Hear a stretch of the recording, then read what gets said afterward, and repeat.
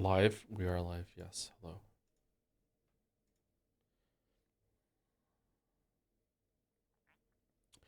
Acton, we are live.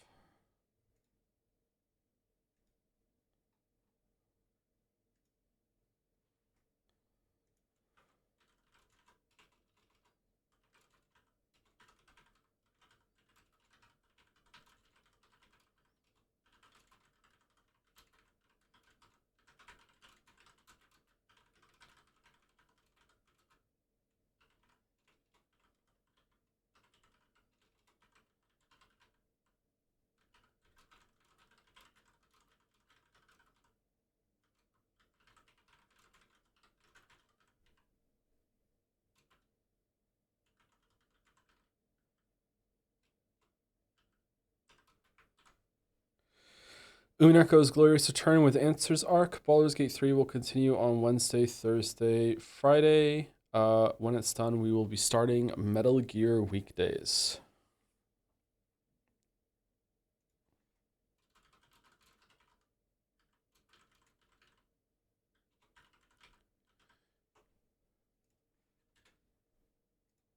I don't know what game we're playing on Metal Gear weekdays, but it just sounds like a good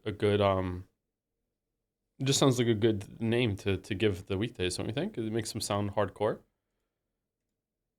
What kind of weekdays are you having? I'm having Metal Gear weekdays. Aw, damn.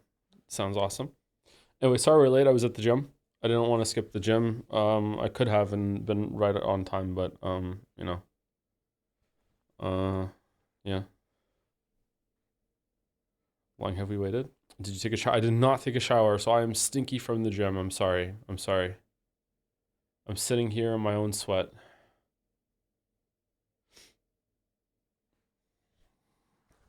I actually don't sweat that much at the gym, except for on leg days, and it wasn't a leg day, it was a pull day. So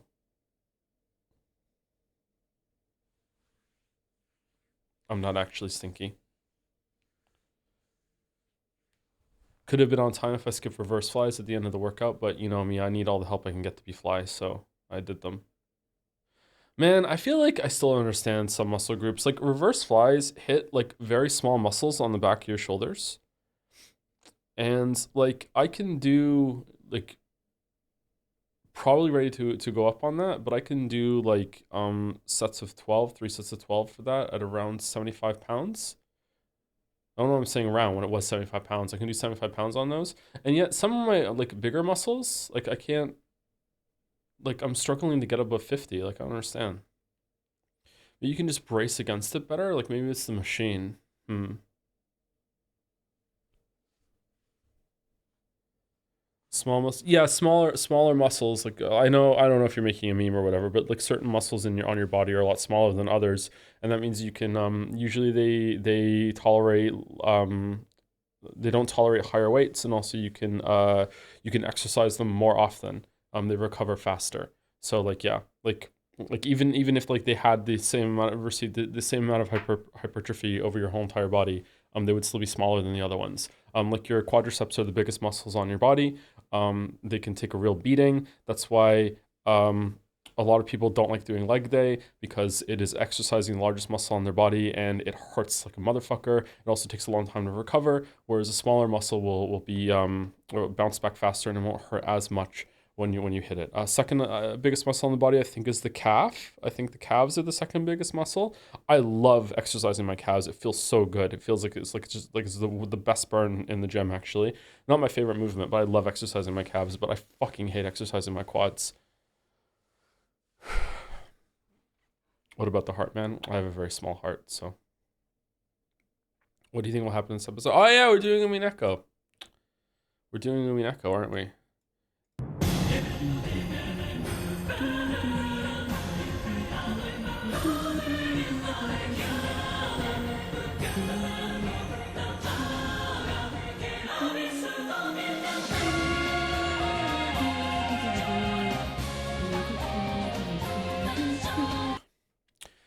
In preparation for today, I've been told not to tell you this, but I'm my own man and I'm my own boss, so I'm just saying it.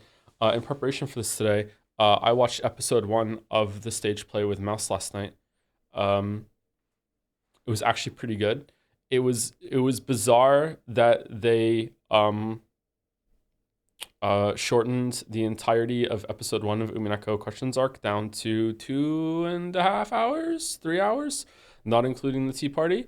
I think the VN is better, and it's wild to me to say this, that I think that the stage play is paced too quickly. I understand why. Like, there's no way to do, like, I guess if you did a TV show, but I feel like it still hit a lot of the major beats. But it's like really brisk. Like, it cuts out so much. Who are you? What did you do? I've said in the past that sometimes things are moving too quickly. So, like, pacing issues are not always that something is too slow. He loves it about pacing. No, there's a good, happy medium somewhere. By the way, Higurashi was originally intended to be a play script, but they couldn't get anyone to play any of the characters because they were too cringe, and all the actors that did line readings died of embarrassment trying to get into it. Wow, that's crazy lore. Holy shit. Wow, that's insane. Yeah, that makes sense. Yeah, that makes sense. Yeah, yeah. That tracks, for sure. Okay, I'm mad that we didn't stream on Saturday to do Bandle, because I did it on my own time, and I got it in too, and it was fucking Chapel Rowan. I'm fucking mad that we didn't stream on Saturday. Anyway, I'm feeling better. I'm feeling a lot better. I still am a little congested, as you can probably hear, as I have like lingering mucusy issues in my nose, but I can actually breathe through my nose freely, like, all the time. So I'm good. I have a coffee brewing. There's some beans in the percolator. We could probably start off with the dulse. I need to set my window, so 1 second. I also did a Gamedle one, and I got that it was Planet Side in like the first round. I was like, God damn it! People would have been in chat would have been like, what even is this game? And I would have like yeah, I got it. I'm actually pretty good at those. I'm terrible at the guess the one though. Anyway, in case that you are title blind or whatever, to just go through it. Also, I'm really behind on my DMs. I'm sorry if you DM me, Sarah. I haven't answered you or read your DMs in a while too. I'm really sorry about that. I also have like a mountain of like text messages from Bill about Expedition 33 and how much he loves someone named Lune. So I need to go through that at some point too. I am streaming Umineko answers on Tuesday and Saturday. And I don't know if we're gonna just do the episode and then we're gonna take a break, or we're just gonna do that until we're done. I don't know. Baldur's Gate is now gonna be on Wednesday, Thursdays, and Fridays. I may do extra streams just to get Baldur's Gate done, because I feel like people have had enough of Baldur's Gate, but like, I don't know, we'll see how it goes. Like, I feel like the break didn't help. I feel like maybe we should just rip the Band-Aid off and be done. I don't know, we'll see. After that is done, we're going to get into the Metal Gear games. We may take a short break and play Doom the Dark Ages, because I just want to play that. We're gonna try and do that. And I'm going to try to prioritize at some point in the year Expedition 33. We will do that probably maybe after Death Stranding 2. I don't know. We are going to do Expedition 33 because I really like the idea of doing all of the game nominees for Game of the Year at Jeff Keighley's Jeff Keighley Awards, starring Jeff Keighley at the end of the year with Jeff Keighley. There's no Expedition 33 is not going to be nominated. There's no way it's not going to be nominated. So I would like to like knock as many of those games out as possible. Death Stranding 2 is also going to get nominated. So Blueprints is probably going to get nominated. So like if I can do some of those ahead of time, and then when the nominees come out, we can like emergency just like, hey, we're just going to stream like the other two that we didn't get around to, just so we can like as a group collectively going into this as a community, we can judge and we'd be like, we played all of these. Cool idea. I like it too. Yeah, it's a cool idea. And also it might get me to play some games that I don't usually play, which is always good. Will you play Kingdom Come Deliverance 2 then? Yeah, if like honestly, that is Mouse and I were talking about that last night about like what could be nominated, and that was one of them. And I was like, God damn it. I also had like a moment of crisis that like, what if one of the fucking Switch 2 games gets nominated because the Switch 2 people paid for the nomination? And I'm like, God fucking damn it, I'm gonna have to get a Switch 2 and play Donkey Kong's Jungle Rumble fucking starring Minecraft. Like I don't fucking know, man.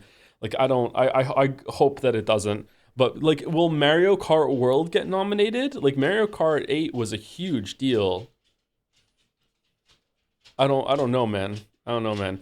Anyway, before we get into the dolls, let me tell you about my boy. All right, so Finn and I have set up Finn is my son. He's turning 10 in August. Finn is my son. He played Among Us for the first time this week. Finn and I I was gonna set up a family Discord for us to talk on, and then I was informed that would break terms of service, and I might get myself banned. So I decided not to set up a Discord because they're not old enough to go on Discord. So I set up a family group on Steam, so we can have a Steam chat. So we have been chatting on Steam, and I've also been chatting to Leo and Kate, but they're not as good as communicating via text as Finn is. Finn can type quite well. Anyway, so I want to tell you two stories of my boy. My boy like doesn't understand how to communicate via like via text or stuff like that. So when he makes a joke, he has to tell me the joke. So he sends to me, Daddy, can you send me a picture of a sniffer from Minecraft? So I'm like, okay. So I get the sniffer from Minecraft and I send it to him. And he said, thank you. Oh, that's a really cute sniffer. Ha ha ha. I'm like, yeah, it is. And then he says, I think that sniffer is sus, open parentheses, Among Us reference, close parentheses.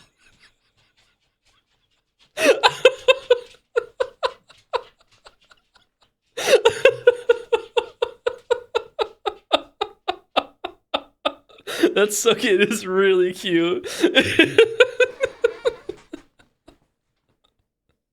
Anyway, the other one that he did was that he was telling me about all of the bosses that he's playing in some mod for Minecraft called Cataclysm. He's obsessed with this mod. He always wants to tell me about the bosses he's fighting in this mod.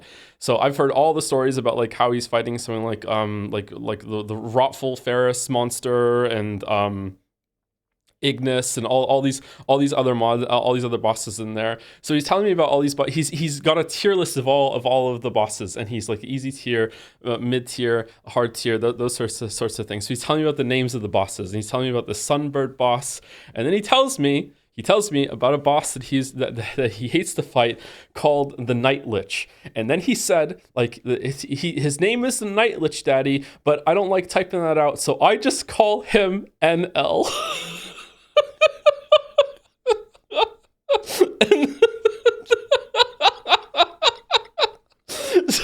So like I'm losing it on my side of the keyboard.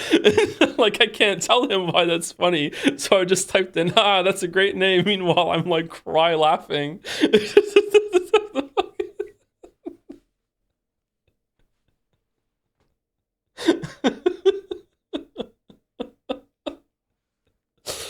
Oh shit. Anyway, he enjoys Among Us. Unfortunately, they added a lot to that game. There's like roles and stuff in that game now too. If you're the engineer, or if you're the engineer in Among Us,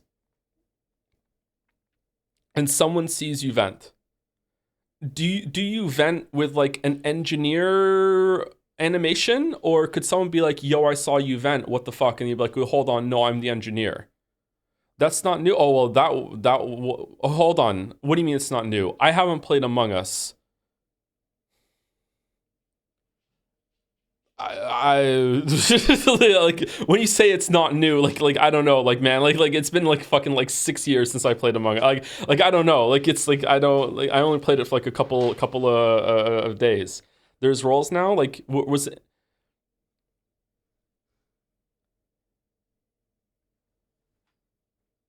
Sorry for the oot question, but I struggle to remember difficult words that I come across in medias. I always look it up, read the definition 10 times. I try to use it in sentence differently 3 times. Do you have any tips for this, or just read more? That sounds like a good process to me. Yeah. I don't know. I feel like that's you can't do much better than that. My go-to always, if you feel that you understand something, the way to know if you really do understand something is to try to teach it to someone else. If you can't teach something to someone else, there are going to be exceptions, and different kind of people learn in different ways. But for like 99% of the population, if you can't teach something to someone else, you don't understand it. Like if you can't explain it in a very like straightforward way, then you don't really understand it. But there are going to be exceptions, don't get me wrong. So if you're sitting there being like, oh my god, I couldn't explain my job to someone else, does that mean I don't understand? Like you probably do. Like they're different. There are going to be exceptions, and some people like their brains work in different ways. Some people are really really smart, but they're just really bad at communicating. So like it's fine. But like in general, most people are going to be are going to like benefit from that approach. Anyway, let's do the dolls, and I'll go pour my coffee. Then I'll say thank you, and then we'll get into Umineko. Streets of Rage, Streets of something like that. Streets of Rage. No. Double Dragon. Was there like a big guy in Double Dragon in one of the later ones? No, I don't know what this is.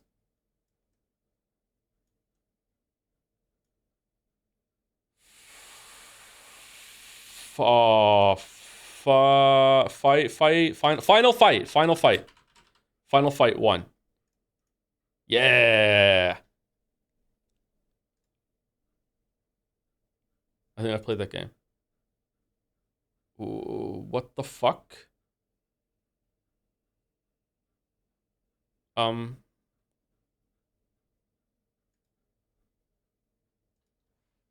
Alundra. I don't know what this is. I lost? Was it the wrong final fight? That was the second one you lost? Oh, okay. Well, I got it in the right thing. I don't know what this is. I don't know what this game is. Temple Run. Okay. All right, thank you. All right, time for Bandle.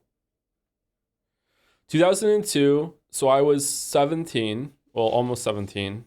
Well, depending on when the year is, I might when in the year it was, I might be 17. All right, so I was 17. 500,000 views, medium.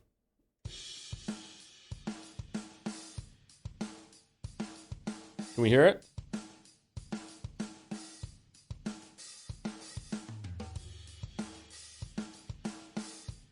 Okay, chat's going away. See you later, chat.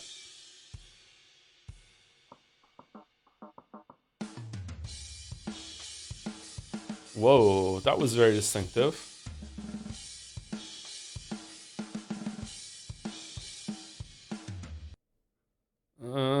Okay, I don't know it so far.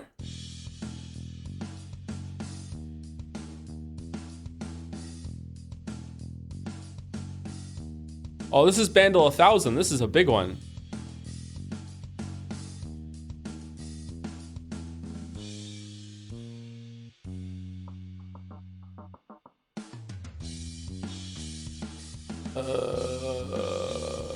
Oh, this is a long clip. I still don't know it. Sorry.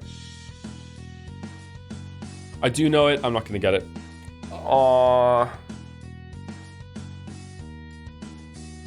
Fuck.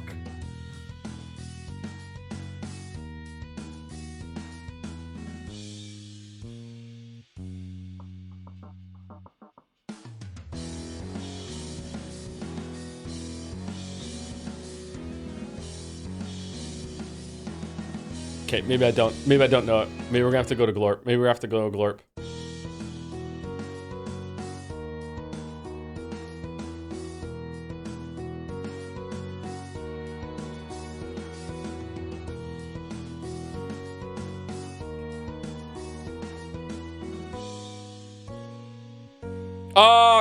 No, shit. God damn you, motherfucker. Is it 1,000? I would cross 1,000 miles. We could just see you tonight. Is that it? Is it Vanessa Carlton? God fucking damn it. Oh, god damn it. Oh, that's mean. That's mean. Holy shit. Glorp me, I'll glorp you. Okay.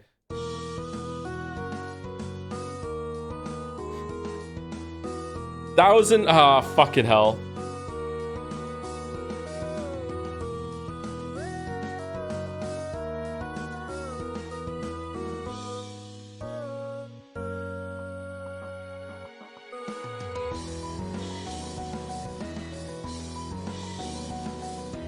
Glorp has such a beautiful voice. It's so true. It's so true. It's so true. It's Bandle 1002. Yeah, I know. Like it should have been fucking that Scottish song, the Your Claimers or whatever. Do when I wake up, well I know it's gonna be. It should have been that one. Maybe that's tomorrow. Maybe it's that one. What is it about the weebs always having a worse game? The grass is always browner on the other anime. What the fuck? This is Umineko. Was this done on purpose? It's Umineko. It's Umineko. Was this just happenstance or what?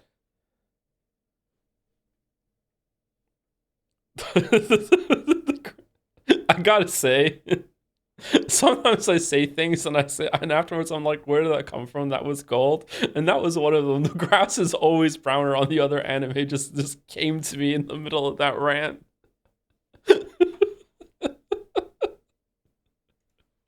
5 hours of absolutely nothing happening. What is it about the weebs just always having a worse game?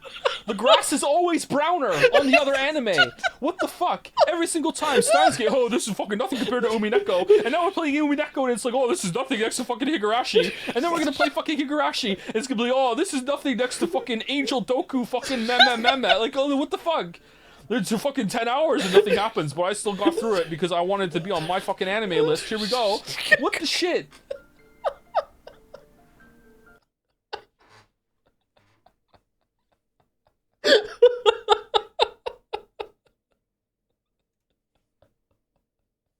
Angel Doku meh. This is nothing next to Sekimeya. Yes. Fucking. It's time for Timeguessr. Okay, that's Joe Biden with Mrs. Joe Biden. Sorry, I don't know her name.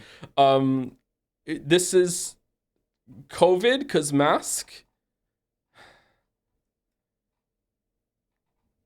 Jill Biden, thank you. Okay, is it Jane? Well, oh no, now people are saying Jane. Is it Jane or Jill? Okay, so this is at the White House. It's got to be like maybe New Year's.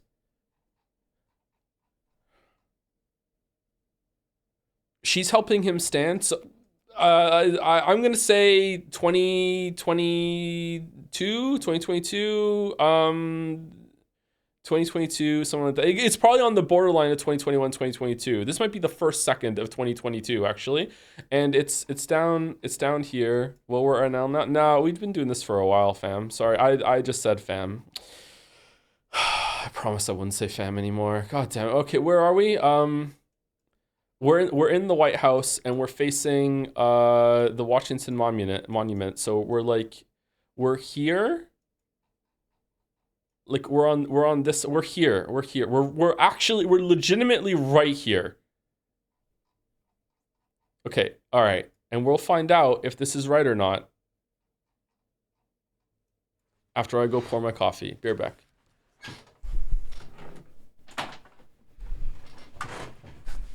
We've been here 5 times already. It's insane. Hey, I gotta give gimmies for the Americans to do a geography game. What are you talking about? I'm one of them.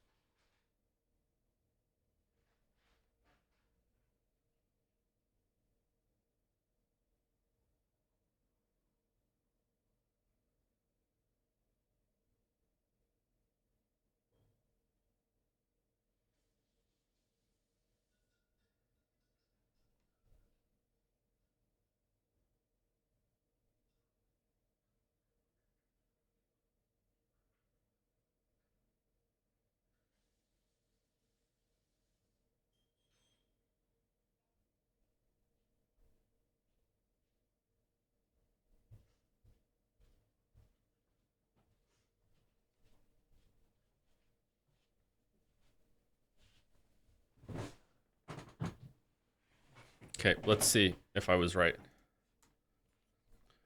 Wow. Finally, a 5,000 out of 5,000 location.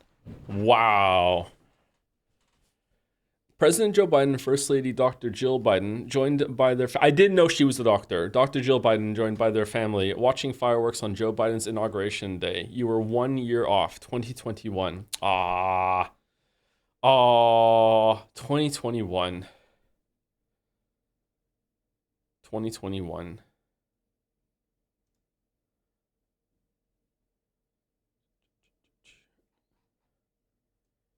Okay, this could be anywhere between the 50s and the 80s.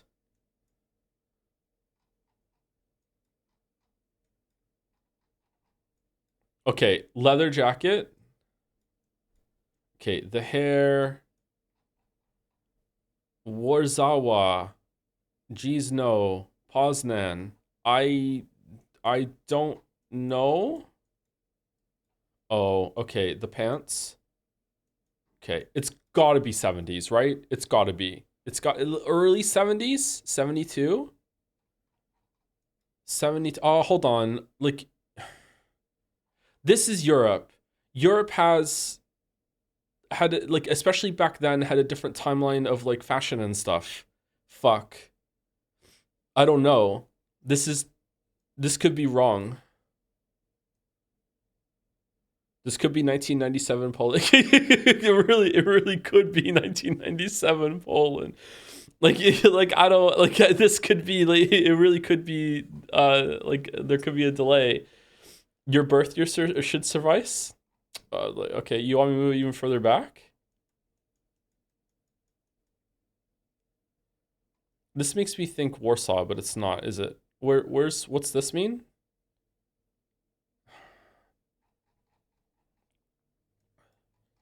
This makes me think we're in this area here somewhere. We're in this area somewhere. What's Warsaw in Polish? Is it Warsaw? That's got to be. It's got to be that. It's got to be that. Is there like a Poznan or Gizno somewhere too?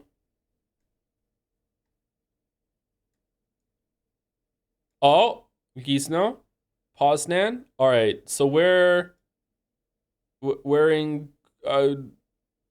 Torin Kutno. We're here somewhere.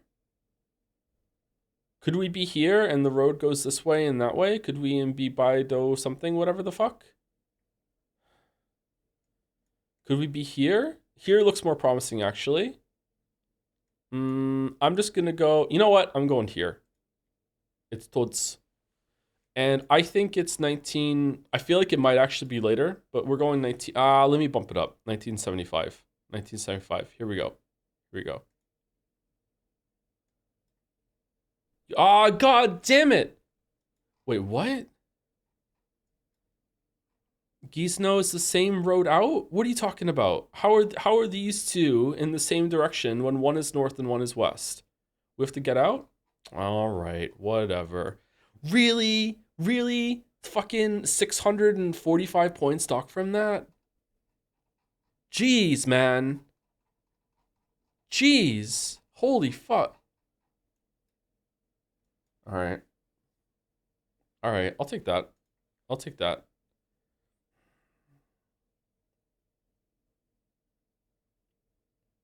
Okay.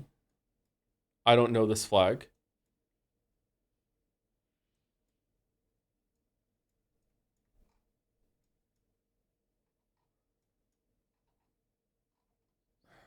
I don't know this flag. It's somewhat recent. I'm gonna guess. I'm gonna guess somewhere after. I'm gonna go 2017, just so I get some points, because it could be anywhere from like last year to like 2012 or something like that. I have no idea where this is. What is this flag?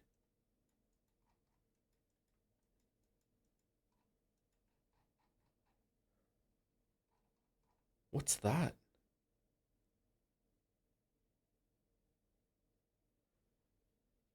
Chavez nominando mejor artista.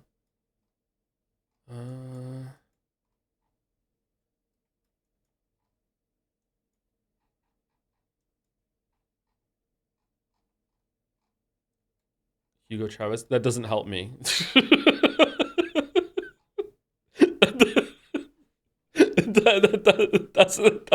That doesn't help me.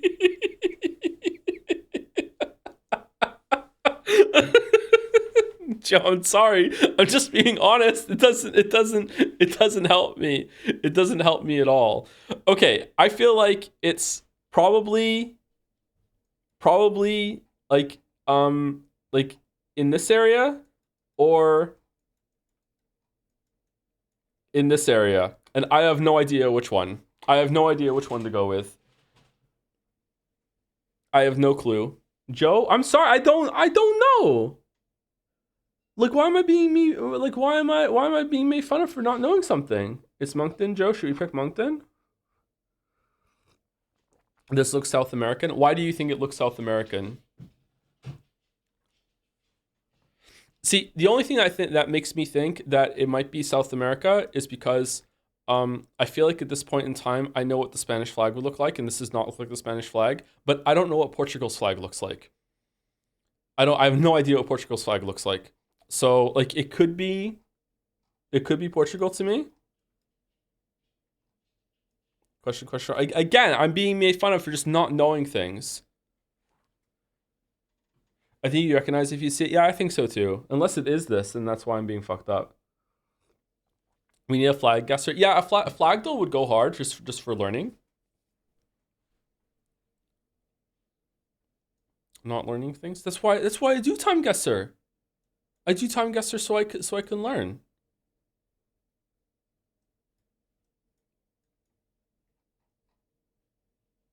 Joe flags are teaching in middle school.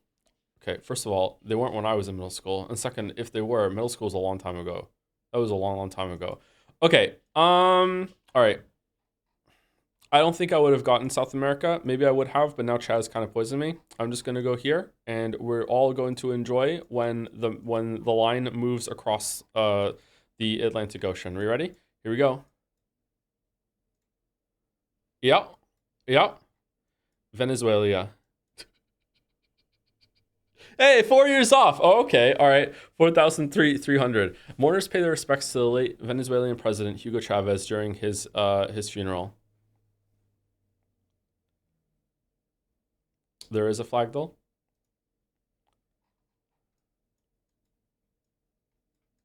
Okay, this is definitely Northern Ireland. Definitely Northern Ireland. Definitely Northern Ireland. Okay. What year is this?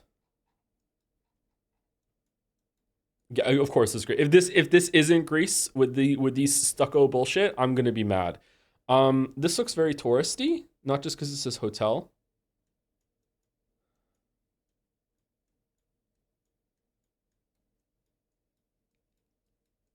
Prepare to be mad that hey, I'm going Greece. I'm going Greece. Selma Fursani. Okay. Okay. Let's just go smack dab in the middle of Greece. Wait, no, it's touristy, so it's gonna. What the fuck is going on here?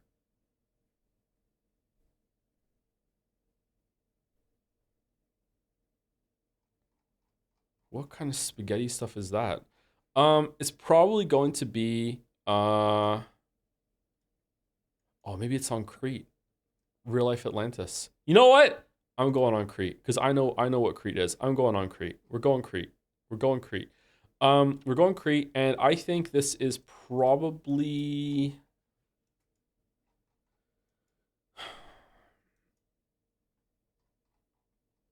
this is digital, right?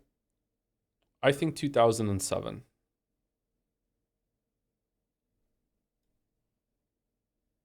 I think 2007. Oh man. What? Tunisia. Okay. Gotta be honest with you, chat. This is the first time I'm learning of the country called Tunisia. I've legitimately never heard of this country before in my life. I'm learning.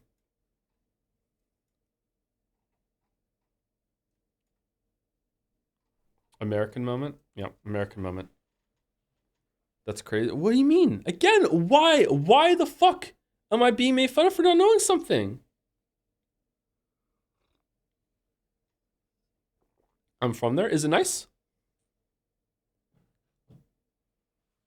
Where do you think tuna came from? This is where tuna's from? Because chat gets off on being me. I know, right? Yeah, yeah. Okay. Okay. Once again, to just to say something. My geography knowledge is extremely low. Okay, never claimed to be an expert in geography. I have never been one of those British people that makes fun of Americans for having bad geography and not knowing where things on the map. Never did that. I've bad geography. It was one of my lowest classes in school. Um, uh, uh, I had a really good geography teacher. I've said this story on stream before. I'll repeat it again because props to her. I had a really good geography teacher. I was someone who did really well in school just naturally. I never had to study. I just got very high marks, sometimes even perfect marks in a lot of classes. Geography class was one of the ones that was very low. My parents went to parent teacher night, and the geography teacher, I can't remember her name unfortunately, said to my parents is Thomas struggling in the tier of school that he's in? Like it's obvious that he's not in the right place. And then my parents very smugly put my report card in front of her, and she leafed through my report card and saw that I was getting near perfect marks in every single other class except for hers. And then she put the report card down, looked at them, and said, "Okay, so it's me. I'm the problem. However, I'm teaching your son is it's not going well with him. It's like I'm the issue here if he's doing better in other classes. So I'm gonna have to figure something like that out." And then I just never had that teacher again. And I did not like that teacher, and I respected the fuck out of that when my parents told me that. I was like, holy fuck.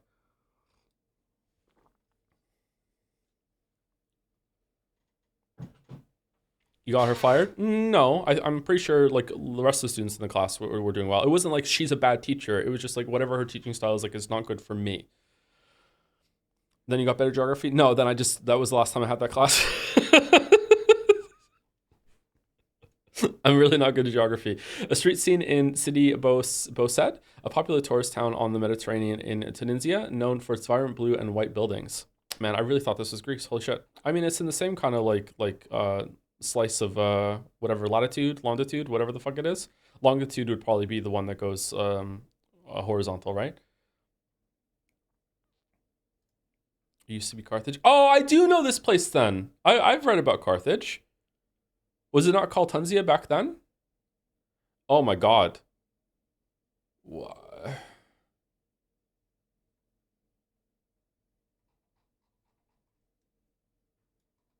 Okay,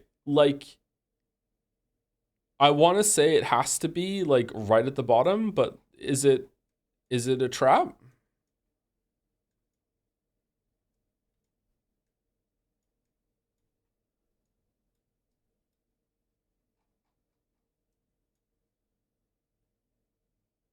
Guan M Antique Casa de Aratia.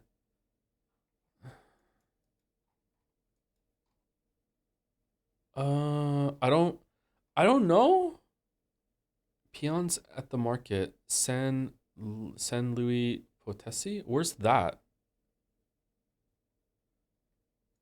Where's that? I have no idea where that is.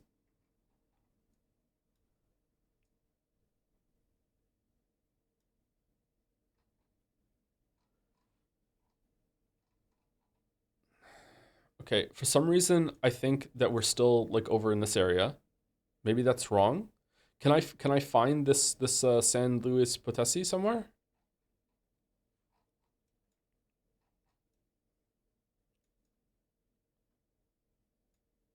It's not going to be here again.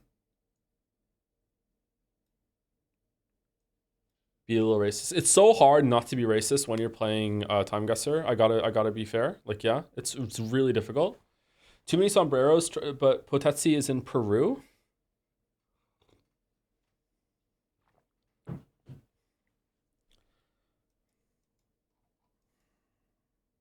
Is it?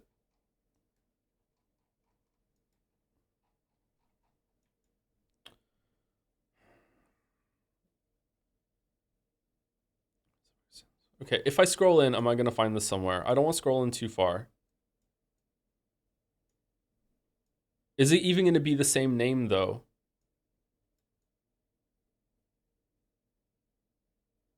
or the same spelling of it.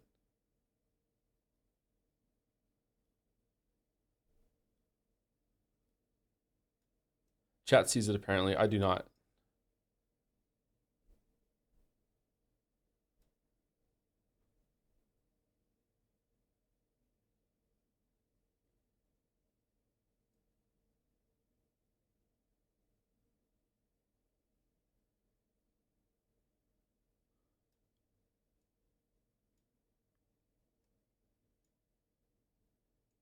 I'm still not seeing. Oh, it's not a wait, what? It's a region and also there's a city. Okay, city and region. Sorry, I was looking at the city names. I was looking at the black font. Okay. I guess that's it. Should we just bump it up a couple just in case that it's not? Because like this is like really lowballing it. Let's go to 1905. Fucking hell.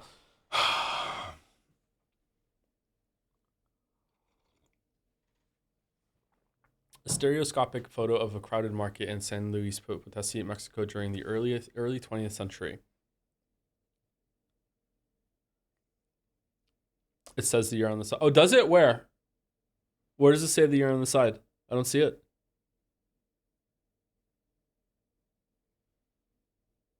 Oh, it's right there. Yeah, yeah, yeah. Sorry, I had to tilt my head. It is 1900. Fucking hell. That was a gimme. That was a gimme. That was a gimme. Oh, man. Oh, man. Okay, so these two colossally fucked us. But hey, anything above 35,000 I'm happy with. Don't ask me what I got yesterday's. All right. I think Timeguessr took too long today, but we can get into it soon. All right, Scrandle. Are we still doing Scrandle?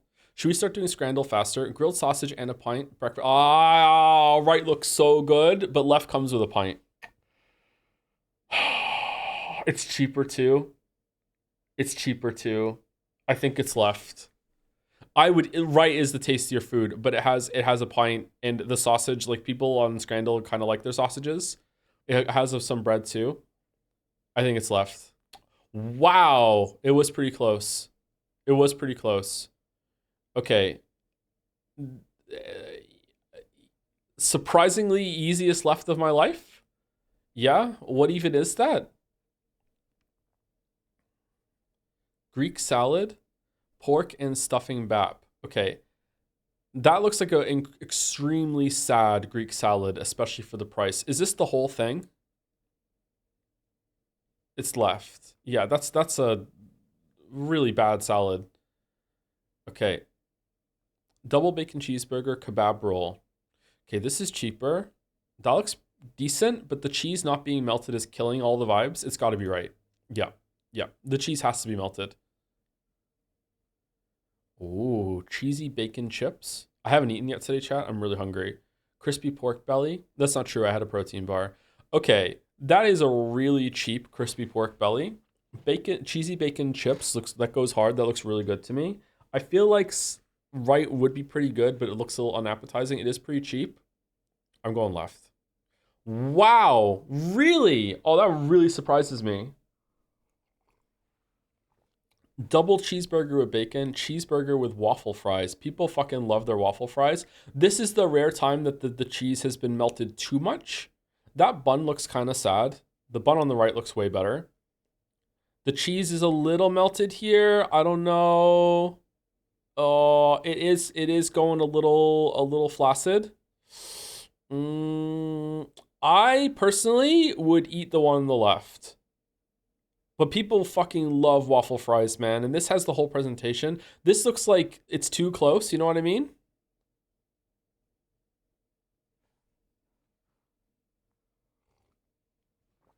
This is like when you take an intimate picture and you set the magnification up to 5 when it should be at 2. Like you know what I'm talking about, right? You know what I'm talking about. So I think the one on the one on the right is better than the one. I'm going one on right. I'm going one on the right. Am I going to regret it? Wow, that is really close. That is really close. Sausage water. 2 battered sausages. Okay. If the one on the left wins, I'm never playing Scrandle again. That is too high. That's too high. That's too high. Steak bowls, the Avro Bomber Box. All right.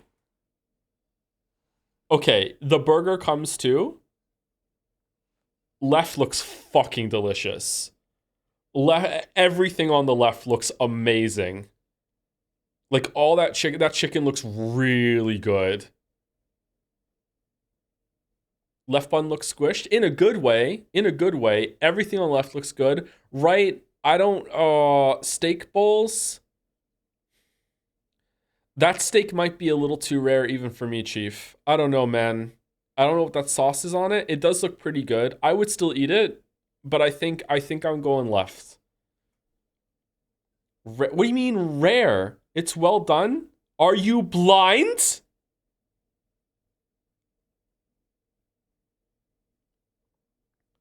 What is this fucking like de-escalating war that we're having on what constitutes rare and medium rare? Like what is like medium rare today was rare 10 years ago. What the fuck are you talking about? That's not remotely. It's fucking pink almost all the way up to the fucking crust, my weeb. What the fuck are you talking about?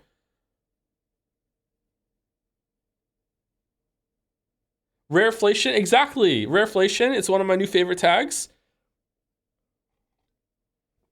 All right, I'm not arguing with Chad about steak. I'm not arguing with the same group of people that thinks that the visual presentation of food doesn't matter. I'm going left. I'm going left, and I'm probably going to be wrong, but fuck it. Wow, within 0.2, that is not allowed.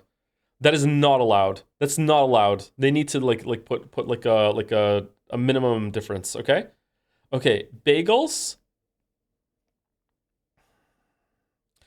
Polo a la brasa. Okay. I think right is going to win just for the sheer amount of food that you're getting for 2 quid 40. That's like such a good deal. Left is trying way too hard. Left makes me want to make a very bad joke.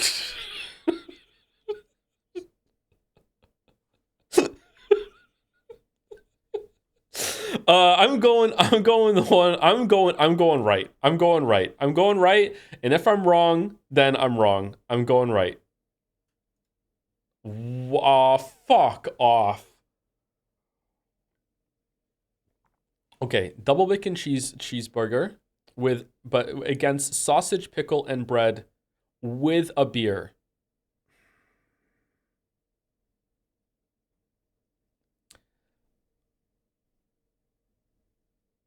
I don't know. Left, it's not left easy. Right comes with a pint. Right comes with a pint. Right looks sad. It's Polish beer though. It is anyone's Scran. Retinas is right. It's anyone's Scran. This could go either way. You overvalue the pint buff. I think maybe I do. Have in the past, I've overvalued the pint buff. However, these chips look really gross. They might be tasty. These are the kind of chips that you don't know if they're good or not until you take a bite. Like, is this like a sign of like being reheated? Or is this a sign that they are the perfect crisp and they're going to be great? What do you mean? What are you talking about? They look so good. They absolutely do not look good. What the fuck are you talking about? These could easily have been refried again. They look crispy to me. Yeah, they do look crispy. I would eat them. I'm just saying, you could take a bite of these and be like, they're fucking gross. It's anyone's Scran. It's anyone's Scran. Josie's is there.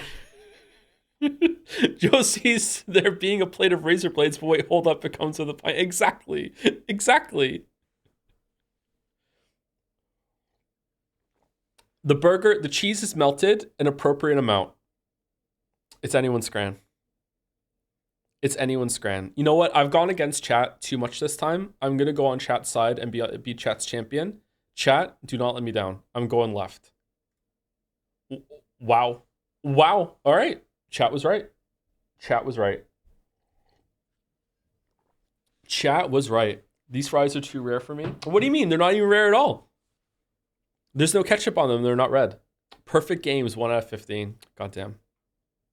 Chat pre-play. It's true. It's true. Chat has a huge, I've already played the game and know all the answers buff. It is kind of upsetting, yeah. Okay, pint buff is pretty nuts for that to be 7%. Yeah, pint buff is huge. Pint buff is huge. Don't underestimate the pint. It's a pint-sized buff. Okay, I have to do some hacking now in order to do this. Okay, here we go. Run and as administrator. Okay. Umineko with a pint.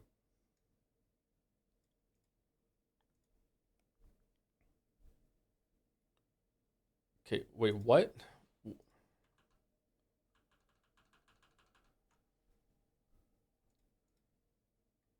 Do I have to game capture or window capture?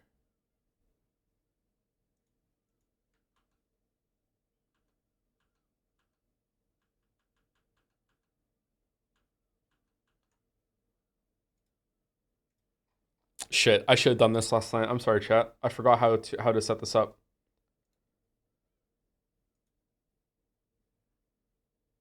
Is it this one?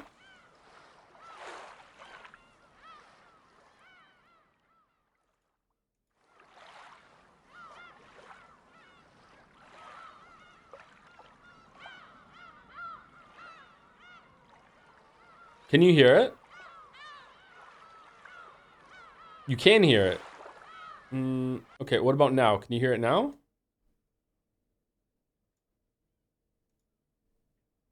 All right, that is the right window then, but it's not showing up. Why is it not showing up?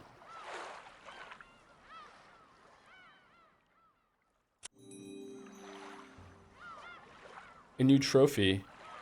You need to run OBS as admin if trying to capture a game running into that. Ah, fuck. All right, what about if I window capture instead?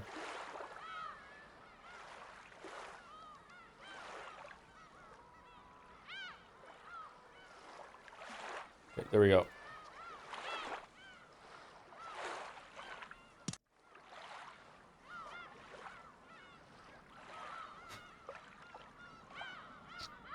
Okay, so just to make sure that everything is calibrated properly, I'm going to be clicking in 3, 2, 1. Was the sound lined up? Because I'm getting sound from game capture, but I'm only getting... You know what? I'll just do audio capture. Fuck it.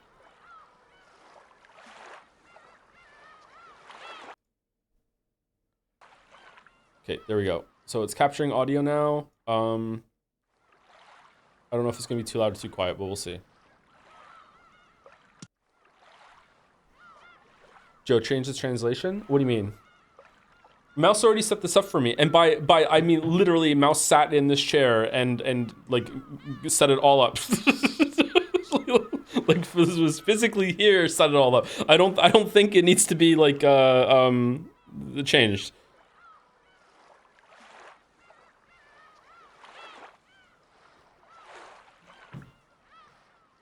You're on the worst translation that you were reading before right now? Aw, damn, that sucks. Oh well. Umineko, when they cry, Chiru. Nocturne of the Truth and Illusions. 07th expansion, Alchemist. Also, full disclosure, I have... Oh, I don't know why I said full disclosure.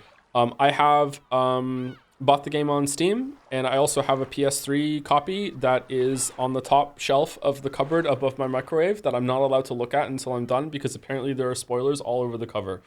Like, Mouse also opened it when it got here and confirmed that it was the right thing and then just put it on the top shelf, and then that it's up there.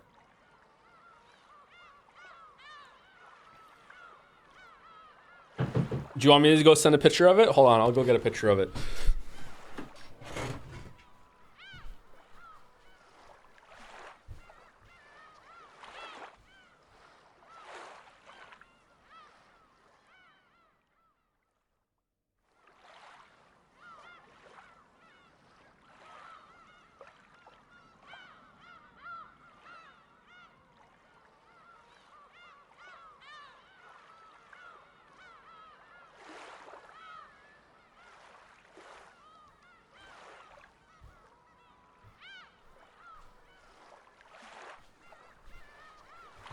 All right, my phone has no battery, so like I have to plug it in, so it's like has to boot up since it's been charging this whole entire time. In the meantime, let me say thank you to people, and then I'll go take a picture. Today is Joe solo reading. Yeah, I will be solo reading. The only time I'm ever going to be joined by someone is on Saturday. I think Mouse is going to be with me here on Saturday, if she can manage it. But she has something that might make it so that she can't be here. So we'll see if it goes. I might be solo on Saturday again. But the Tuesday streams are going to be solo, and the co-op streams will be on Saturday, I believe.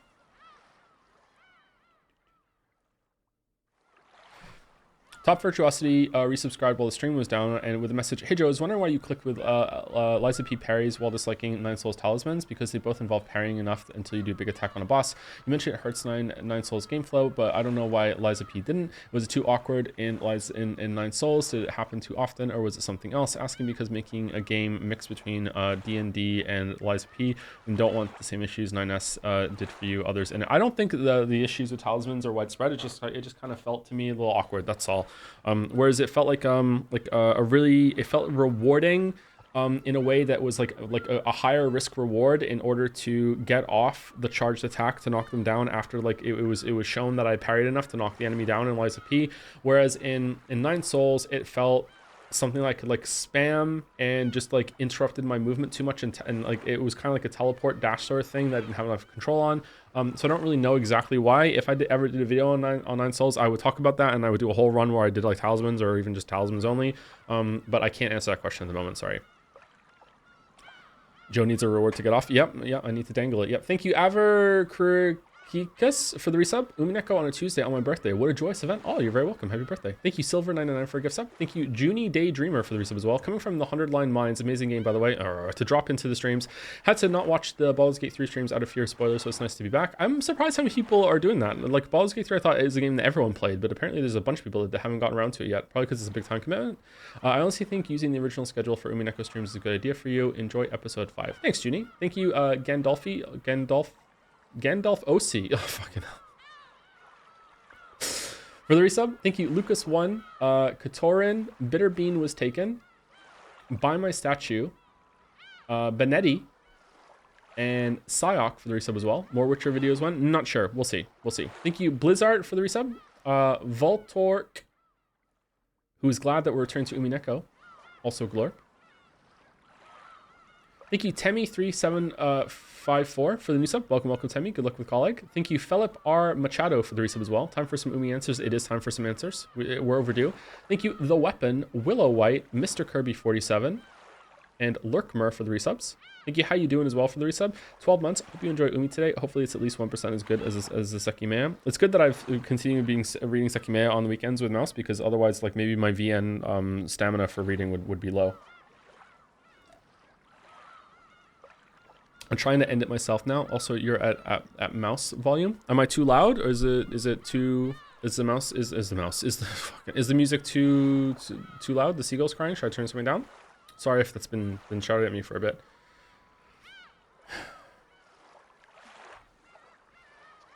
Volume is good. Yeah. Okay. Thank you, GG, this stream for the resub. Also, Zorgrox as well. I had a funny message, but I forgot. I guess next month is funny number. So AO. Oh, 68 to 69. Can't hear Gale. He can only tap. Thank you, Scrimbum, for the resub. Wait, hello. Paranoid Android Marvin. Interesting. Thank you, Rogers and Raj, Star Lopal, Dom.com, Zyle Fenko, all for the resubs. Thank you, Pinstarter, for the bits. 1,000 bits. Holy shit. Finally caught up with Baldur's Gate just in time for the return to Umineko. Very excited that you're back to the VN. Hope you're feeling better from being sick last week. I'm feeling much better. I am still a little congested. I am feeling much better. I'm actually hungry. I might have to eat during the break today. I'm not sure. if I can go that long without some food. We'll see. Especially after doing the workout today. Thank you, Richard M15 for the resub. Sinclair for the resub as well. Ooh, Bitorici. I finally get to see my beloved Bitorici again. She's going to be here right away, because we saw what the first scene is. Thank you, Ire Fajnin for the resub. Damn it, Joe, you got me into Umineko. Now I'm not a semi, but full-on weeb. Thank you, Charitable Coffee Maker. 01 Mostly.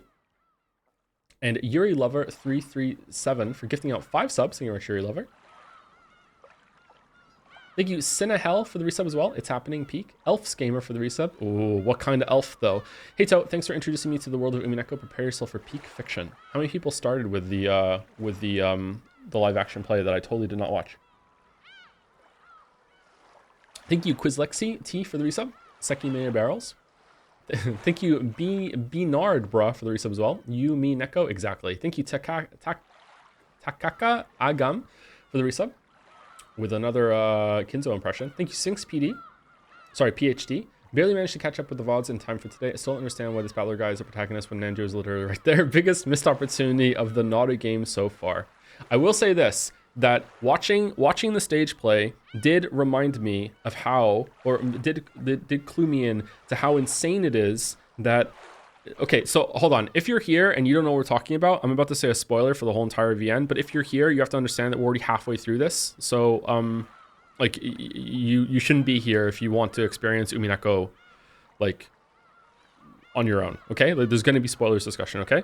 The fact that Kinzo is dead, and Nanjo and Genji, and they're just all still going along with that lie. I get why Natsui is doing it, but the fact that like, they're still going along with it even after other people show up and start to be killed makes me really wonder like what like Nanjo's price to be bought must be really high, right? Because Nanjo has integrity. Just look at him. So like, what is it about like Nanjo's sick grandchild or whatever? Like I don't know. I'm starting to get insane thoughts that like Nanjo isn't even really a doctor and he's just there as an actor that's there just to like, you know, just like has been told that at some point there's some people are going to show up dead and just pretend that you know what you're doing and confirm the bodies or whatever. Like, I don't know. Paid actor Nanjo. Like, I don't fucking know, man. Like, it's so fucking weird. How dare you? I know, I'm sorry. Dr. Nanjo. Thank you, FRKRX with a resub with a question, what's your bench now? And my bench is really, really low right now. I'm taking it really slow back at the gym. I think that I'm only benching like 45, 55, 65, 70. I think I'm only benching 85 at the moment for a 3 sets of 15 reps. I'm only benching 85. That's super low. Pounds, super fucking low. So I'm like taking it really, really, really, really light at the moment. Really, really light. I'm having some wrist pain when I do it too, so I don't know what to do about that on my left wrist. Thank you, Nightmare Luna 69 for the resub. Thank you, Gingor 1 for the new sub. Welcome. Thank you, Metal Cat Girl for the resub. Banjo Jack for the resub as well. Banjo. Thanks for the stream show. They're really helping me through a tough time. I hope you're doing well yourself. I'm doing okay. Thank you for the message. I hope the times get better for you. Thank you, Rootless, for the resub. Therefore, more than anything else, I am pumped to watch Answer's arc right now. The stage play had some really cool things like in regards to that more than anything else with the money. Like, I recommend it. It was really cool. Thank you, Combustible Lemons, for the resub. Live 3-year Nanjo's reaction. Thank you, Puka Boy, for the resub. A tier 3 as well. Holy shit. A perfect day for sub anniversary. The return of Peak, finally getting some dang answers up in here. Thank you very much, Puka Boy. Thank you. Hope you enjoy. Thank you, Lavendaria, for the new sub. Welcome. Yuri Lover 337 again with a resub now instead of gifts. Hi, Joe. I'm sure everyone will agree that we're so back and excited for you to continue with the Peak streams. Keeping up with Epitaph. I don't know if I can solve the Epitaph. I don't know. It feels like it's not something I can solve. How did the play do the red text? There was no red text in episode 1. Why did you watch the live action before finishing? I didn't watch the entirety of the live action. I just watched the live action version of episode 1. As far as I understand, the live action hasn't even done the whole story yet. I just watched episode 1 of the live action thing, of the stage play. Now I have to watch the Nier Automata stage play. Shit. Thank you, Zelante, for the resub. Thaliha for the resub as well. Thank you, All's End. You watched an anime, Joe? A live action anime. Thank you, Lady Nika, for the resub as well. Hi. I'm so excited for Umineko's return. How's it going? Pretty well. Hope you're well too. Thank you, Patience, for the resub. You're my ideal male role model, Joe. Oh God, like if you could see what I look like right now, you could. I need to wash my hair. Thank you, Crimson Petals, for the resub. Thank you, Kaizo for the resub as well. Really excited to see Toe's reaction to our favorite blue gremlin. Wait, what? Blue gremlin. All right. Thank you, Sleepy Griffin, for the resub. Peak is here, chat. Peak is here. Thank you, Star Luminaria, for the resub as well. Hi, Jomsef. Glad Peaky Neko is back with the Joms. Oh, chat's mad at you. Uh-oh. Thank you, Fadais, for the resub. Thank you, Julie Godot, for the bits. I'm so excited for the answers arc. The Umi Millionaire will become the Umi Fullionaire. Oh yeah, I did win Umi Fullionaire. Oh, where is it? I did win Umi Millionaire, in case you don't know that. Do I have it on the desktop ready to go? How do I alt tab out of this?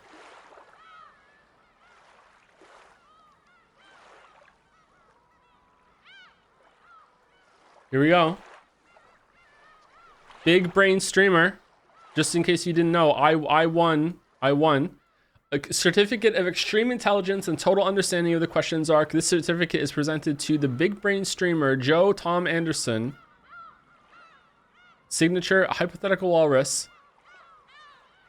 I won Who Wants to Be an Umi Millionaire. I won. I got all 15 questions right. I mean, I didn't. I have to use some lifelines, but I did get all the way all the way there. I'm surprised. King shit? Yep. King shit.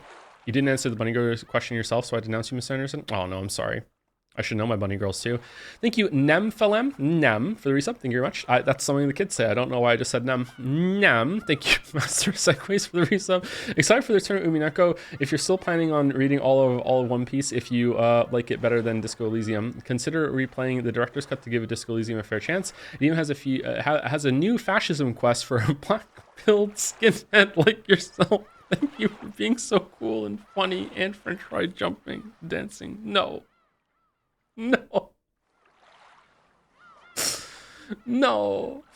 Oh, man. We do have to replay Disco Elysium at some point, even on my own time or on stream. I don't know. Thank you, Mirot, for the resub. Millisfero for the resub as well. Hello, Joe. Happy to see you have been enjoying Baldur's Gate 3 playthrough and hope you get to explore some of the characters that mysteriously died if you do more playthroughs. I definitely will in your own time. Hope everything is well and nice to see Umineko again. I agree. Thank you, LazyBoy1002 for the new sub. Thank you, Deviant Ellie for the resub as well. Hey, Joe. I hope you're having a good one. I haven't been able to catch the streams for so long that I no longer have a foot fetish. What? Are you hyped for Death Stranding 2? I think Kojima is going to cook with this one. I'm not hyped, but I wasn't hyped for Death Stranding 1 either, and I was pleasantly surprised, so we'll see how it goes. Thank you, Fail Druidy, Fatal Cutie, and Ryan Mulvey for the resubs. Being back has made my life a bit brighter in a bad patch. Thank you. Oh, you're welcome. Cackling Cackler, and excited for Umineko. Thank you, Osrot92 or Oserot for 92. Falzar 25. Scrungolio. Majongle? What's that? And Corny Dog for the resubs. Love your streams, Tom. Sometimes I can only watch the VODs, but I hope it helps. VOD watchers are like the backbone of the community. It's okay. Don't apologize for being a VOD watcher. Thank you, Corny Dog. Thank you, Big Man Rat, for the resub. I recently finished Umineko last Sunday in the Umi Undercourt, and without a trace of irony or sarcasm, streaming my reaction to the ending for some people to enjoy has been some of the most fun I've had in recent times. Thank you for introducing me to Umineko, even as a joke initially. Also, Epic is still owned. Epic is still owned. Yeah, that's true. That's true. Very true. Thank you, Big Man Rat. Hope you glad you enjoyed it. Thank you, Albatross, for the resub as well. Umi streams are back. Good, they are back. Thank you, Colonel Taco, for the resub too. Hey Joe, I've just finished grad school. Wow, like when did you start related to the Witcher 3 video? It was in a bad place for a while, but your streams helped out, so thanks. The bad place in question was Pittsburgh. Oh, yeah, that tracks. Yep. Thank you, Colonel Taco. Congratulations on getting out, or I don't know if maybe it just made it more tolerable. I don't know. Thank you, Skunky Emerson, for the bits. I'm late on the you playing potential Game of the Year nominees train, but Metroid Prime 4 gets nominated. Are you gonna have to play in the first 3? I've already played the first 3. Is Metroid Prime 4 coming out this year? Oh God, fucking hell! Is that gonna get nominated? No one gives a fuck about Metroid games, really. I don't know. I like Metroid games, but I don't think they're gonna be. Thank you, Craymax, for the new sub. Welcome. Thank you, Potential Pizza. Oh, maybe I'll have that for dinner. Glad Umineko is back. Episode 5 is my favorite. It's where you learn what episode 5 is really about. That's true. I heard it said that this is where episode 5 really begins. Sorry, that was bad. Thank you, Lack Uwu, for the resub with a bunch of Uwus. Thank you, Assistant Weeby, for the resub. Are you ready to go back to Umineko after Sekime and almost gag? Maybe. And the last stretch on my list are MK Rascal for the resub. Toj? What? Awesome to see you back on the Umineko grind. I decided to pick up myself because of your streams, and I must unfortunately say it's mid. But hey, you know what they say, I like my awesome sauce mild. No, just joking, it's pretty good. Anywho, can't wait for the inevitable Higurashi April Fool's Days every year. Gonna take care? No way. We're not doing Higurashi. I don't think I can do it. I'll try, but I don't think I can do it. Thank you, Pace55H, for the resub. Just here to say hi. Back to the Sekimea VODs. Sekimea Barrels. Thank you, Bane Poster 2000. Thanks, Joe, for bringing back Umipiko. Real. Thank you, Bane Poster. Thank you, Zolis, for the resub. I'm from Greece, and I think your guess was fine. Oh, thank you. Thank you, Lambda9900. Very topical, Lambda. Actually, my name isn't even a Umineko reference. I'm just Greek and non-binary. Oh, okay. Just a happy coincidence then when it comes to Umineko. Sound and Rain used the message effect to say, I'm exceptionally excited for chapter 5, probably the chapter I've been anticipating the most. Have fun. As for me, I shall be sending fewer bit messages going forward. I will never achieve the level of power over the chat that I desire. If I'm relying on message effects to be heard, Corey doesn't rely on them, so as a rival, neither can I. I must train harder and get more of my messages pinned or noticed on their own merit. Bear witness to the beginning of my ascension, chat. Oh, damn. Another gauntlet thrown down. Thank you, Jager121 for the resub. Thank you, Capsador, as well, with the Joms. Tier 3. Holy shit, thank you, Caps. Thank you, Paulzar500 for the resub. Hello, Joe. Love your streams. Have a great time reading Umineko. I'll try. Thank you, Reddick, for the bits. Hi, Joe. Just wanted to share that because of your Umi streams, I got back into reading, picked up a famous Agatha Christie book, and was enjoying the mystery only to get to the end and discover it was the shot football killer all along with an unreliable narrator. I think I know which one that is. I'm never going to forgive you for this. 10 out of 10 experience. The cheap will laugh better. Thank you, Schrodinger's Cthulhu. Never ever wrong. Thank you for the resub. Thank you, Krutler, for the bits. 1,000 bits. Having chat's weird foot takes. Sorry. Having chat's weird food takes is exactly why I tune into the streams. I am very sorry that I said the wrong word there. I'm so sorry. Thank you. Yeah, it is. Chat is kind of crazy when it comes to food, and they don't even realize it. Yeah. Also, when it comes to feet. Yeah. Thank you, A Small One, for the resub. Just caught up with Umi VODs yesterday, so this is perfect timing. Ah, the break worked for you then. That's good. Where's Fenmore has resubscribed with Peak is back. Zephorix is also resubscribed with I can't think of anything funny to say, so I can just get a cringe resub joke instead. Oh, welcome. Thank you for buying another ticket to the subway train. All aboard. Full stream ahead. Choo choo. There we go. We haven't done that one in a while. Thank you, Cyberfire, for the resub. Also, Halloli Ravioli. Thank you, Krutler, for another 1,000 bits. While I have my problems with episode 5, I do really enjoy most of it. Hope you enjoy the ride. I hope I do too. Okay, it's one of those times where like the messages are coming in faster than I can read them, but I am getting somewhere near the top. So apologies. You probably have like a couple minutes if you want to go get a drink if you're not here for the sub reads, but I'm almost done. Haven't done this in a while. Great bet. Forspoken levels of stalling. Yeah, I know. Thank you, Colton72, for the resub. It shows you how many people are only here for Umineko and not Baldur's Gate fucking 3. Thank you, Colton72, for the resub. Hi, Jonas. Glad to see the Umineko streams return. Yeah, a lot of people are. Yep. Better turn than I was expecting. Thank you, everybody. Thank you, Ironwrath, for gifting a sub to Umineko Food. Umineko Food. I would love some food to eat while Umineko. What's the best thing to eat while reading Umineko? Thank you, Purple with No, or Noe, for the resub. Hi, Joe. I've been a stream fan for years and have only now subscribed. Thank you for helping me into Umi Pico at a rough patch of my life. Cheesy to say, but this story changed my life. Enjoy some answers arcing. I will try. Thank you. Thank you, Dom0147, with the message, I love you. Love you too. Thank you, Tembizone. Arcoda X for the resub. About to start reading episode 6, then I remembered this was Mouse's favorite, so I have high expectations after coming from episode 5. Episode 5 is Mouse's favorite? I don't think episode 5 is Mouse's favorite. Is episode 6 Mouse's favorite? Episode 5 is definitely not Mouse's favorite. So you must be talking about episode 6. Okay, episode 6 is Mouse's favorite. Thank you, Omni42 for the resub. If the doctor was made of bread, would he be a Nanjo? Nan bread's pretty good. I wish I could eat it someday. Thank you, Ayami NH, for the new sub. Welcome, Ayami. Clawfist. Thank you, YSF, for the resub. My friend badgered me into Umineko, as is how it goes, and your read-through made me double down and go the distance in the break weeks. Thanks for abetting the Pico curses spread. Ooh.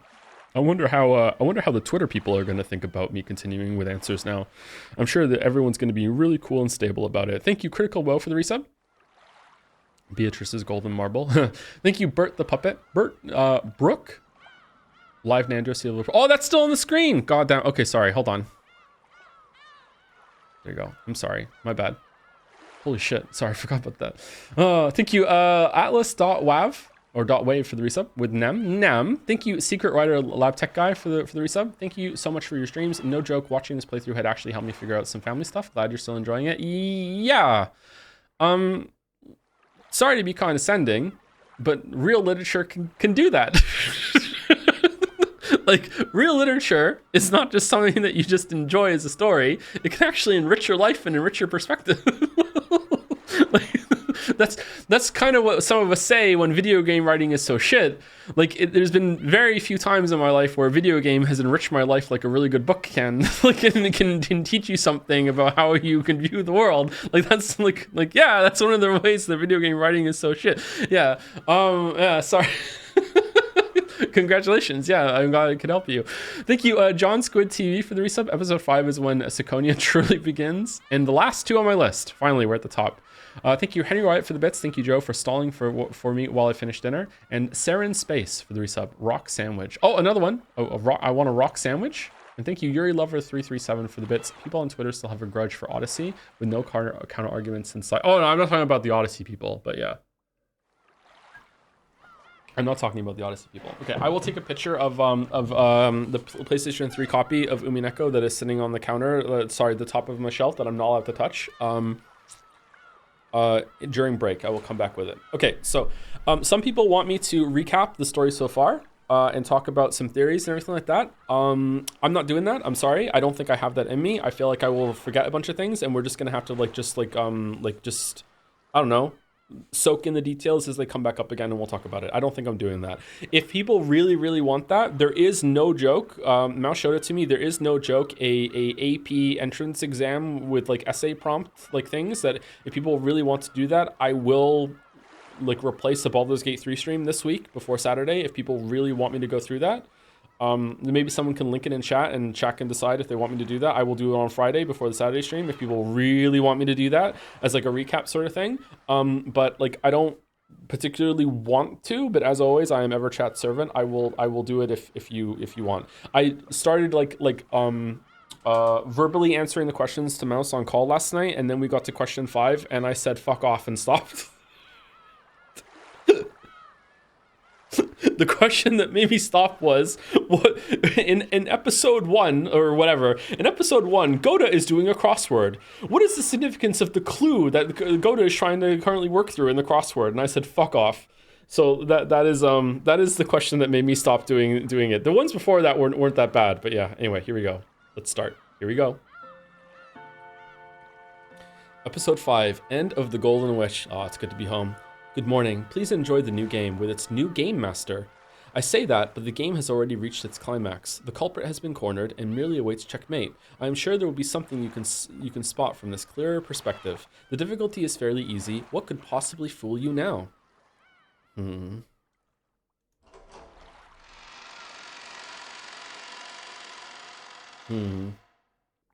you, Tomboy Cyan, for the resub as well. Cackle E.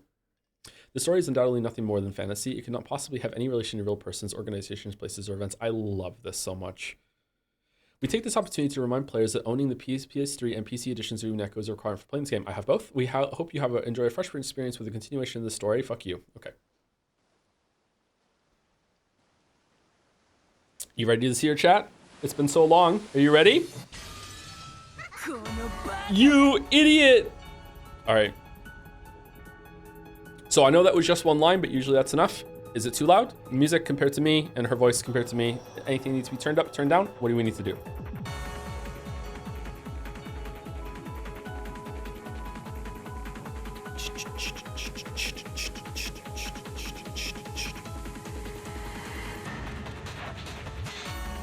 Apparently it's good. Okay.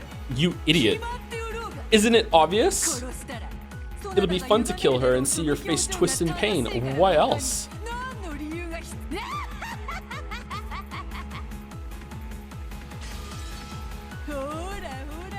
Look. Don't turn your eyes away. Look at it. Look. It's magic. It's furniture. No matter how much you try to deny me in magic. Look.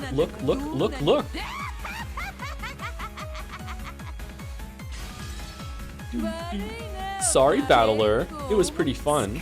Sure, I just did what teacher told me, but look how great it turned out.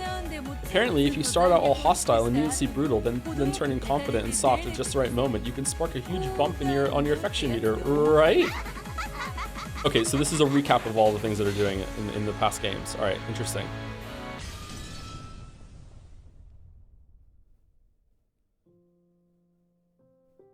Voiceless. Wait. All right, so this is where Kinzo turned into a dragon. That lonely tone was the desolate sound of the wind blowing by. The glittering rose petals on these bushes were all golden. The cloud of gold butterflies that had once danced through this golden rose garden like fluttering rose petals was no longer anywhere to be seen. The master of the Golden Land is the Golden Witch Beatrice. She might be called inhumane and cruel, arrogant and outrageous, or perhaps naive and simple. That laugh of hers, which lost its grace more and more the longer it continued, could no longer be heard. The Golden Witch Beatrice sat like a doll, resting in a deck chair adorned as beautifully as the golden rose garden itself, and it's where I would now level up, because this is now Souls-like. She wasn't relaxing there. Her eyes were empty. She didn't respond to any questions. Even so, she was not permitted to sleep. Beatrice sat like a doll. Her hair was down, and Virgilia was carefully tending to it with a comb. The usual Beato would surely have spent this time complaining about this and that regarding her hairstyle. However, she made no response, showed no reaction, so it really only looked like Virgilia was combing the golden hair of a large doll. There was a table alongside them. On it sat a chessboard, along with a jumble of black and white pieces locked in a closely fought battle. However, this setup looks somehow different from normal chess. Maybe the game was similar, though not identical. And on the other side, sitting back in his chair as he contemplated his next move, was a young man, Nanjo. Oh, it's Battle. No, perhaps it wasn't his next move he contemplated. Every once in a while, he would change the positions of the pieces, reconsidering the situation after every change. Maybe he was reconstructing previous games, trying to discover the thought process behind the moves that had been made. In the past, Kinzo, the Ushiromiya family head, once said that learning chessboard arrangements was like taking a journey through the thoughts of the old masters. I can see that. Ushiromiya Battler was on a journey. So I think that one of the only reveals about the mystery so far that I haven't liked and I think is kind of bullshit, and I'm curious if it actually is real or not, is that Kinzo can appear in scenes because Kinzo is a title, and that whoever is currently the head and is accepting the inheritance can present as Kinzo. I don't like that. So I don't know if that's true or not, but that's one of the like answers that I've been kind of like, nah, I don't like that on my arc. I don't know. A search for the thought process that had led the Golden Witch to create this arrangement and make these moves. Battler took a black piece that should have been moved forward and returned it to its original place, sighing deeply. Battler's pieces were white. However, on this chessboard, the black encampment was on Battler's side. He was reconstructing that arrangement, trying to play Beato's role.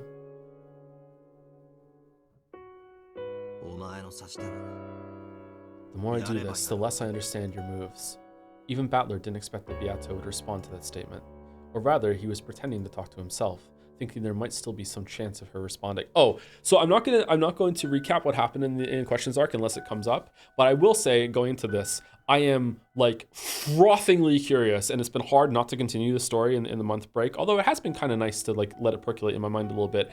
I am really, really curious if Answers arc is going to follow the same format as Questions arc, in that we're gonna like reset the island, we're gonna go again, we're gonna go back to the island, like we're gonna go through another game, or are the games over? Because if the games are over, I'm like, there's a lot of story left. Like, what's the format gonna be? Is maybe only like one or two of them gonna be that format? Like, I'm really curious like exactly how this is gonna go. Is he gonna like do his own game or something? Anyway, rather, he was planning to talk to himself, thinking there might still be some chance of her responding.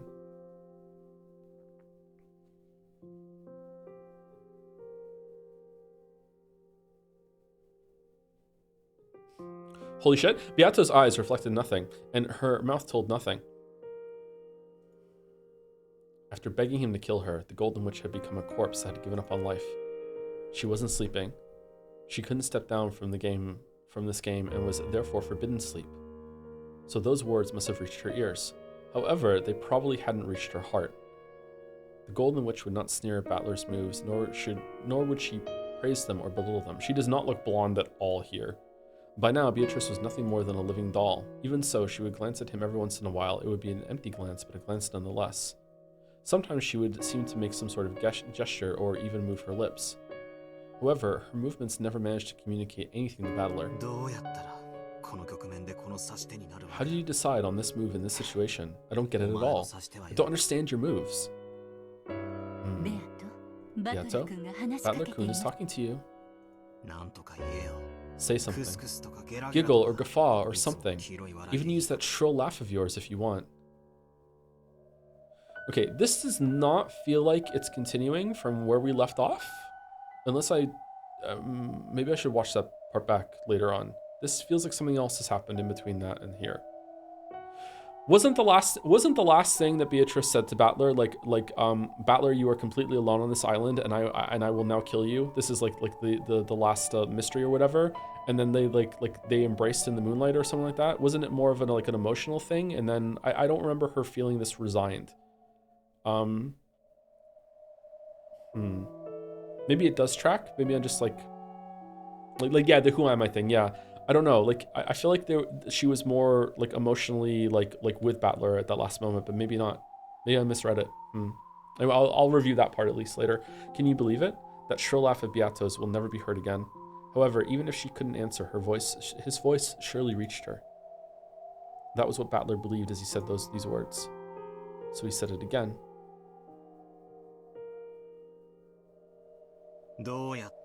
She was pretty despondent. Yeah, despondent is a really great word. How did you decide on this move in this situation? I don't get it at all. I don't understand your moves.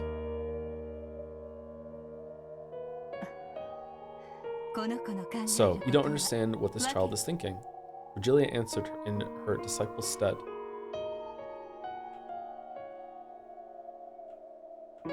Oh, we don't have a menu? Oh, we do. It's right click. Characters. Okay, the gang's all here. Oh man, I hope these two don't show up again. I wonder if Angie's gonna be back. Up to this point, she had done her best to avoid speaking for Beato. After all, there was a chance that Beato would respond in some way, and Virgilia didn't want to be the one to steal that chance. So Bandle was going to have to bear with this silence until Beato herself answered. Virgilia could no longer bear to watch Bandle like this. Besides, Bandle also wanted to hear what Virgilia had to say. He believed that conversation would reach Beato's heart.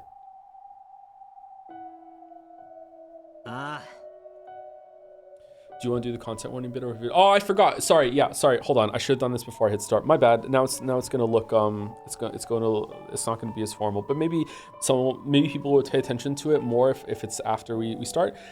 So I don't know exactly how great in detail I should talk about this, but I have been, and I don't know the details, so like I can't Mouse is very respectful of spoilers, so she didn't really want to give me anything to talk about, but I have been warned. And I should say to people that the maturity and some of the messed up sort of things that have been developing are going to get more focused on or amped up. This is, I know it may surprise some people, especially if they're here without watching the other ones. This is actually a fairly mature story. It goes to a lot of dark places. And when I say dark places, I don't mean oh, there's death and murder and all of that. There's a lot of death and murder in a lot of stories and a lot of games. It's pretty rare, for example, that a game will directly not even deal with child abuse, but actually show it and show it multiple times and then double down on the child abuse, double down on showing the child abuse, that sort of thing. I've been told that it's gonna go, I don't know if it's going to go more into the child abuse angle or if it's going to go more into different areas and different themes and that sort of thing. But I have been told that it might be a good idea to have a content warning so you know going forward that the story is going to lean into that more, not lean away from it. Okay. So if you would like to know more details, if there's certain things that you're sensitive to, I'm sure that someone in one of the Umi chats will be able to tell you in probably a spoiler light sort of way, if you don't want spoilers at the same time. Maybe you can look into that and see if if you have to mentally prepare or emotionally prepare, or maybe the story is something that you're not ready to deal with at this very moment, that sort of thing. So yeah, that is the warning that we're putting out. So yeah, hopefully that's sufficient. Yeah.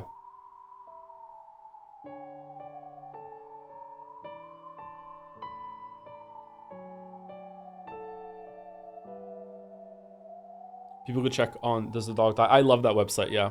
I don't know if Umineko is on there, but yeah. I love that website. Thank you, 7th Blues, for the new sub. Thank you very much, 7th Blues. Welcome, welcome. Thank you, Dis Ellie, for the resub as well. Thanks for streaming some Umineko so I can catch up on the Baldur's Gate 3 streams. Thank you, Lazy Potato, for the resub. Me doing a kid's cartoon double take when I read the stream title. Glad Umineko is back. Question mark. Also, hope you've been well too. Yeah, Umineko is back. Yeah. I don't know if we're going to just finish the whole entire thing now, 2 days a week, or if we're going to break after each episode for like a week or two. I don't know. We'll see how it goes. Thank you, SkinP94, for the resub as well. Thank you very much. Can't wait for the trial for the trial debut. Sorry, there we go. Yeah, the website might be, or if you want to Google the themes that are explored that you might be sensitive to, like that might spoil you. So I would suggest here to take advantage of the very invested community that we have on this game. That also a lot of like Umineko enjoyers are here like for this time, and they're probably gonna leave after that, and that's completely fine. There are a lot of people on our Discord, and also Mouse like seeded a whole entire new Umineko Discord that's on their own. If you want to go join that one as well, I am sure there are like dozens of people on there that would be like so happy to talk to you about this game and be like, hey, I can definitely talk to you and like guide you through this with the lightest spoilers so you can still enjoy the story but also be very comfortable with it. I'm sure there are so many people that would love to do that for you. Okay, so maybe you want to take advantage of that instead of doing blind Google searches and potentially get spoilers. Okay, there we go. Anyway, that's it. Let's move on. Yep. I don't have a clue. The more I try standing in Beato's shoes and moving the pieces like this, the less I understand. A serial murder following an epitaph. With that as a victory condition, I tried reconstructing the game from the witch's side, but I never ended up making the moves Beato did. In those games, I could find several incomprehensible moves that clearly worked against that victory condition. I don't get it at all. Because you don't understand the victory condition. It's a different victory condition. This journey through her thoughts is just too rugged.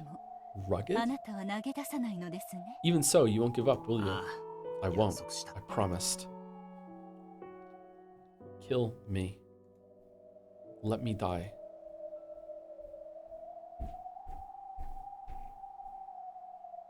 Is that her talking right now? No, it's not. It's what she said at the end. I promised to let her die peacefully, and I'm the only one who can do it. Beato's right ankle was bound with a heavy, cold steel shackle. It wasn't tied to anything, so it didn't restrict her movement. However, it symbolized restriction. It was a visualization of the bonds that prevented her from leaving the game until she either won or lost. And the shackle was probably hurting her. The mercilessly cold shackle tormented her over and over inside her waking dream. Yeah. So there was never any sign of relief in her empty expression. Her eyelids would sometimes tremble like she was having a nightmare, and every once in a while she would let out a pained gasp. Unless I win, Beato will never be released from the curse that prevents her from sleeping peacefully. Are you sure you want to be doing this? It seems the 5th game has already started. Oh, there is a game! Not interested. Why should I take part in any game unless Beato is my opponent? If that's the only alternative, who's running it? Then it's a much better use of my time to reconstruct previous games while taking a journey in search of Beato's thought process.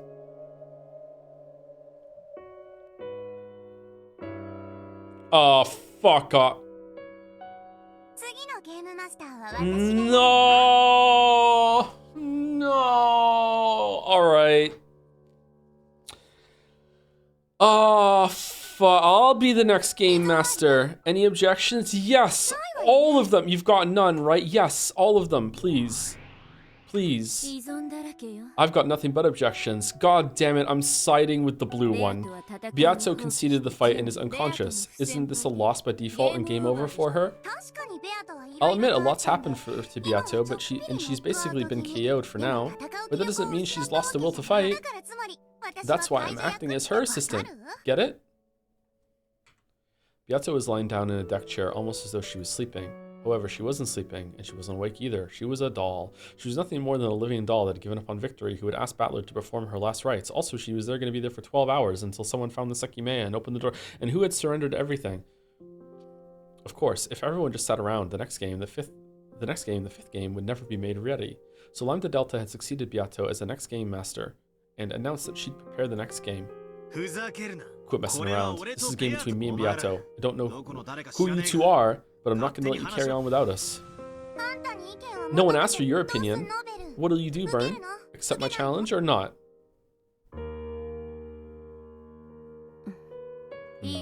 Sure. Go ahead and inherit her role.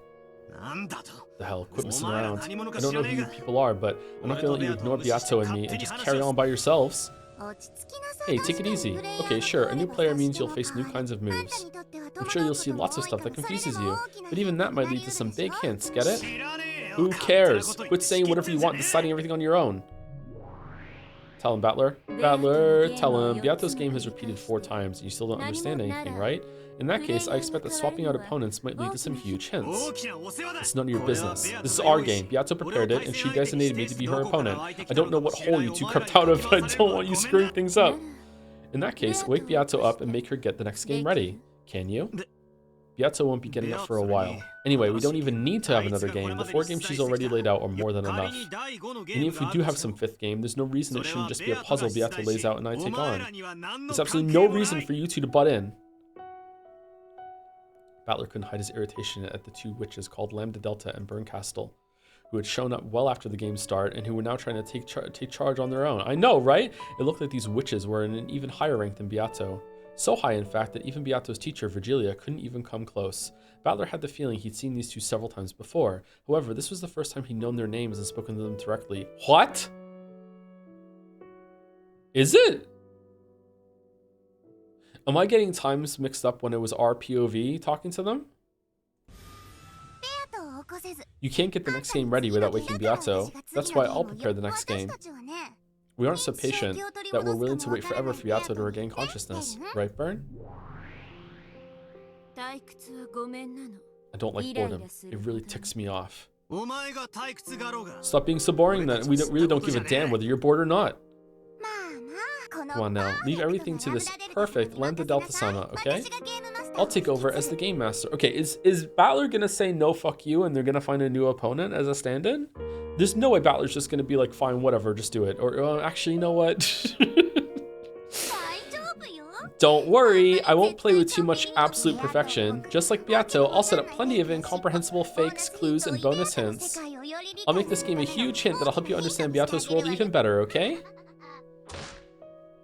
Letting my voiceless emotions explode, I slammed the table hard. The 2 witches didn't flinch at all. One grinned, the other looked indifferent, as though nothing had happened. That was Lambda Delta for sure. The 2 of them just stared at me silently, as though they were reproaching me.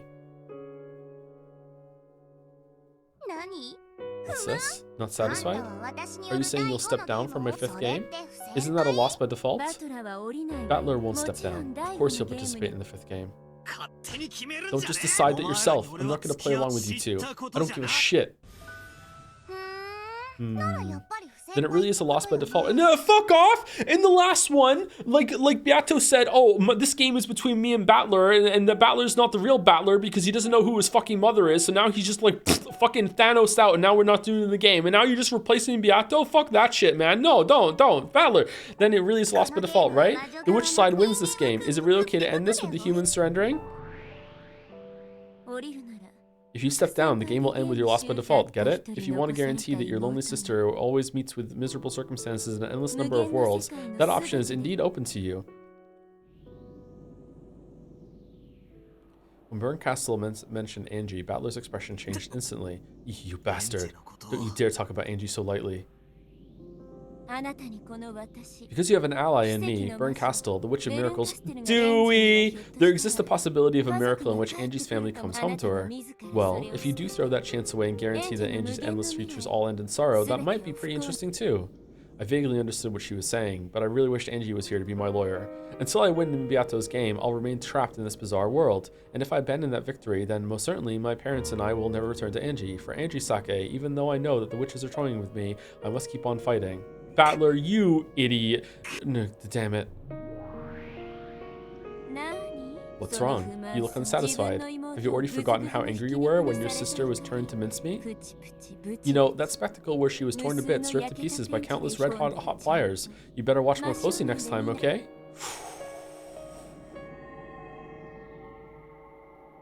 Burncastle pointed the palm of her right hand upward. As she did, a pale light gathered there, and some kind of blue glowing crystal appeared there. Some weeb shit. A scene was reflected on its sharp surface, but it wasn't the scene that surrounded them now. If you looked deep into that crystal, that fragment, then you would probably learn what was reflected on there.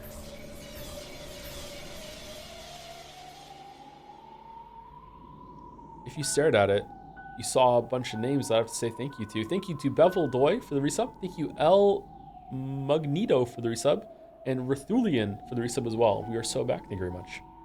If you stared at it, then you'd surely see the end Angie finally reached. Oh, after waiting 12 years and giving up everything for the sake of her beloved brother, the scene of her death throes, as her entire body was torn to bits while she still lived.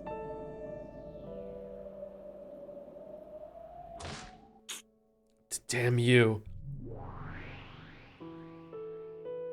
Without thinking, he grabbed at her collar, but as soon as he touched that which made up her form, it disappeared like foam on the waves. Then, as naturally as though she'd been there from the beginning, Bernkastel was leaning against a distant wall. If you step down from the game, this will become not just a fragment, but a definite reality. What is this expression? I won't be the one to create that future. You'll do it yourself. So decide, okay? Figure out what you want to do with your beloved little sister's future. Battler's fists shook with anger, but even if he swung them down, he wouldn't be able to hit Bernkastel. This witch was like a phantom or a cat who wouldn't even let someone pet her if she didn't wish for it. Okay, I have legitimately zero clue what is going on with the lollies. Like are these even, like, these don't feel like furniture of Beatrice to me. I have no idea why they're here. I have no fucking clue. I have no idea. I still don't like them, but I have no idea. And she was telling the truth. For Angie Sake, I can't step down from this fight. Even these unpleasant witches hijacked the game board. That's just like you, Bern. You're even heartless when you threaten people. That's how it is, Battler. You aren't allowed to step down from the game board. You and Beato are nothing more than pieces on the board that exist to distract us from our boredom. Even your incomprehensible anger and irritation make for a wonderful treat to satisfy us. Well, what you're doing now only makes for a cheap snack, though. Stop talking about food! Like those curry-flavored potato wafers. Wafers that sell for 30 yen a pair. Giggle, giggle, ha ha ha ha ha ha ha ha. You damn witches. Giggle. Fight for Anjisake, okay? And for Beatos too, right? In a way that was admonishing, or perhaps babying, like the headache you get after eating something too sweet. Bernkastel tormented Battler and smiled. I'm at a lemon cake too. By now, the host of this tea party, Beato, was absent. The guest witches were already making themselves at home. What will you do, Ushirmiya Battler? Will you surrender to fate? Just step down. You've had enough of being toyed with as witch's piece, right? It sure is tough being one of Bern's pieces. I'm sure she'll use you and throw you away just like she did with Angie. I'm not giving you the option of stepping down. Keep fighting for the sake of your sister's future. I'm your ally. Until you win, I'll support you so you can reach that future. For all eternity, until I get bored. Giggle, giggle. Okay. Battler, you should say no here. If at some point, if you say yes, because that seems what it's leading to. If you say yes, and at some point someone tells you, dude, you could have just said no to them, there's going to be a rant. There's going to be a rant Sona is going to appear on the screen. I need to commission a rant Sona. I can't let her provocation and cajolery rile me up. The Chicancery, these witches know how to get me.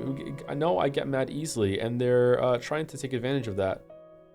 Battler withstood it all and finally relaxed his clenched fists.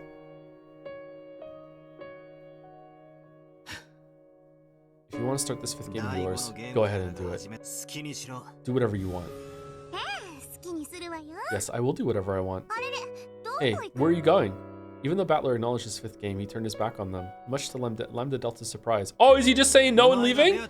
If you're gonna be Beato's substitute, then I'm sure that Bernkastel witch over there can stand in for me. Yes! Nice! Alright. Baster. No, let's not call him that. Not a bad idea. Better than lost by default. What the heck?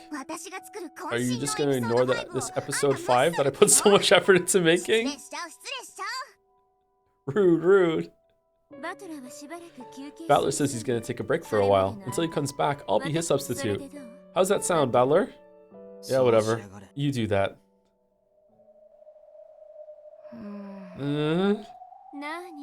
What's wrong, Lambda? So you refuse to play if it's against me instead of that fool Battler? Of course not. I'm glad I get to play with you, Bern. Come on, let's play, let's play. Let's play together in Lambda Delta Sama's super hyper and cute episode 5. We're the whole returning cast, now 200% more Moe. Here we go. Yeah, so we're just gonna do the same thing that we always do, but this time, we'll sing it. This technically is a world Beato created. So then you went and gouged my eye. You aren't going to ruin the atmosphere of the story, are you? Don't worry about that. I'm really good at reading between the lines for that sort of stuff. I made sure to use Beato-ish atmosphere to make a tale that's even more interesting. Battler, make sure you come back as soon as your break's over, okay? It'd be a shame to miss this. I've set up plenty of bonus hints that'll get you closer to Beato's secrets. My weep, she already knows the secret! Or at least that's what it'll look like when it's actually filled with misdirection that makes stuff more and more confusing. Wait, hey, Battler, why aren't you listening when a witch is talking?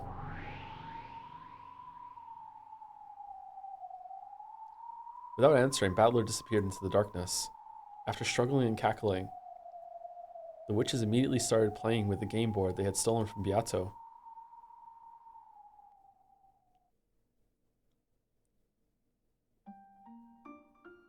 Melody inst dot version. Can those witches really understand Beato's game? Since they're using the same game board, they cannot do anything that this child cannot do. However, they can do things that this child wouldn't do. What do you mean things she wouldn't do? The materials of chess exist so that you can play chess. Gun attacks are strong against enemies weak to guns. You cannot use them to play cards. However, when it comes to throwing chess pieces at your opponent and scribbling on the board, such things are not impossible to do. However, that would be blasphemy against the game of chess, so people choose not to do that. That definitely wouldn't be chess anymore. Beato's eyes seem to cloud slightly with sadness. Damn them. This game's between me and Beato. I won't let anyone else defile it. At the time, gold butterflies gathered and Ronave appeared, holding a tea set with black tea. Would you like some more tea? If you wouldn't mind. Certainly. So, are we going to lock the fuck in? How goes this journey of yours in search of Milady's thoughts? I don't have a clue, but I'm enjoying it. However, are you sure about this? Is it truly alright for you to relax here? You mean that game those witches just started all by themselves? Indeed. Just now, when I went to serve them some tea... What? The murders of the first twilight had already taken place, and it seemed as though the next murder would occur shortly. When Beato and I were playing, the game would be paused whenever someone left their seats. However, those witches wouldn't pause that game just because I wasn't around. Ronave, did you see their game? Just a part of it.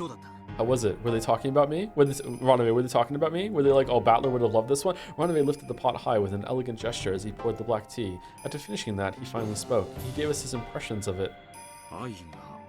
It did not...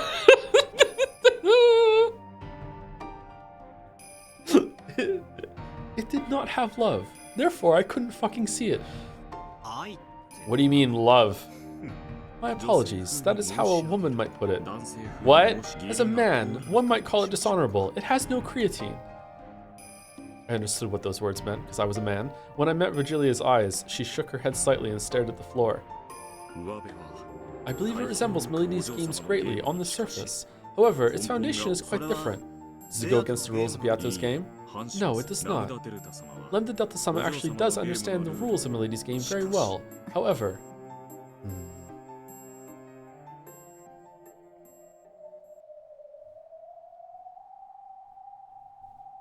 Battler stood up and said thank you to Cheburasheka. Oh my god, I'm sorry for the resub with a chandelier. Thank you All Can for the resub 2, a year of Joms, and Q Willow 2 for the resub 2. Gap, and just in case he doesn't want to play, I'll stand in for Dr. Anjo.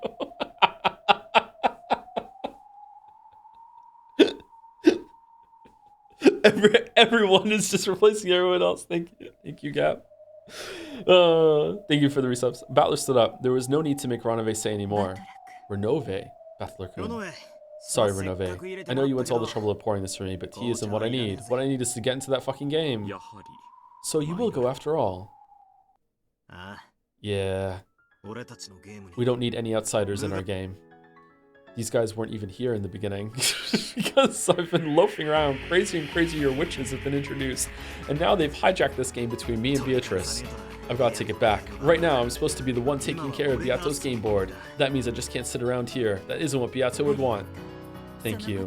I wanted to let this child hear those words. I'm sure she hears them. Milady is simply unable to answer. Beato lay there silently, like a living doll with dull eyes. Dull eyes? The game board she had created herself had been hijacked by incomprehensible people and was being turned into a mess. If I was designated to be her opponent, then Beato must have created this game for me. I've got to take it back. Wait here. I'll go and take it back. For B, girl. Of course, Beato didn't respond in any way. That's right. If she can't respond, then I'll have to protect it in her place. What the fuck? I love Beato now. I'll be right back. Virgilia, Renove, I'm counting on you to look after this golden sleeping beauty. Yes, leave it to us. See you later, Battler-kun. And please, in the game without this child, try to find some part of her. If you can. Then even if this child is absent, it will mean you have fought with her. You're right.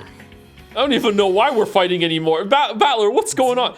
It's all useless. What am I doing? Let's go, and let's take it back. Sorry to keep you waiting, witches. My break is over. When he faced the jet black heavens and yelled this, the whole world shattered as though it were made out of thin glass, and then we got to hear the banger opening music again with the opening montage. God damn it. Then, as though it had been that way since the beginning, it transformed into that smoking room where Battler had fought Beato so many times, and which the two witches had now hijacked. What do you think you're doing? You're only coming back now? It's way too late. Like, a lot of people are dead. Not only has the game reached the second day, it's already at the finale. Get it? You never showed up, so I just advanced things on my own. Yeah, like you even waited for me in the first place. Burn was way more skillful and thrilling than you were, right? Shut up. I'm the player. You substitute witches can just take a step back now. Well, I don't really mind if you join in starting now, but there's probably no need for you anymore. Seriously, after all, we're already at the climax. After this, Burn will probably corner me and win. What the hell? Nothing wrong with that, is there? Why don't we let him watch the final endgame? Of course. Come on over, Ushiromiya Battler. It's almost completely over, but here's the cute and elegant game I made. Episode 5.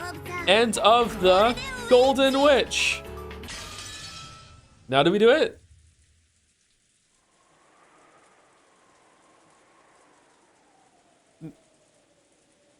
What? Oh God. Okay. Jessica and George are dead? And Eva's alive and Hideyoshi and George are dead? Maria's dead? Rose, go, no, Genji, no! What the fuck? Oh, Nanjo's still alive. Thank God. What the fuck? Corpse discovered in the cousin's room on the upper floor of the guest house. They killed someone in the guest house? The direct cause of death is unknown, but her neck was sliced open by a sharp blade. Well, I think I know what caused the death. The wound was deep enough that anyone could easily confirm her death with absolute certainty, even pretend Dr. Nanjo. Corpse discovered in a guest room on the first floor of the mansion. He had been pierced through the back with a demon stake. Its teeth reached as far back as his lungs. Why was that hard for me to say? Because he was lying face down on the bed. Suicide must be ruled out. Corpse discovered in the cousin's room in the upper floor of the guest house. The direct cause of death is unknown, but his neck was sliced open by a sharp blade. The wound was deep enough that anyone could easily confirm his death with absolute certainty. All right, 1, 2, 3, 4, 5, 6. Okay, so it's only the first twilight has happened. Corpse discovered in the servants' quarters on the first floor. Okay, wait, hold on. So these sharp. Okay, same servants' quarter. Wait, hold on. Cousin's room, guest room, cousin's room, servants' quarter. Okay, hold on. 1 second. In the first twilight, they were all killed. The first 6 were killed in the shed. No, they were killed probably in the not the parlor, in the dining room, but they were all posed together in the shed. Second twilight, they were all killed in the church, or they were all posed in the church together. Sorry, second game. Third game? Oh my God, what happened in the third game? Third game is Ava's bullshit. Oh, I don't remember where they all were in the third game. In the fourth game, we I don't think we ever even we saw that, did we? Did we even see them in the fourth game with Battler there? They were all shot in the dining room, but we never. They were all teleported. Some people were teleported after that. Oh, the third one is the locked room chain. Okay, so they weren't all posed as the same thing. Okay, what the fourth one? The fourth one we never got to see them all, I think. So we don't know how that actually happened. They were definitely all shot. Okay, all right. So in this one, cousin's room, Gucci gang. 4 of them were in the same room, and then you were in the guest room, and you were in the servants' quarters. Okay, but for some reason, you 5 were all sliced open, but you weren't. Stake through the heart, and you're too late. Hideyoshi's not gonna say anything for the rest of this fucking game. Ava, okay. Interesting.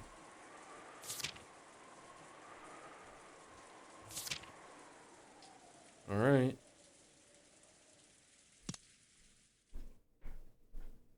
Second day, October 5th, 1986. 1986, 10-5. Where's the music?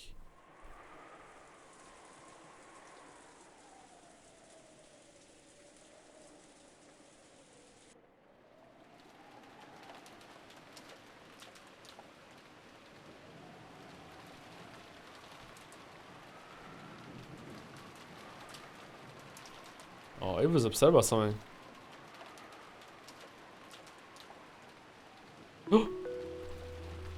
Right now, no humans exist on this island except for those in this parlor.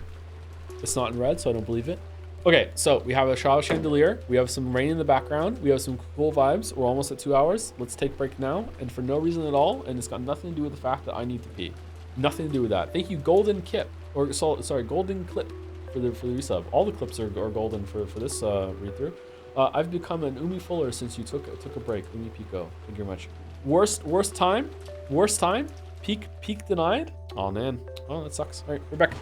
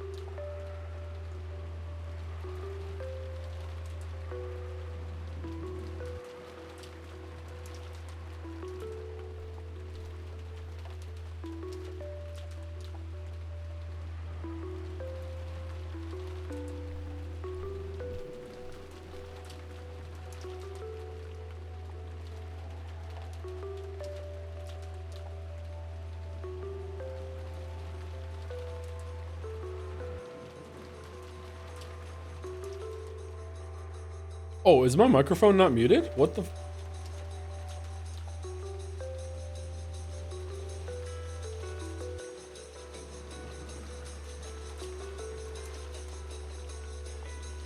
forgot to mute the microphone. That's crazy.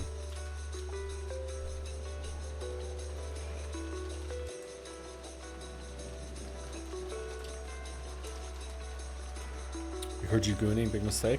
Oh, even if the microphone was muted, you could still hear that. Here you go. As promised, here is a here's a picture of my kitchen cupboard with PlayStation 3 copy of Umineko.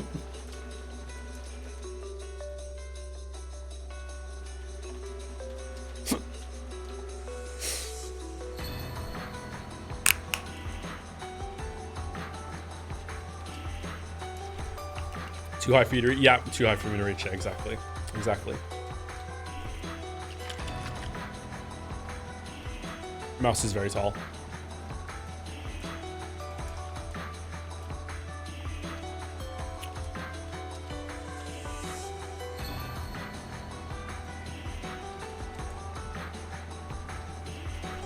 I just deleted my chat from the YouTube recording.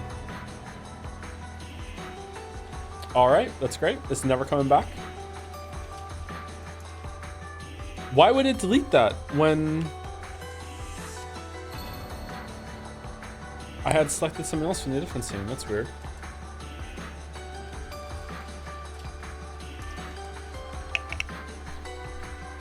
Uh-oh. I did Control Z, that's why I came back and now it's gone. It's a Control Z is not fixing it. Well, okay.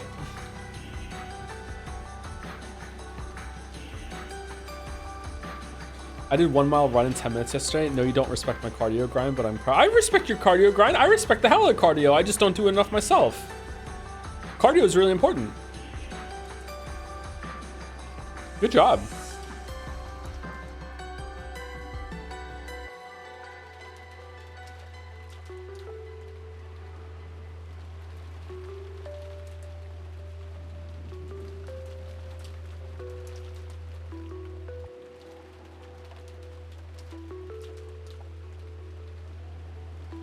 Control Shift Z or Control Y? Control Shift Z? Okay, is that gonna Control Shift Z? No, that didn't do it.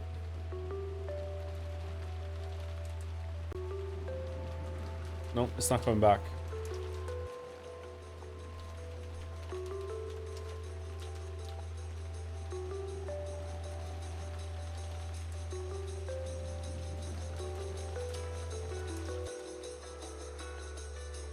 Just undo more times until it's back, but it was deleted. It would have came back right now, like in terms of the buffer order. Hold on, maybe it's an edit. Undo, delete. PS3 UmiG. Okay. Undo fit the screen. Undo add PS3 UmiG. Yeah, it's not there. It's not there. That's it. Oh well. Alright, let's continue. Right now, no humans exist on this island except for those in this parlor. And with one exception, it has been shown that none of them have committed murder. What? And the culprit is among these people. Whoa, whoa. That means it's conclusive, isn't it? Unless the culprit is a witch who committed murder with magic, that is. It was you? You killed George, killed my husband? Why? Why? I didn't kill anyone. I didn't. In a panic and with a voice that was far from calm, in a manner that was, to put it coldly, unsightly, Aunt Natsui denied the suspicion placed upon her. However, there was no longer any way around it. She stood up, brushed back her long hair, pointed at Natsui, and said it one more time.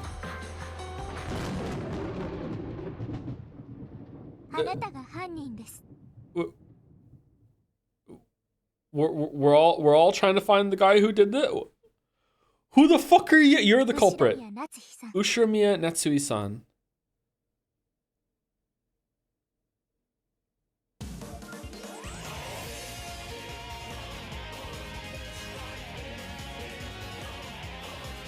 This is different music.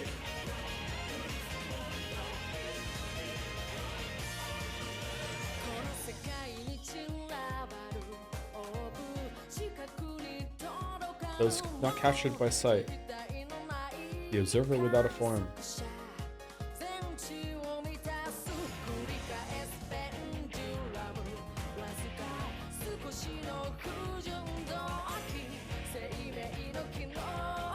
Wait, what?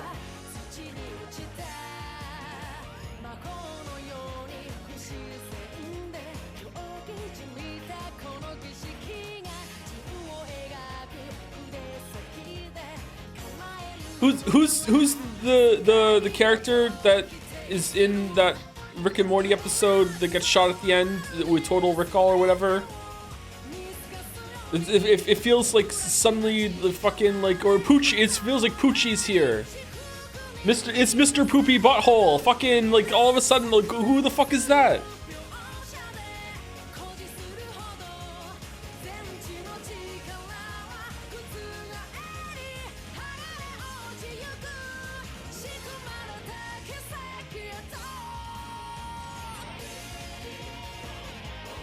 I don't like this song. I like the older song. I don't like change. I miss Question's arc.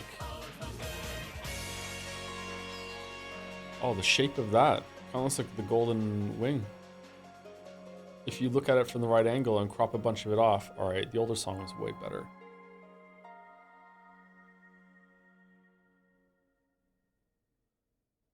She was just behind the camera, Joe? Fucking hell. Know what the— Really? People like that song better than the other one? The first song is way better. It's Natsui. Please open up. She knocked loudly and repeatedly. Natsui yelled.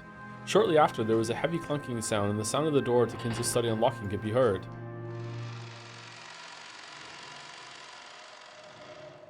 As the door opened, a heavily sweet, venomous odor flowed out. Natsui was always ashamed of how she automatically grimaced at that.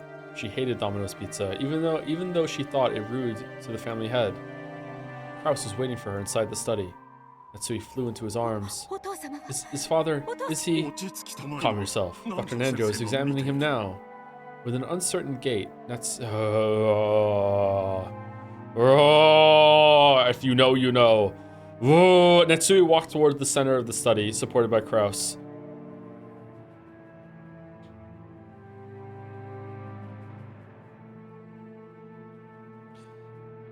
That word is related to a something in a different game that I can't tell you about spoilers, okay? People in chat know. They don't have a bed fitting of the Ushiramiya family head could be seen, along with Nanjo, Genji, and Kumasawa. Dr. Nanjo, his father... After sighing deeply, Nanjo left the side of the bed. We're all just pretending Kinzo's here. Actually, this might be the when Kinzo died for real. On the bed, Kinzo could be seen lying down asleep. He died peacefully. I don't think Kinzo-san had any regrets. And then Mr. Poopy Butthole stepped forward like, well, maybe he had some regrets. Mr. Poopy Butthole, now's not the time. How dare you disgrace the death of the family head, fucking Mr. Poopy Butthole. Nanjo, what do you think about the father? Sobbing, Natsui slumped over the chest of that man who had fallen into a deep sleep from which he would never awaken. Madam, please stay strong. Father, this is just too sudden. Fucking hell. Natsui couldn't stop crying over the death of the man whom she had loved like a second father. Kurosawa rubbed Natsui's back, consoling her. Sutaden! Kraus slumped into his late father's favorite chair. It's my chair now. By sitting there, he might have been immersed in memories of his departed father. Or perhaps he thought that by sitting there, he might be able to understand just a bit of the madness of Kinzo's later years, which he had never been able to comprehend before. And Nanjo, just as he had when Kinzo once sat in that chair, contemplating a chess move, turned his back and looked down over the outside world through a crack in the curtains. I mean, Nanjo's the one that inspected it. Like, Kinzo might still be alive. If only he'd been sick in bed for a year or so first. I do wish he could have died after a grace period during which the proper arrangements could have been made. The fuck you talking about? It's the other way around. We should be glad that he was in high spirits until the very end. At least that's true as far as public appearances are concerned. Nanjo understood that as well. Ushiromiya Kinzo, who had risen like a comet and glittered like a supernova in the post-war business world, had died. His funeral would probably be of a fantastic scale, and we can't afford it, and it would also be a ceremony marking Krause's inheritance of the headship. He would have to arrange everything as the host of the event, carry out funeral diplomacy perfectly. Funeral diplomacy, okay, that's okay, and make it clear that to all of the Ushiromiya families, make it clear to all that the Ushiromiya family still had enormous influence in political and financial spheres.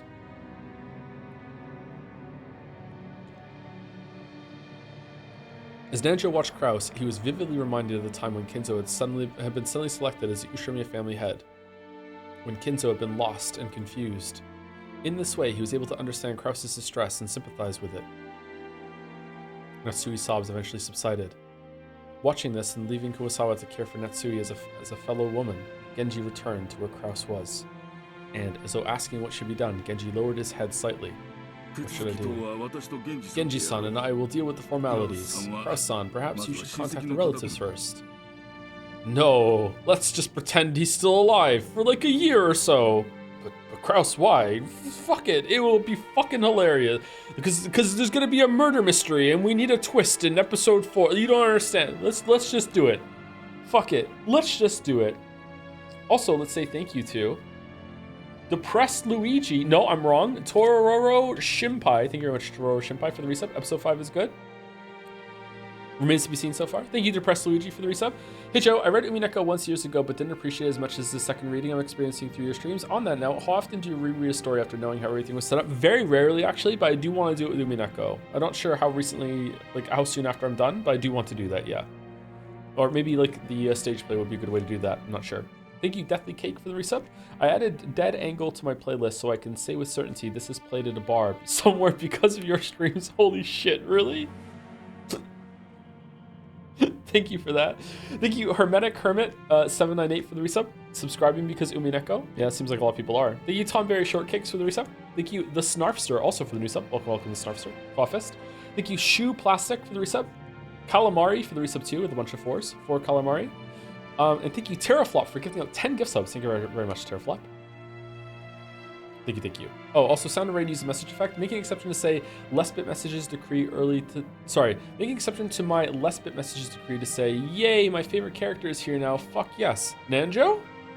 Nanjo is the all-star. Yeah, that's true. Everyone's always happy to see Nanjo. Oh, thank you, Quartz Quasar, for the resub. Thank you very much, Quartz Quasar. Mr. Poopy Butthole? Really? Krause, with his hand still over his eyes, didn't respond. Perhaps even though he had known this day would come, Krause really couldn't hide his shock at how suddenly it had reached them. Leave this to Dr. Nanjo and me. Krause-sama, I suggest that you first speak with Madam. Maybe she heard that, or maybe it was a coincidence. As though responding to Genji's words, Natsui came over. Her eyes were red from crying so much, but she apparently understood the heavy responsibility that had been imposed on them even better than Krause did. Starting now, you are the head of the glorious Ushiromiya family. Let us show everyone inside and out that you have splendidly succeeded your father. As your wife, I, Natsui, am prepared to serve you until the day our coffins are laid down alongside each other. Natsui needs to calm the fuck down. Krause, trying to encourage her husband, who was overcome with shock, Natsui lent him some reassuring words. When Krause finally lowered the hands that had been covering his face, he looked up at the ceiling with a blank expression and let out a deep, deep sigh. Please, stay strong. There are a great many people who will plan to devour everything Father has left behind, and as the head of the Ushiromiya family, and as the Ushiromiya family head, you must be strong, for now we must fight to protect Father's honor and wealth. That is the first responsibility of the Ushiromiya head. I understand. I do understand. However, what if we protect... Dr. Nanjo, Genji, please take care of the legal and funeral arrangements. Especially you, Genji. I ask that you take particular care and see to it that the funeral will be a fitting one for Father. Certainly. And Dr. Nanjo, Father didn't pass away in a hospital, so... Indeed, an autopsy might be required depending on circumstances. Can't you do something about that? Even though he has passed away, Father's body is precious. Any damage done to it would not be acceptable. What the fuck? I understand how you feel. However, it is also important to deal with these matters properly. And, I don't really know how to say this, but several of the relatives might make things difficult, yes? Who knew how those vultures after the inheritance might try to find fault with them? They might claim to have found some reason to suspect the cause of death, using that as a point of contention and start some trouble, which is why we hid him in the fucking furnace room for a year. Man, your headache's gonna get a lot worse, huh? Right now, it was important not only to pay Kinzo's remains the respect they were due, but also to solidify the position of the new family head, Kraus. Understood. Please keep it to an absolute minimum. Make sure that Father's dignity is not damaged, even by mistake. And then Kraus said, hold my fucking sake. This will be fine. Do not worry. In any event, leave Kinzo-san to us and stay by Kraus-san's side. Things will start to get quite difficult from here on out. I understand. And you too, dear. Please stay strong. Kraus is still staring blankly at the ceiling with a befuddled expression on his face. Okay, I don't know if this is on purpose, but this scene is fucking hilarious. This is so funny. She understood the shock and heavy responsibility he bore. Natsui understood her husband's feelings as much as anyone. I will contact the relatives. Please rest for the time being. Kraus didn't respond. Natsui, thinking him to be just a bit unreliable at the moment, decided she must offer her support. Seeing her husband like this actually spurred Natsui to action, and a resolute expression rose to her face. Things will get busy from now on. Let's start by doing whatever we can right now. I'm sure my husband wants to have some time alone with father. We should step out for a moment. Good point. After all, this will probably be the last time he gets that chance. Being in charge of a funeral is tiring work. There's no time to shed tears. If Kraus were ever to be given time to cry for his dead father, that time would have to be now. Everyone agreed with Kuwasawa's words. Even so, Kraus continued to blankly gaze up at the ceiling and didn't respond in any way. Natsui urged the servants to go. I'll go talk to Jessica too. That child is now the successor to the headship. I'll make sure to tell her to be fully prepared. Wait.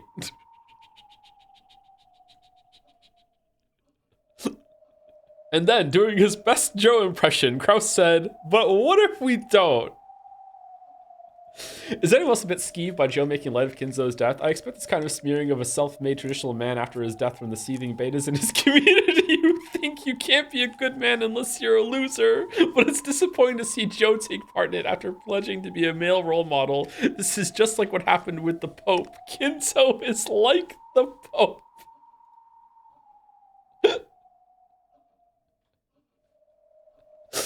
As they each started to make their way out of the study, Kraus finally spoke. I'm reading some subtexts of the Koro post there that Koro is maybe had a couple of posts recently taken literally and thought that that's actually what they thought, and needs to like learn to throw in some like absurd breadcrumbs at the end just to hammer home at the end. Hey, I'm kidding. Anyway, let's keep going. As they each started to make their way out of the study, Kraus finally spoke. They stopped walking. Yes? Wait. Yeah? And Shiori stopped walking just like her husband had asked. But despite that, he told her once again to wait. From those slightly weak words, Natsui understood that he probably stopped her because he wanted her to be by his side. The rest of you I have a Pope fetish, fuck off. The rest of you downstairs. I will stay with my husband. Please call on us on the phone if anything happens. Certainly. Wait. I thought I told you to wait. When Kraus suddenly raised his voice, everyone jumped and turned around. Look at me, I'm the Kinzo now. Unable to comprehend what she had done to spark her husband's wrath, Natsui ran up to him. What's wrong, dear? Have I said something rude? If so, please forgive me. No, that's not it. That's not it. Wait a second, give me some time. Yes, I understand. It's important to sort things out inside your heart. We were just going to leave this place in silence to give you some time, okay? And I'm telling you to wait before doing that. Listen up, no one move. Not even an inch. If you're tired, then feel free to sit in whatever chair or sofa you want. It's more than an inch away, so just stay quiet and don't talk, don't do anything. Those unreasonable words felt like a glimpse of how Kinzo used to be. Natsui couldn't hide her slight surprise at this behavior, which almost made it seem as though Kinzo had possessed her husband. Natsui told the servants to wait for the time being. She ordered them to sit on the sofa, a short distance off, approached her husband and spoke to him in a small voice. Honey, what the fuck are you doing? If you order it, I will wait however long you ask. I won't move. So please, try and calm yourself. No, that's not it. Was it really blood, or was he actually being possessed? Krause's disorderly style of speech strongly resembled Kinzo's. As she watched this, Natsui became certain that Krause was Kinzo's son after all, and that he was the true successor, more suitable than any other person. And her heart swelled. Natsui, activate weekend at Kinzo's. Come here. Krause stood up and headed toward the window, trying to lengthen the distance between himself and the servants waiting on the sofa by even a small amount. Natsui realized he must have something secret to discuss. Yes, dear? What is it? Father dying is bad. Yeah? But he has already passed away. We cannot turn back time. Or can we? That's not it. It's bad that it happened now. What do you mean? I've been putting father's fortune up as collateral. I won't be able to hide it when the division of the inheritance comes into question. Happy Maria? What? Collateral, you say? How much? You remember how I helped out Kondo-kun back in Melody Land? Building condos? What the fuck are you talking about? Didn't I tell you to break ties with that person? I thought you said you'd refused him. Why? There is such a thing as a man's honor. I couldn't refuse. I refused to explain. Krause claimed to hold honor as a virtue. However, Natsui knew that he most often used this as an excuse for when he reluctantly went along with some deal that he just couldn't refuse. That wouldn't be a problem if we had plenty of money on hand. But didn't you borrow quite a lot of money for the plan to turn this island into a resort?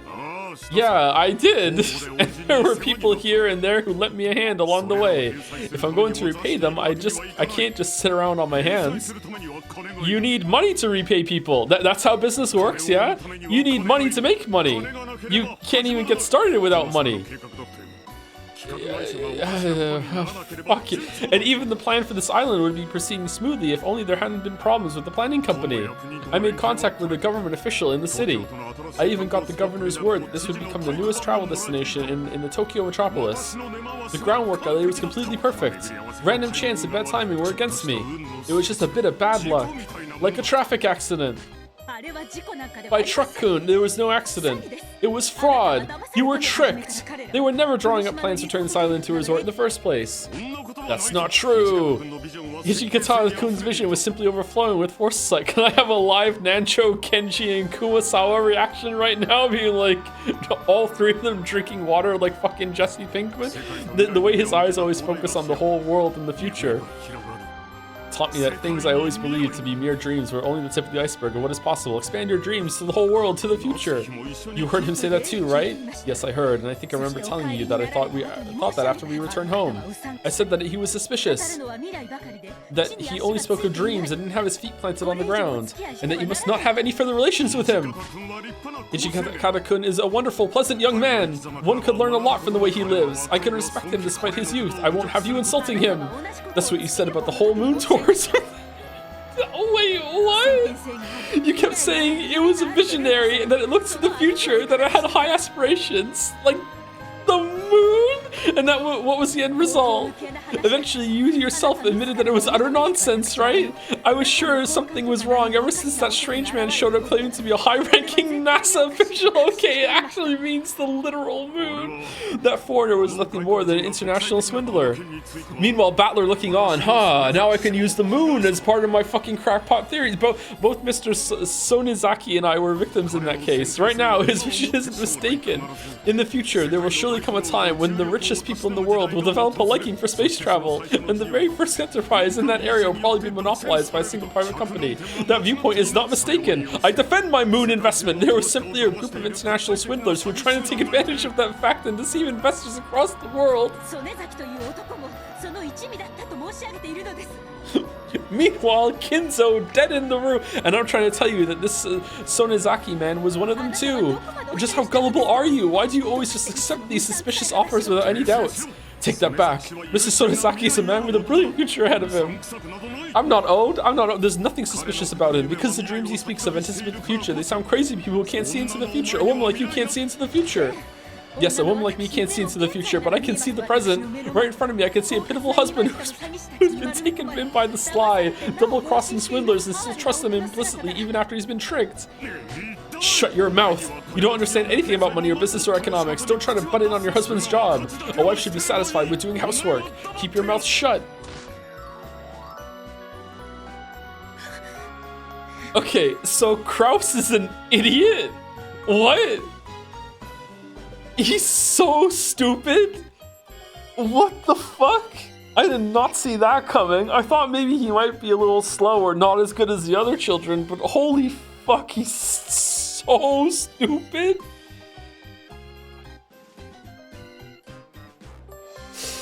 This is like me explaining to my ex why I sold that crap we inherited from her grandma on a Patreon to fund a series of essays on the witch. Oh yeah, that's good. Speaking of funding, thank you to SerialXUwu for the resub. Thank you very much. Hello back, and thank you Krootler for another 1,000 bits. I despise the bullshit anime scenes more than you do, Joe, and the new girl is my favorite character. I waited so long for streams to reach her.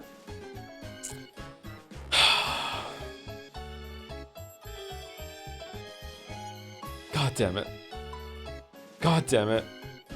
it. Without another word, Natsui fell silent just as Kraus had hoped she would. She was already far beyond anger and sadness. And the emotion that lay on the other side of those was an almost indifferent pity. Kraus, who had been in awe of Kinzo since he was very young, had started to subconsciously admire the way his father lived. Without realizing it, he had come to believe that he could only be recognized as a man in his own right if he surpassed his father. However, Kinzo had been a mad genius, the likes of which had never before been seen in the Ushimiya family's long history.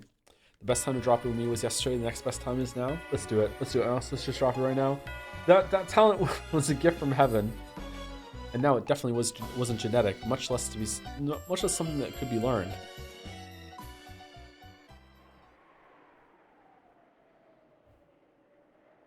To give the two of them a chance to talk alone, Natsui told the servants not to tell anyone about Kinzo's death, and they left the room for the time being.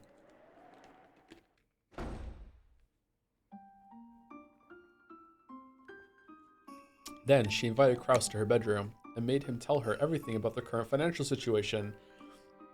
These were things that Natsui hadn't been told about, under the assumption that a woman had no business knowing.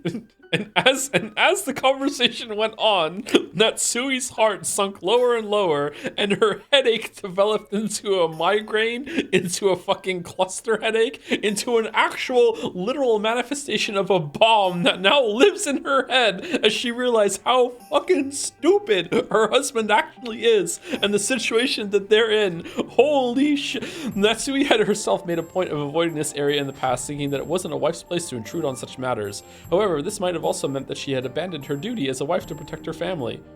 The depths of this sin had been made quite clear to Natsui. Kraus was probably tired of trying to defend himself. Perhaps because he had gotten a headache, he hid his face and sank into silence. Natsui noticed that the water in the electric kettle was boiling and stood up to refill her cup with black tea. When she touched the cup of black tea, she noticed for the first time. The sound of the cup and saucer clinking together told her that her fingers were shaking. Oh, they're proper fucked. Kraus had built up a large debt to obtain funds for his various projects and to cover the losses when they failed. Of course, he had put the mansion and property up as collateral. However, doing such a thing above board would result in the mortgage being registered. In other words, sumari, there would be a record that Kraus had put Kinzo's wealth up as collateral to obtain a loan without anyone's permission. Kinzo, Ava, and the others must not learn of such a thing. Therefore, Kraus had been putting those assets up as collateral using the worst possible method.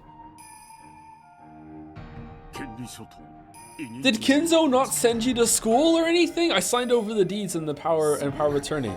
And what does that mean? What Kraus was saying probably meant that he had, in essence, signed away the rights to his assets. If these assets had been used as collateral for a loan, then Kraus would still have some leeway under the law. He would have to deal with a bank which would have absolutely no compassion, but they would be able to work something out within the rules set by society. However, signing away the deed and power of attorney was a whole different story. In other words, Sumari, even the mansion they were living in, if the person holding the deed were to decide to ignore his agreement with Kraus and sell the mansion to a third party right this moment, they would have no recourse whatsoever. Far from using collateral for a loan, this is basically the same thing as selling their house to borrow money.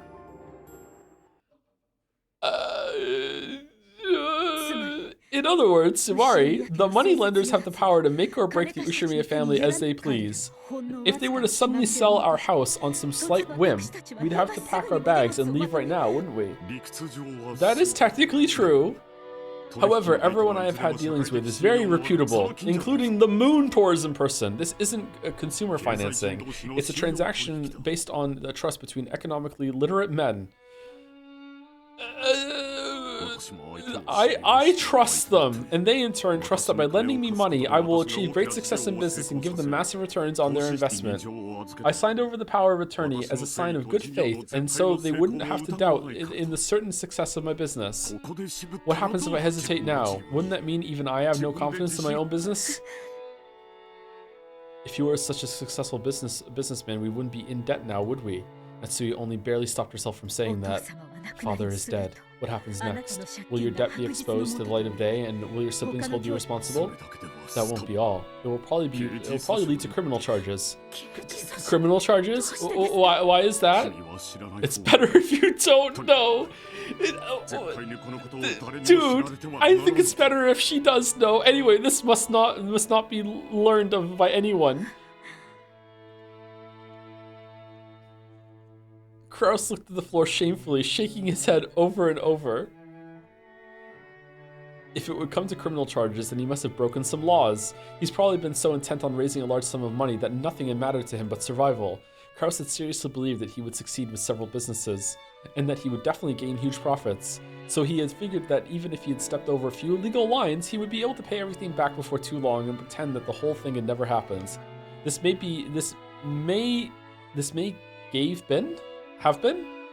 have been the factor that lessened his resistance towards breaking a couple laws. And now Kinzo's death, the worst possible thing, had occurred, and they wouldn't be able to keep it all hidden for long.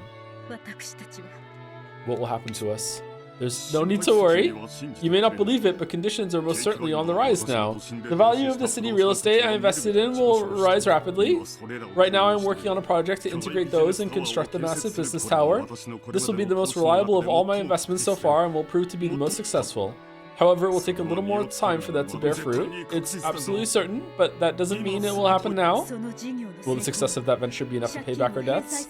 I mean, I have concepts of paying down the debt. Of course it will. I'll be able to wipe out all the debt I've accumulated so far. So have faith in me. I only need a little more time. But father is already dead. We don't have that kind of time anymore, do we? Unless... I know that. That's why I have to obtain money from somewhere and pay off these debts right now. Anyway, I need money. Money, a lot of it, right now! Arrgh. As Kraus roared and clutched at his head, he writhed about as if in pain. Is it going to be Natsui's idea to do weekend at Kinzo's? As she watched, several emotions swirled about Natsui's chest. Her emotions conflicted as she felt pity for her husband, while also feeling that he was a fool. And she felt a mixture of resentment and regret toward her own irresponsibility in letting her husband run wild for so long. Even if this day hadn't come, it should have been clear that they were in a very critical situation. And yet, he had carelessly waited for this moment to come, and was now writhing about it. Her husband was so foolish and so pitiful.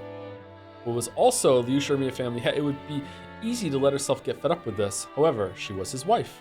For a wife, ridiculing her husband as a fool would run in conflict with her responsibilities. If he was a fool, then she would have to support him enough to compensate. However, she didn't have a clue what she should do. Since there had been such a massive amount of money within arm's reach, it was only natural that Kraus had tried to dip his hands into it. It would also be easy to tell him to be a man and give up on all of it.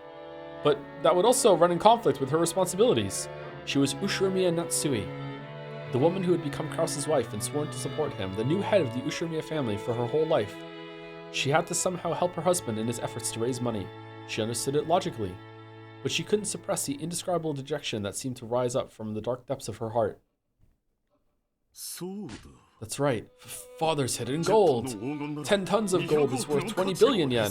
If I had that, that's right, if I had that, all our problems would be solved. In fact, I could even start some more businesses, and I could get more money by lending against the gold that I have. Natsui, that's it. The witch's epitaph. Let's solve that. Let's solve it together. If we can find the gold, everything will work itself out. That's right. It must be hidden somewhere on this island. If we had that.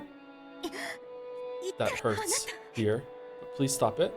Kraus, acting as excited as if he'd thought up a perfect, brilliant plan, grasped Natsui's upper arms tightly. Natsui couldn't help but be dumbfounded. She wasn't just taken aback because she'd heard him bring up something as fake-sounding as the hidden gold. This was Kraus, who usually mocked the story of the hidden gold, saying it didn't exist and that it was all an illusion his father had created to borrow a lot of money. Okay, hold on. This is a year, 6 months before the events? What did it say what date it was? But then he takes her into that room on episode 1 and shows her the gold bar? What? Huh. That was why Natsui was doubly taken aback. Yes, let's have Jessica help us too. Maybe some things can only be solved with a child's sensitivity. This is a family crisis. All of us have to stick together. Yes, it's a fanciful riddle that Father created. We should be able to solve it, and there's no reason we wouldn't be able to solve it. It's the only way. Oh, Natsui, this is wonderful. We still have an option left, and right here next to us. The gold is on this island. And if we had it, every one of our problems would be solved. Wow. Natsui, call Jessica here right away. Let's overcome this family crisis together. Yes, right now. The gold is on this island. It's right beside us. Wow. Unable to withstand the pain in the arm he was twisting in his excitement, Natsui knocked Kraus aside. Kraus tripped over the edge of the bed and flopped down onto the floor. Please get a hold of yourself, and please calm down. Do you really think that this Ushirimiya family crisis could be solved by something as dreamlike as that? Natsui, please cool your head and think of a realistic plan to gather money. I'm going to cool my head as well. Wait, Natsui. Maybe he had come to his senses the instant he fell over. Kraus tried to tell Natsui to stop, but she just kept walking. After closing the door forcefully, Natsui dashed away. Natsui ran through the corridor. Even though she didn't want anyone to see her like this, she ran headlong into Genji. My deepest apologies. Madam, have you been injured? I'm fine. Leave me alone. Certainly. Oh, Genji. How are things going in Father's study? It's just as you left it, except me, I moved. Although Dr. Nanjo is in the parlor. Is that so? Do you have the key to the study? Yes, right here. Give it to me. Let me have some time alone with Father. If my husband asks where I am, tell him you don't know. Certainly. After grabbing the key to the study that Genji was holding out to her, Natsui rushed up the stairs.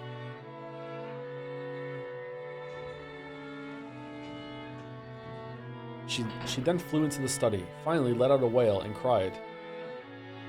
And then she hallucinated Kinzo rising up from the dead, like a pizza in the oven, and giving her the idea to pretend that he's still alive. And look, I am still alive, Natsui. You bear the golden eagle on your thing. This is what you have to do.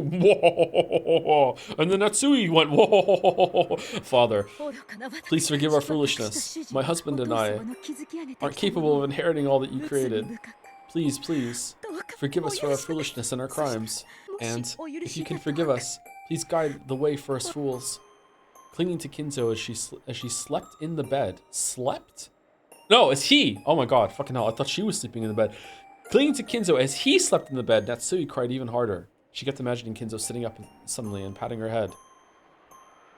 No, Father isn't the type of person to pamper. More likely, he'd yell at me to stop being so noisy. However, neither of these imaginations came true, because it was an undeniable fact that Kinzo had entered an eternal sleep. But even so, Natsui begged the sleeping Kinzo to forgive and help them. It was still only a few hours after his passing. Perhaps the soul was still here, listening to her. Believing this, Natsui begged for Kinzo's forgiveness and help even more earnestly. Noisy woman. Don't I always say that I value silence?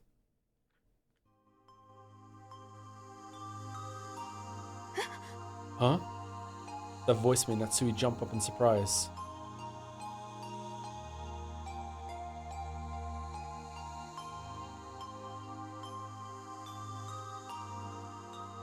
Dr. Nanjo, it's a miracle! When she faced in the direction that the voice had come from, she saw Kinzo sitting at the study desk, folding up his reading glasses. Kinzo pulled through! Did you get in a fight with Kraus again?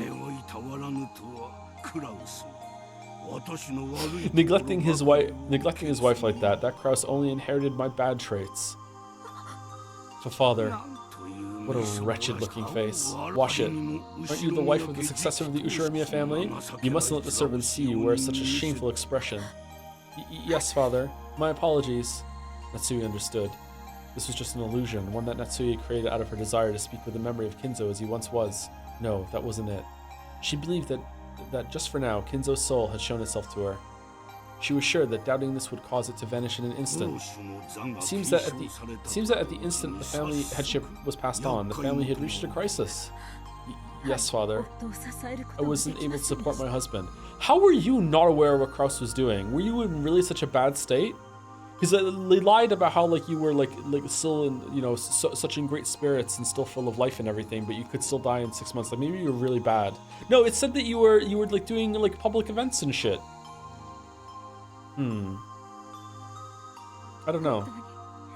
I am truly very sorry. Oh, I'm sure Mia family is so very cursed. It was in a terrible state when I succeeded the headship too. That makes your suffering seem almost cute in comparison. Kinzo's succession to the family headship had come suddenly. At the time, he had been nothing more than a single young man from a branch family far separated from the Ushirimiya main family. But then one day, he took his shoes off at the pool, and someone saw how many toes he had. Oh my god, you can take over now. The main family might have had honor and tradition, but Kinzo had had nothing to do with that. Then, the principal members of the main family were wiped out in the Great Kanto earthquake, along with their businesses. On top of that, there had been a complicated antagonism between the members of the family at the time, and the elders had all tried to impose their will on the others in that sinking ship. Because of this, they weren't even able to elect a leader to revive the Ushirimiya family. They then found a common ground and selected Kinzo, a youth with absolutely no ties to any of the opposing elders, to be the head.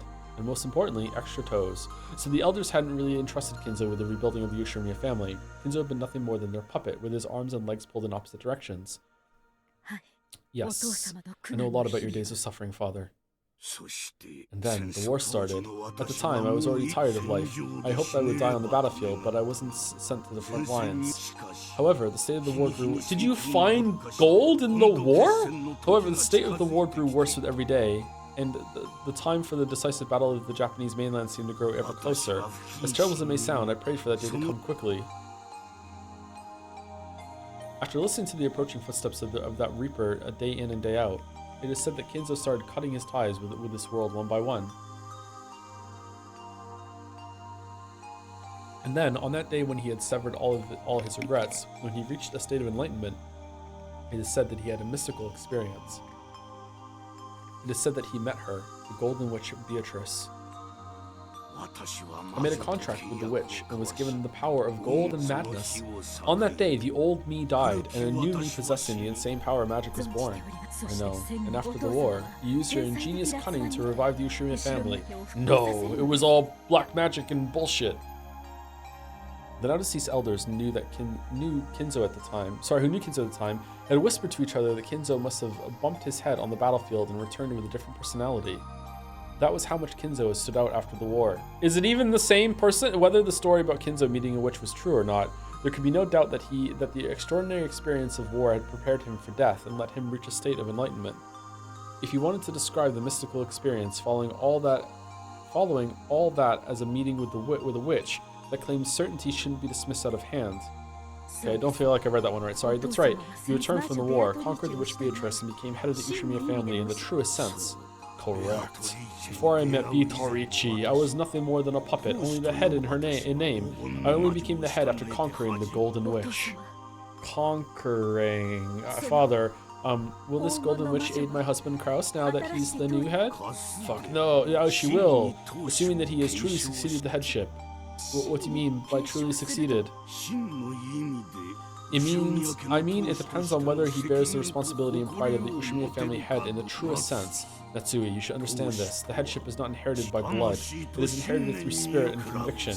Even though Kraus is my eldest son, he cannot be called the true head if he does not possess these things.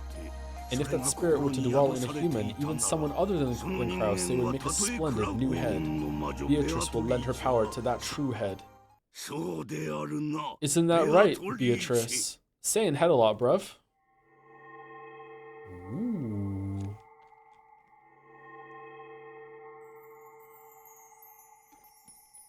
When Kinzo called the witch's name, gold butterflies seethed out of every corner of the room.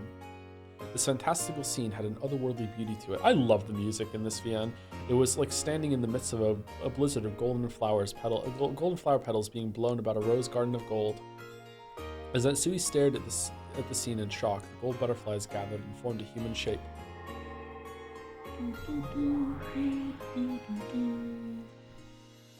Then the witch of the portrait appeared. Indeed. I am the Ushiromiya family alchemist, the golden witch Beatrice. I am free to run rampant. I listen to no one's orders. I'm an agent of fucking chaos, and there's only one person in the world who can control her. Me. And I'm dead. That is why I'm qualified to be the Ushiromiya family head. So, it's that pride of yours that qualifies you? Pride requires self-confidence and bravery, and is the embodiment of the insatiable desire to gain power to match those traits. That is why I control you. Watching men who speak of pride turn those desires into reality can be quite pleasant, can it? The quiet man of action is nothing more than an excuse used by the extremely lucky. A true monarch also speaks of what he doesn't have, and he makes that pride a reality without fail. If one is to control me, they must possess such a monarch's pride. Do you understand, Natsui? A true monarch fears no hardship. They declare that they will overcome anything without fail. I mean, I feel like that's what Kraus was trying to do with his moon tourism. So I don't know, man. I don't know. Even if they haven't yet figured out how, this gives hope to the weak. They gather, revere the monarch, and swear to assist him. This is where power is gained and his word is carried out. Engrave that into your heart. Yes, father. Fake it until you make it. Okay, Natsui understood. Kinzo's YouTube Manosphere arc would have gone hard. Holy shit.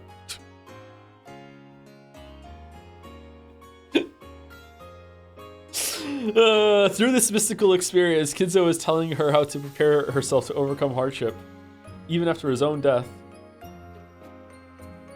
Feeling a warm sensation rise up to her in her chest, she let the valuable words Kinzo had given her echo through her mind over and over.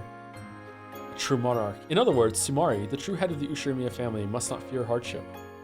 Such a person must believe they can overcome any hardship. If they can't even believe it about themselves, then they'll have no chance of overcoming their challenges. She suddenly felt very ashamed of the way she'd entered this room, sobbing and asking Kinzo what to do.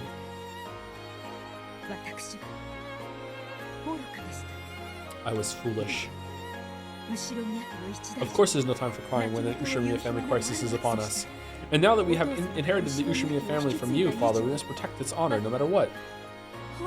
Which is why we're going to pretend that you're still alive until everything blows over. Oh, even though you can't even draw a blueprint on how to repay Kraus's debts? Don't bring blueprints into this. Beatrice laughed unpleasantly. No, that wasn't it. She was testing Natsui to see whether she possessed the mental readiness to be a true monarch. Natsui wasn't confused anymore. She answered clearly, gazing into Beatrice's eyes. Yes. At this moment, I have not yet discovered the method we should pursue. However, my husband is the new head of the Ushiromiya family, and I am his supporting wife. So I will proclaim it in my husband's place. Let us hear it. Ushiromiya Kraus and Natsui will definitely overcome these trials and protect the honor of the Ushiromiya family. You have nothing to worry about, father. Do you know the scope of Kraus's debt, as well as the horrible state things are in? Did you? Yes. If the worst happens and we are ordered to leave this mansion tomorrow, we won't be able to refuse. During the distribution of the inheritance, the relatives might even file a criminal complaint. However, there is no need to worry. We will repay all the debts before then and restore our honor. As she stood at attention with a resolute attitude, Natsui proclaimed this clearly with Ushiromiya Kinzo and Beatrice as witnesses. For a while, they remained silent as though weighing Natsui's resolve. Then Kinzo chuckled and turned away. How vexing. Why could this person have been my son?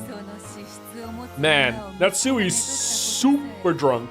The very fact that a woman with such a disposition married your son is another sign of your great luck. Toriichi, this is my final order. Now that you're no longer the head, I am not obligated to obey your orders. Oh, in that case, obey the orders of the new Ushiromiya family head. You are no longer the head, and Kraus is not yet the head. Whom are you suggesting that I serve? I will leave that to you. It is up to you to decide who is qualified to succeed the Ushimiya family head and who is fitting to bear the mark of the one-winged eagle. You will ensure that is so. I refuse. I won't listen to the orders of a man who isn't the head. No, this is different. This is a will. The last order that the head left behind for you. Cackle. And it seems I will have to obey. After all, I can be quite accommodating. Liar. Yeah, I was about to say, no, you can't. Oh, you're only doing this because it caught your interest, aren't you? I can't hide anything from you, can I? Natsui. Yes, father. Go and overcome your hardship. Yes. That might have seemed like a mere response to Natsui, but to Kinzo and Beatrice, it seemed to be something of much greater significance. Beatrice nodded deeply, and with a motion as elegant as her dress, she bowed deeply before Natsui. Ushimiya family alchemist, the golden witch Beatrice, is present. I shall give you my aid to assist the Ushimiya family in overcoming another crisis. Thank you. I will need your power. We will most certainly overcome these trials. I will not hold back on my support for your cause, but there is something I must warn you about beforehand. I understand that your troubles now could be solved if I were to grant you a vast quantity of gold like I did when I saved Kinzo from his crisis. However, that is something I cannot do. Is that so? Sorry, Natsui. Beatrice's gold came from a contract limited to my generation. It was agreed that it could only be passed on to another if that person solves the witch's epitaph. The gold is sealed away by the epitaph. As long as that is not solved, you cannot be given the golden magic. I understand. Then I shall search for another method by which we can save ourselves from this crisis. Okay. Get some of the jackhammers that were used to build the fucking house next door and just start prying through all the floorboards throughout the mansion and the chapel until you fucking find it. What are you doing? My husband said his plan would take time, but he also said that it would surely be sufficient to repay our debts. If we can buy enough time for that to happen, we will be able to overcome this trial. Good, Natsui. Continue. The Kinzo is already dead. The doctor and servants are preparing his funeral. You were about to contact the family members. By your own hand, you will bring an end to this ploy for time. Cackle, cackle. How charming is the guillotine? I hate it when people say guillotine. This is the guillotine where you lower the blade yourself. Startled, Natsui looked up at the ceiling. There wasn't actually anything there. But even so, Natsui had found something. So, the magical power has descended. Natsui. Streamer is wrong. Streamer doesn't want to be right. It's guillotine. It's guillotine. It's not guillotine. It's guillotine.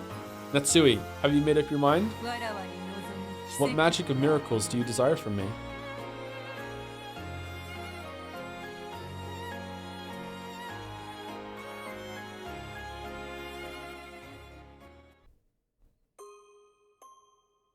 Once again, all of those who had witnessed Kinzo's corpse were gathered in the study.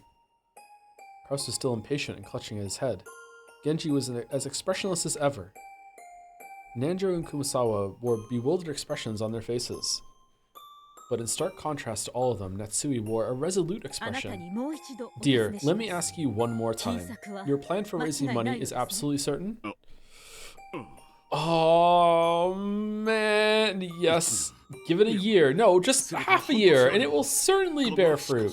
It's just impossible to hope for anything right now. Then we will wait. But you said it yourself. Father is already dead. Father has not passed away. He's still there, as healthy as ever. When Natsui said this, everyone jumped and looked up, because they instantly understood what those words meant. However, Kraus alone didn't get it right away. He's so dumb! Kraus alone didn't get it right away and asked her. What do you mean by that? Father is already, in reality, right there. And then Nanjo pulled him aside and was like, I was a little hasty with my examination. He's fine, don't worry about it. It's okay. Kraus, off to bed. The grown-ups are talking. I will say it again. Father is still in good health. Let's get your pacifier with a yen sign on the end to get you tucked in. All right, there you go. All right, do you want a bedtime story? Do you want me to read you the stock market? Is it up or down today? Here we go. Let's look at our finances. All right, are you asleep? Okay, this is a good boy. All right, Natsui, what the fuck are we doing? I will say it again. Father is in good health. He is busy with his research, so he'll be even less able to leave his study than usual. Because of this, we must handle all external affairs ourselves so that father can devote himself to his research without being burdened by meaningless tasks. In short, Sumari, nothing will change from the way things have been. Do you understand, Genji? Yes. The furniture of the one-winged eagle will continue to serve the master. Kurosawa, and you, Dr. Nanjo, do you understand what I'm saying? Oh, is that truly alright, Natsui-san? It may be true that father passed away today, but if everyone right here, right now, believes, we can revive father with magic. It's impossible, madam. That's just too much. The time of death will be made clear during the autopsy. We can't stop it from looking suspicious. Father will not pass away, so there'll be no reason for there to be an autopsy. Of course, she wasn't planning to make it seem like Kinzo would live forever. The fake life given to Kinzo would only last until Kraus could repay his debts. After that, Kinzo's soul would finally be able to rest in peace. Nanjo reportedly said that the time of death would be discovered during the autopsy, but Natsui kept saying that this wouldn't be a problem. Father will not pass away by being reported dead. I see. He'll be reported missing. After clapping his hands together, Kraus stood up, shaking his fists. Yes. Once we've managed to pay back the debt and finish our preparations for laying father to rest, we will then announce that father has disappeared. Rakinjima's vast uncultivated forest was the perfect place to stage a disappearance. One day, Kinzo would go out into the forest for a walk and never return. They would search for him without success and then be forced to report his disappearance. If he disappears, we can file a report of his death even without a corpse. In other words, Sumari, we can hide him long enough to have him declared legally dead. What do you think, Dr. Nanjo? There won't be any problems that way. Yes, that might work, and I'm just on board to just commit this very high crime because I'm Nanjo, motherfucker, and that's just what I do. That's how I roll. Is this really okay, madam? If we stay silent, I'm sure we could keep the master's death a secret. However, if we were to slip up even once and let someone find out... Kurosawa, don't be so loud. Father is sleeping right over there, correct? Are you trying to wake him? She's good. It isn't a corpse. It's an ocean. Kinzo is sleeping. As Natsui said that, Kinzo lay quietly on the bed as though there was nothing at all odd about her words.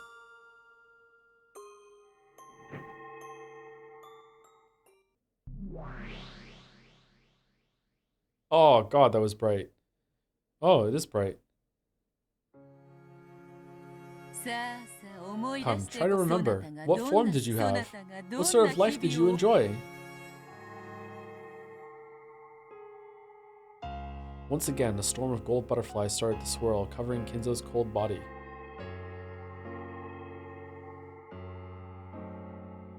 Then, after the butterflies exploded into fine gold powder and disappeared, just like those fairy tales that have been told over and over since long ago, Kinzo slowly opened his eyes and sat up. Father! Dominoes! Natsui, let me first make one thing clear. I did not coax you into doing this because of my attachment to life. You liar. Don't tell me you didn't anticipate this at least a little. How does it feel, Kinzo? How is your body? It isn't bad, but it feels somewhat like being in a dream. I feel light. You're a being that wasn't permitted to remain in this world, but you still remain here. Alright, what's going in all the scenes when fucking Kinzo is screaming from inside the study, Genji, I will only speak to Genji, and then Genji goes upstairs and just pretends to have himself a fucking drink while looking out the window. What are those scenes all about?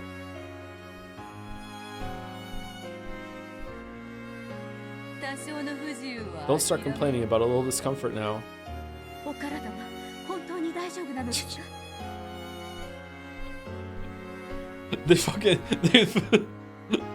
Until the conference, they yes-anded themselves into being abused by this fucking ghost in the study, and they're going in and having one-to-one fake conversation. Is your body truly alright? Is it really okay? Actually, it feels quite pleasant. If this is what the world after death feels like, playing the ghost might not be half bad. How is this, Natsui? Kinzo has revived. That means a funeral is unnecessary. Your hardship has been resolved. Beatrice. As Natsui tried to find words of gratitude amidst her confusion, Beatrice waggled her pointer finger and spoke. There's no need for thanks. A ruler is allowed to be proud. I will not pay heed to requests, but I will follow orders. Even so, I'll say it. Thank you. This way, you've bought some time for my husband. We will handle the rest. Be warned, Natsui. Kinzo may have revived, but that is not an eternal thing. It will only continue as long as my magic does. Be warned that the magic-resisting toxin might destroy the magic. You must understand the laws of magic correctly and work hard to maintain it. I can show you a miracle, but it is your role to grasp it and hold it. Of course, we definitely won't neglect the miracle you have given us. Very well. Yes, it would appear masters need to be changed out every once in a while, just like floor mats. Cackle, cackle. I like it. I shall serve you. Ushiromiya Natsui. I am the Ushiromiya family alchemist, the Golden Witch Beatrice. Call my name whenever you wish. I shall appear and grant you a miracle. Thank you. I am Ushiromiya Natsui. I will employ you in honor of the Ushiromiya family.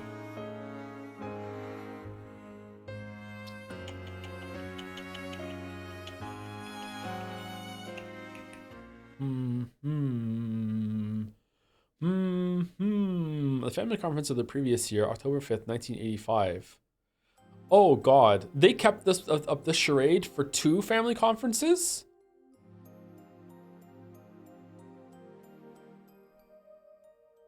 They did Weekend at Kinzo's 1 and 2? Holy shit.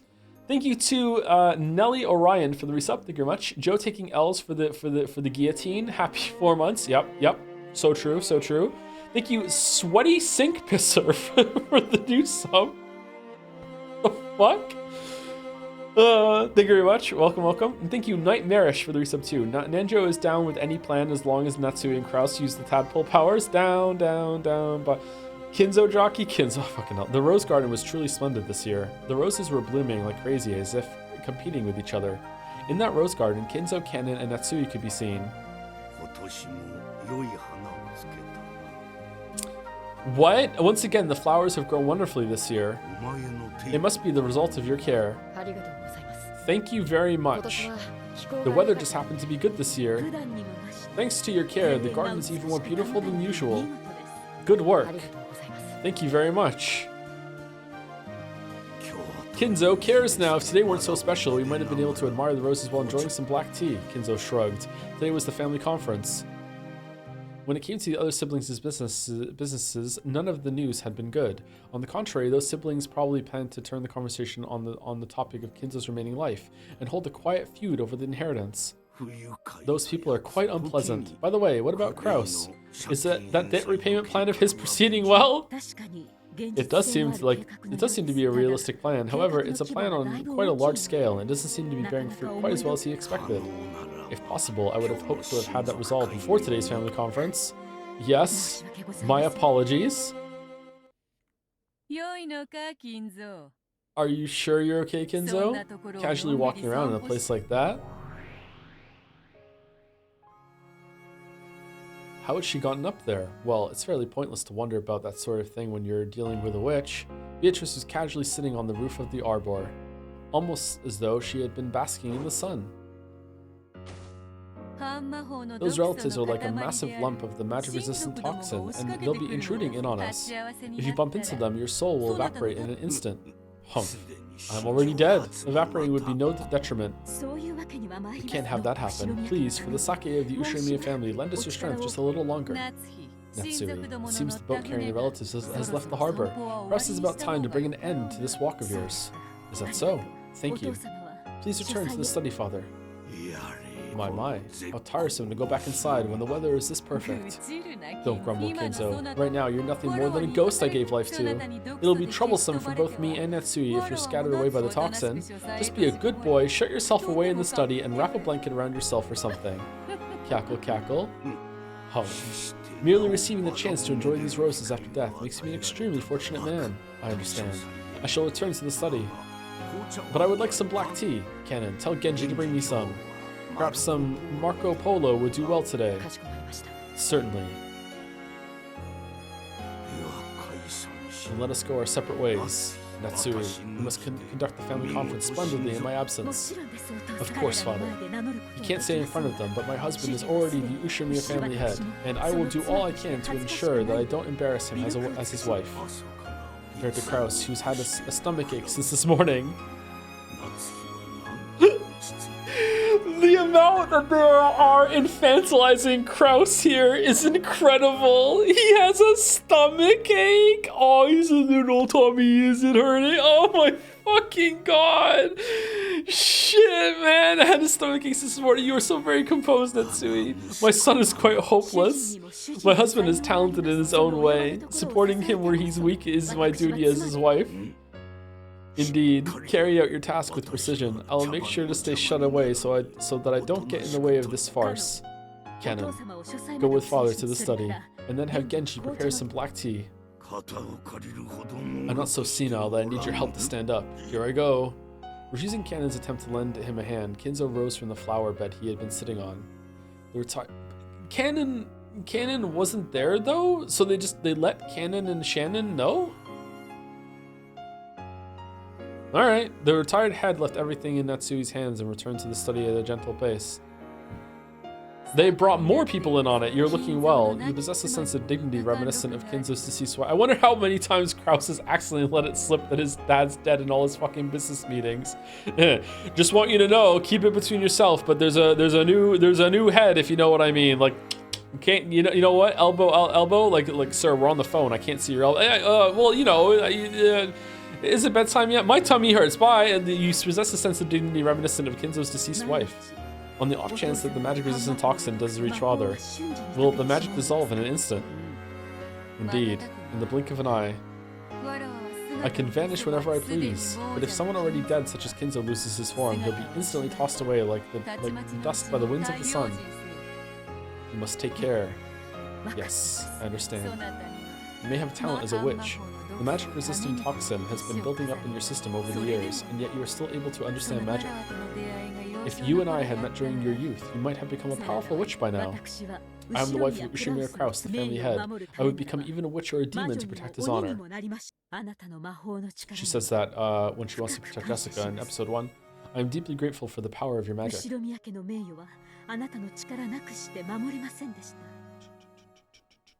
I wouldn't have been able to protect the honor of the Ushimi family without you. Heito, Kraus here. I understand that the issue of father must be dealt with, but please understand that my stomach aches. In addition, my wife has been too stressed out lately to give me upsies. So I've been rather perturbed. Please understand if my naps are prolonged as of late. What the fuck? Let's discuss that at another time. I'd like to enjoy it with just the two of us women drinking tea. A friend of mine who went to Sri Lanka. Oh, I know where that is! It's to the south of India. She sent me some black tea with a wonderful rose fragrance. Oh, you mean Dimbula? That isn't bad. Then you should also have some patis on the side. You must serve me some as a reward if I manage to trick everyone for this entire family conference. It's a promise. Understood, I promise. Then I'll see you later. Yes, later. The witch made her body crumble into the rustling winds, became gold flower petals, and scattered into the thin air, fucking off. Natsui watched her go, then turned on her heels and headed for the mansion. And then there were none left in the rose garden. And then there were none. Smash. No? Okay then, it's break time. No, we got another 40 minutes. Wait, you cooked this up? I thought this was outside of the scope of your game. Bullshit. I thought this was like a set in stone canon event, that this is what happened before. Oh, fuck off. What?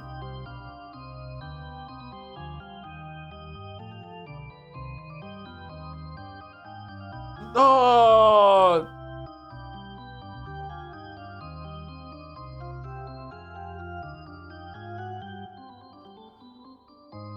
Fucking hell. Got any complaints so far?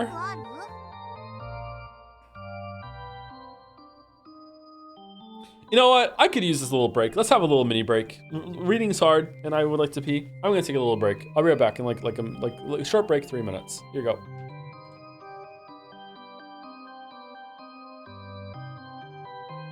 How is the microphone still not? Why is it not muted? Why is my hotkeys not working? Ooh, where did my hotkeys go? Okay, now they're working. Why was 4 working, but 1 wasn't working? That's weird. Anyway, we're back.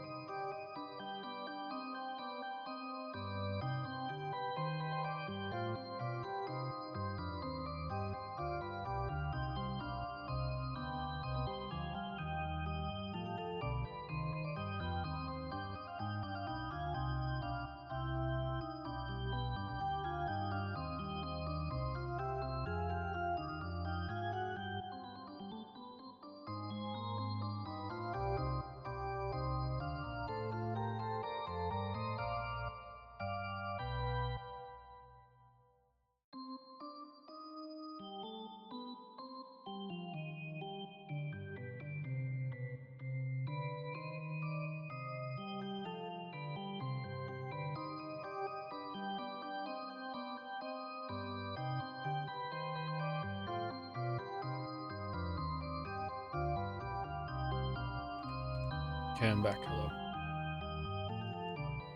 Stop bringing up 100 line.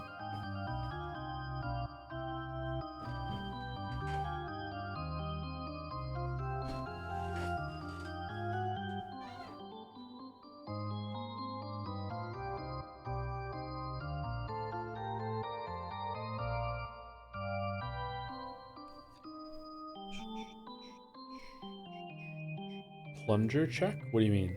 Like I have a plunger, yeah?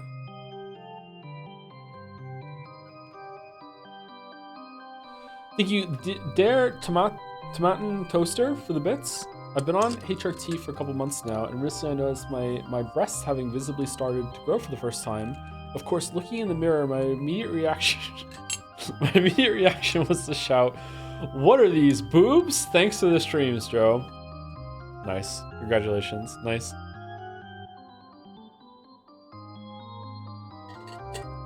Do you have a fire extinguisher? Yeah, I got the fire extinguisher the same day that I got the plunger, yeah. I've had a fire extinguisher for a while now, yeah. Thank you, Heyday the Human, also for the resub. I'm glad to resub during Umineko with the peak emote. Thank you, Heyday.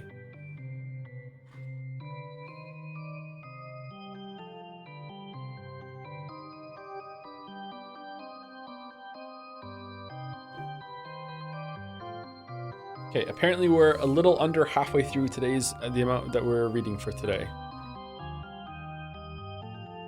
So going to be a bit longer stream that I was anticipating, to be honest. That's okay. I feel like I got some more reading stamina left in me, but I'll see if I start to wilt at some point. Okay then, it's break time. Got any complaints so far? None at all. If you have to pee, why not just go and do it? I just did. What a rude thing to say. Kinzo is already dead, right? But he's walking around and talking, isn't he? Doesn't that mean this is magic? Of course, I doubt this move would work on you after all this time burn. What about you, Battler? Isn't this weird? Don't you have to accept the existence of magic, of the magic that revived Kinzo? If you're trying to imitate Beato, it's pissing me off, so stop it right now. Giggle. Figured it out? Then come on, how are you gonna get answer, Battler? Kinzo was just out for a stroll. Why not act like you always do and start holding your head crying, "This makes no sense"? Come on, use that "it's all useless" catchphrase and then give me one of your classic nonsensical counter-arguments. There's no way a human is supposed to be dead to be walking around, right? Is this all because of some unknown virus called the Rikijima syndrome that causes mass delusions?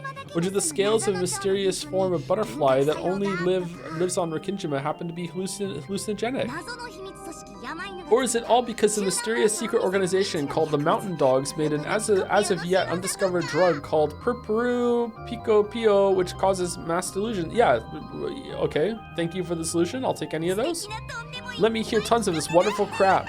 Yeah. Just shut up. This isn't even a problem. Grandfather is dead at this point in time. There's no way he exists. The only reason he's able to act like he's alive like this is because of Aunt Natsui's lie, her attempt to make it through the family conference while hiding grandfather's death. Oh? It's Natsui's lie? You could revive the dead by lying? Wouldn't that make it Natsui's magic? This world is like a bronze tube before you've looked in it. It's the world of the cat box before you open it.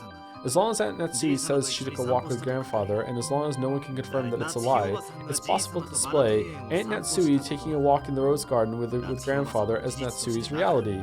That means it's possible for grandfather to appear.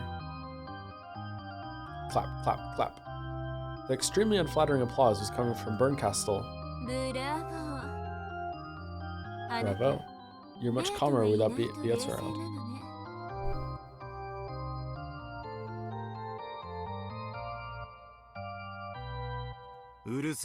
Quiet. You shut up too.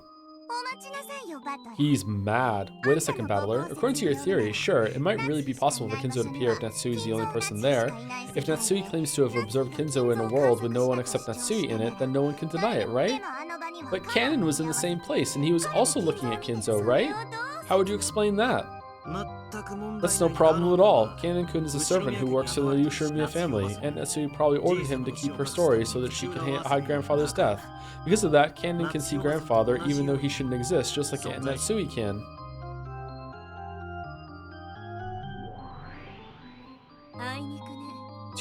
I'm sorry, did you actually expect that to work? What? Too bad, Lambda. Battler isn't gonna fall for that kind of child's play anymore. Seems so. Well, this is nothing more than an opening before the games really started. Like an aperitif before a meal. An appetizer at a bar. Green tea at a sushi restaurant. Shut up. So we aren't gonna get anywhere unless I say it again in blue text, huh? Looks like it. Would you mind? The reason Grandfather is strolling around like nothing happened even though he's already dead is that people who want to make it seem as though he's alive create an illusion of him. People who think the same way can share in that illusion.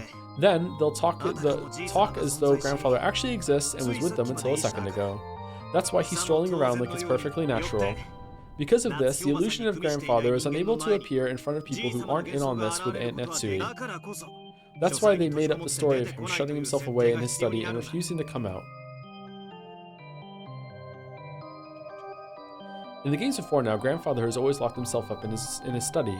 We never met him directly. Okay, does that mean Battler, like, was privy to the scenes in episode 1 before? Like, who's seeing those? There were a bunch of scenes in episode 1 where Battler wasn't even there, and we still saw them, but, like, we weren't being shown scenes at that point through this Velvet Room bullshit, so what's the context for those?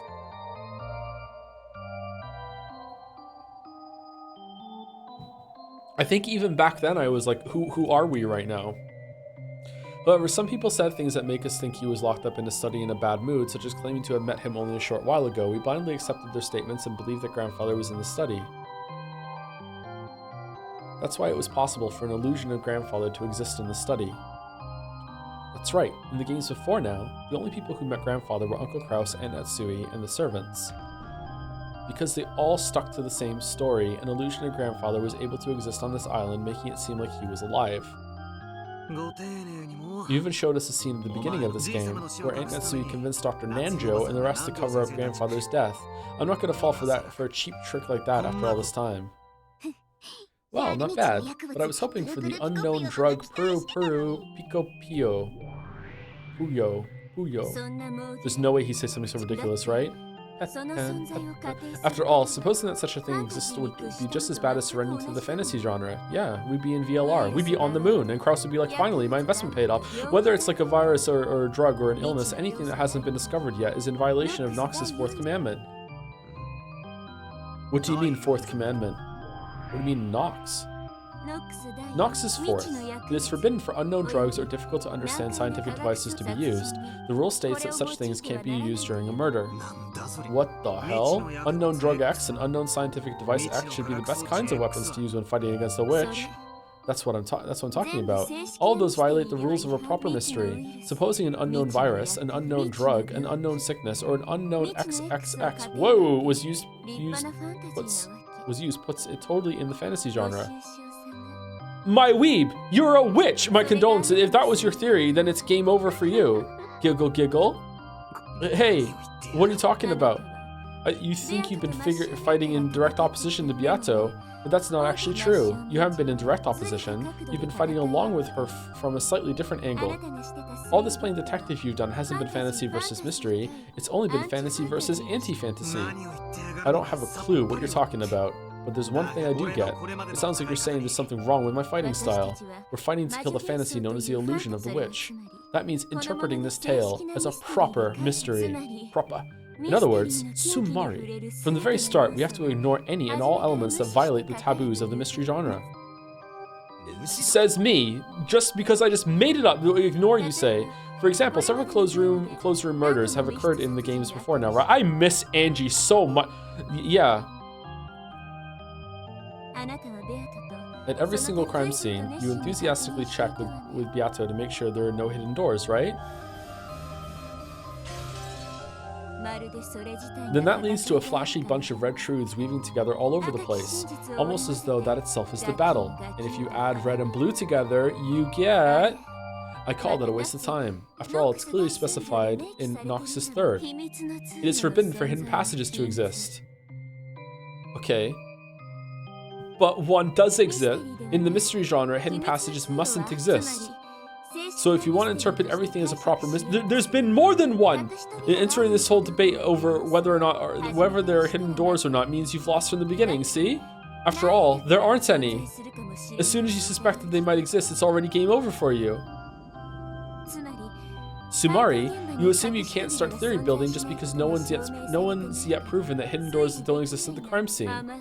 That's why I call you naive and a failure at the mystery genre. You've already lost once you start thinking that. You thought you were waging a fight to interpret everything like a mystery novel, right? Then you've got to follow the conventions of the mystery genre. Giggle, giggle, giggle, giggle.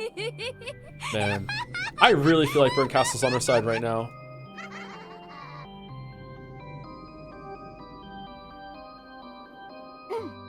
Cough. Well, that's it in a nutshell. Hidden doors must not exist at any of the crime scenes. Oh, specifically at the crime scenes. Okay, can you say it in red? That means any time spent asking whether they exist or not is wasted. I think I know what you're talking about. I've heard about it somewhere. Is this like the 10 basic rules for mystery novels or something? Yeah, that's right. They're the 10 wedges for drilling witches brandished by Nox, the peerless archbishop of witch hunting. Those are the true weapons with which to fight and defeat the fantasy known as the illusion of the witch head-on. It's just like you, Byrne, to bring in such a troublesome weapon. That's the fantasy genre's archenemy. I'm so hungry. So you'll deny the existence of hidden doors right from the start without even investigating the crime scene. That sounds more like fantasy to me. Lambda, who's in charge of the witch's side, is fantasy. I'm the one who's fighting her. Mystery. What are you? You're just barely anti-fantasy, doing nothing but dodging over and over and denying fantasy. You're opposed to absolutely everything, but you can't make any counter-proposals. You're like a politician from some country. Giggle, giggle. Shut up. I didn't come here to speak gibberish with you two. Continue the story right now. Be quiet. That sleeping princess behind you looks like she's in pain, doesn't she? When he turned around, he saw Beato's living corpse resting in a chair. However, sweat glistened all over her body, and it felt like she was breathing a little harder than normal. She looked as though she was suffering from a high fever. Oh man, it's gonna go really hard when she gets up. Beato, what's wrong? Are you okay? What do you mean, is she okay? You sure do say some weird things. Aren't you fighting to kill this girl? We've rewound this 5th game for your benefit, but right now, Byrne has done a good job cornering her opponent and is about to break through the illusion of the witch. Her existence has been almost completely denied. It's only natural that she's suffering. Just now, even you smashed the illusion of the witch by saying there's no way Kinzo exists. Here's the proof that your attack reached Beato, this agony of hers. I tried to at least wipe away the sweat on Beato's forehead with a handkerchief and cheer her up by saying thank you to Bits and Subs. Thank you to Fidays for the bits. Kraus, you don't understand. Natsui. You don't understand, Natsui. This bit on monocoins would win me millions, and then Toho will replay Steins Gate. It's 100% foolproof plan. Damn. Who has to pretend to be dead for that to happen? Thank you, YSF, for the bits as well. Next family meeting, Natsui just talking to the corner along with Maria about Kraus accidentally selling his spleen to a busker, while Maria nods along and gives legitimately sound legal and financial advice to Natsui and Beato's stead. Kraus too sick to come, but he's actually in an ice bath upstairs. Jessica's like, damn, haven't seen Grandpa in a bit, huh? Should it be 3 tsuru patans and 1 mochi patan, or should I add a immune patent into spice it up? All right, what are you cooking, YSF? Thank you, Jelly. Just Jelly. Thank you, Jelly, for the resub. Oh shit, 1 month off of 4 years. Has it really been that long already? Well worth the time if you ask me. Glad you're back reading Umineko again, Joe. Hope I can guest star here and there again. Oh, for sure, Jelly. Thank you very much for the resub. For sure, we should talk about it. Thank you, Glance for the resub. Go eat, bruv. I can't. I'm streaming. Umineko. We're reading.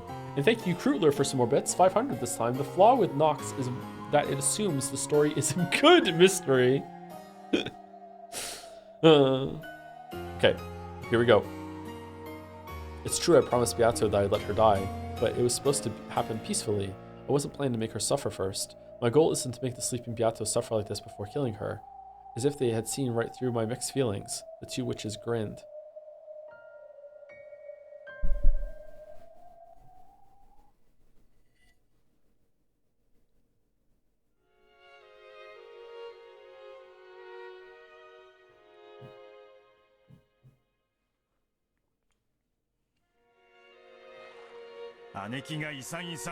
Dad only overheard because he kept yelling about the inheritance, right, Aneki? It isn't my fault. It was just an unlucky coincidence, okay? You just happened to be in the corridor and heard. It was an accident, I tell you. An accident.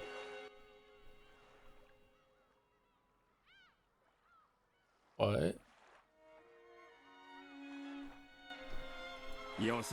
Could you give it a rest? Just cut our bad luck this time and give it up. If you leave a man alone, his mood will pop right back to normal.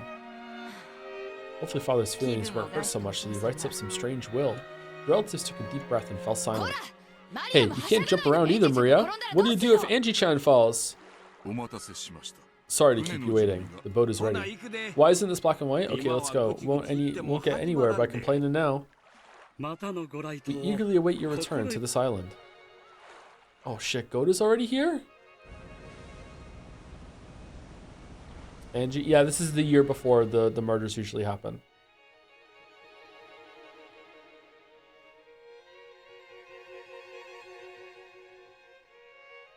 Natsuki was sitting on a bench in the rose garden looking completely worn out. However, when she noticed that Kanon and Kumasawa were coming back, she immediately sat up straight, regaining the dignity of the head's wife. Did the boat leave? Yes. It departed just a minute. Oh, this is them leaving! Okay. Oh man, you can leave?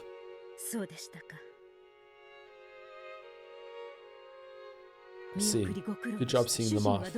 What is my husband doing? He returned to his room a short while ago. He is resting. In his business suit. Since the previous day, Krause had been almost overwhelmed by anxiety over the thought that Kinzo's death might be discovered. When the family conference ended, his weariness must have suddenly gotten a hold of him. However, the way he had refused to let even a sliver of his true intentions slip out, and the manner in which he managed to act as though everything was normal showed that Krause's nerve was nothing to sneeze at. Wow. How was it? Did they seem to notice anything suspicious about Father? Not at all. Eva-sama and the rest were having a big ruckus over how the master overheard them talking about the inheritance, right? Wasn't their panicking just priceless? Yes, they were quite shaken up. Kumasawa, you really are quite an actress. The way you all acted, all panicked in the corridor, made it seem like Father really was there. And Nanjo, I must also commend how you reiterated that like the master soon be dead, but is still full of vigor for a man of his age. Thank you, Natsui. I don't still know why I'm going along with this, but you know what? I had a great time. I will be returning on the boat tomorrow as well. Kosama-san is quite talented, that sort of thing. Oh, come now. I don't deserve such praise. Oh, giggle. I always have to give Genji strict orders not to easily swallow your stories when you call in sick. Now that's just too harsh, madam. Oh, especially considering that I can blackmail you by telling the whole world that Kin's is actually dead. What the fuck are you doing? Nanjo taking acting lessons on the weekend just for fun? You really did a good job, both of you, as well as Genji and Shannon. I will get your pay for a month's worth of pacification time, as well as 5 extra days, just as promised. Consider this a confidential benefit. Talk with Genji when you collect your pay so the other servants don't find out. Sure, we understand, right? Kumasawa-san, your voice is too loud. Oh, not good, not good. Oh. Good point. Let's leave it at that for the time being. We should all return to our regular duties. That's right, I've had Go to prepare some special tea. Tell him to serve it.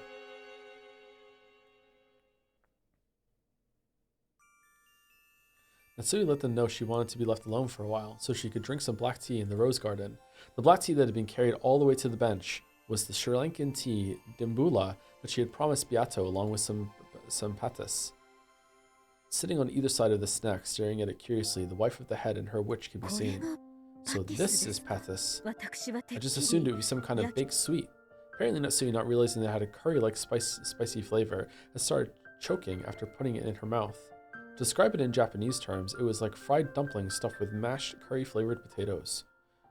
That sounds pretty good, I'd try that. As a household dish, it would probably be pretty popular with the kids. However, it was something of a shock to Natsui, who expected that a treat to go with tea would be sweet. I had butter chicken and vindaloo for the first time recently, and I quite liked it. I would like to make it myself. was pretty good. It was gluten-free. It was good. Didn't you know? Dimbula always goes with this. Black tea always goes with cookies. Oh, but chocolate is good too. You must have sweet bean jelly with Japanese tea, although salted kombu also works. Chinese tea goes with Chinese dumplings. Though I like mooncakes too. Oh, dude, Kraus pokes his head out. Did someone say moon? So I'm surprised. You know a lot about various cultures, don't you? Well, I haven't been living 1,000 years for nothing. I've tried refined teas from all over the world. Perhaps you could call it a journey through the world of tea. It does seem like it would be a wonderful way to travel the world. Before today, I never knew one could easily enjoy tea like this. I will treasure this experience. I cannot leave, Rikinjima. This is the only way I can travel. Through tea. What about you? I'm sure you've elegantly traveled the world like any wealthy wife might. Nah, Kraus doesn't like doing that. Before Jessica was born, my husband took me to many countries. Oh! Before marrying, I never once traveled overseas, so each time was a fresh and new experience. Sounds like you were also born into a very rigid family. It was strict, but they gave me a wonderful upbringing. It would be rude to my father and mother to call that rigid. It's a pretty eloquent way to call it rigid, Cackle. Kraus might have pitied Natsui. Or he might have wanted to take her away from the rigid Ushiromiya family for a little bit and let her rest. Or he might simply have wanted to take his wife around the countries he knew well to show off everything he knew. Which was precious little. And unlike father, my husband is fond of Asian nations. Hong Kong, Taiwan, Korea, Thailand. I think we also went to Malaysia. Cackle, cackle. That Kraus. Was he trying to rebel against Kinzo's Western tastes? But Asia is good too. After all, the Japanese are strongly influenced by the West. When they think of foreign countries, only Western ones come to mind. But you mustn't forget the East. I myself knew a few things about the West, but I knew very little about the East. I gotta say, I never expected that Natsui and Beatrice would be having a fucking conversation. I seem to recall my husband making fun of me now and then during our travels. Beato subtly peered into Natsui's heart as the latter grumbled that the trips had all been very tiring.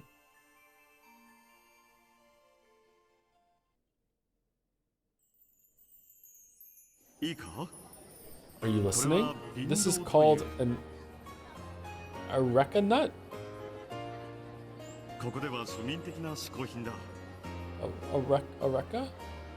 Areca, it's a popular luxury food right around here. It looked like a small, round, gourd-like nut that had been smashed with cucumber wedged in it. Sorry, cucumber.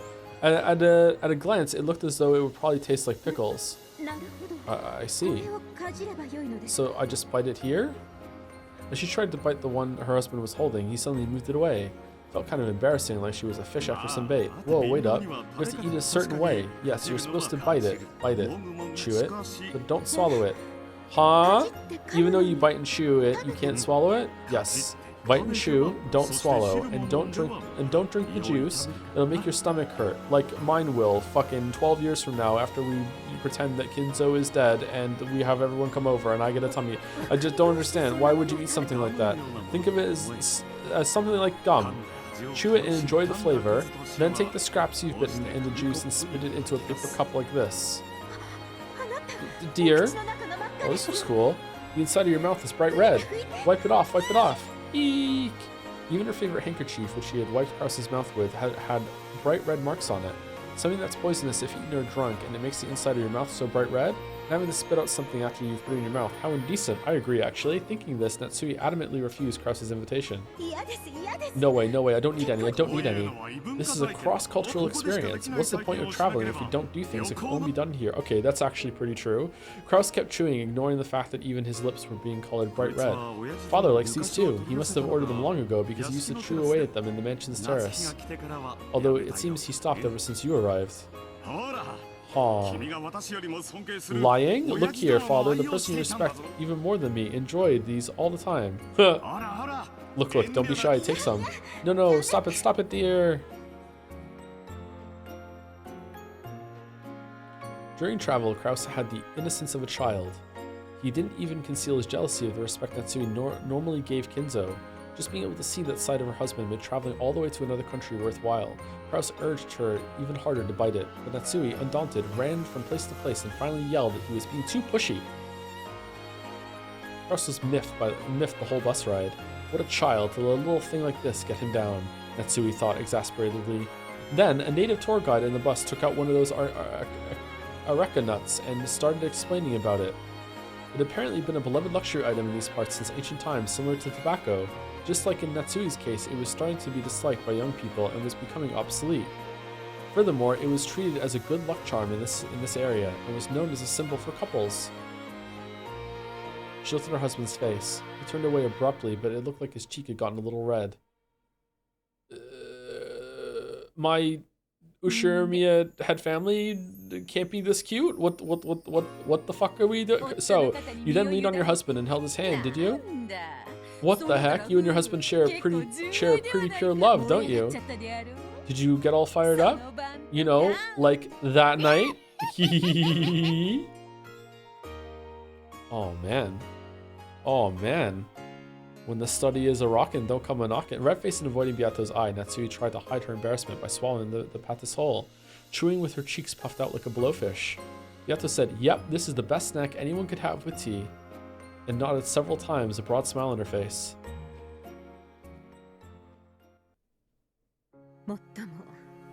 However, that's only how it was when we were newlyweds. Right now, I cannot even leave Rikinjima. I'm a bird in a cage. Interesting. Well, it's the same for me. I can keep dying, but I just can't escape Rikinjima. I'm also a bird in a cage. I don't know much about you, and I won't pry. However, I do see that you face circumstances not to be taken lightly.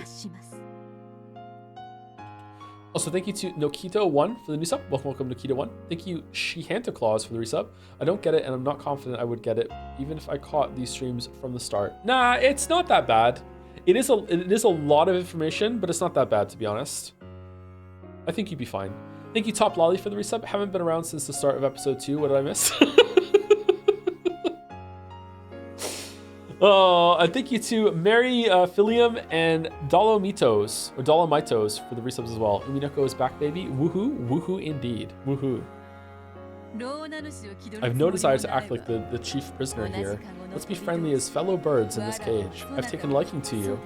Really? Thank you.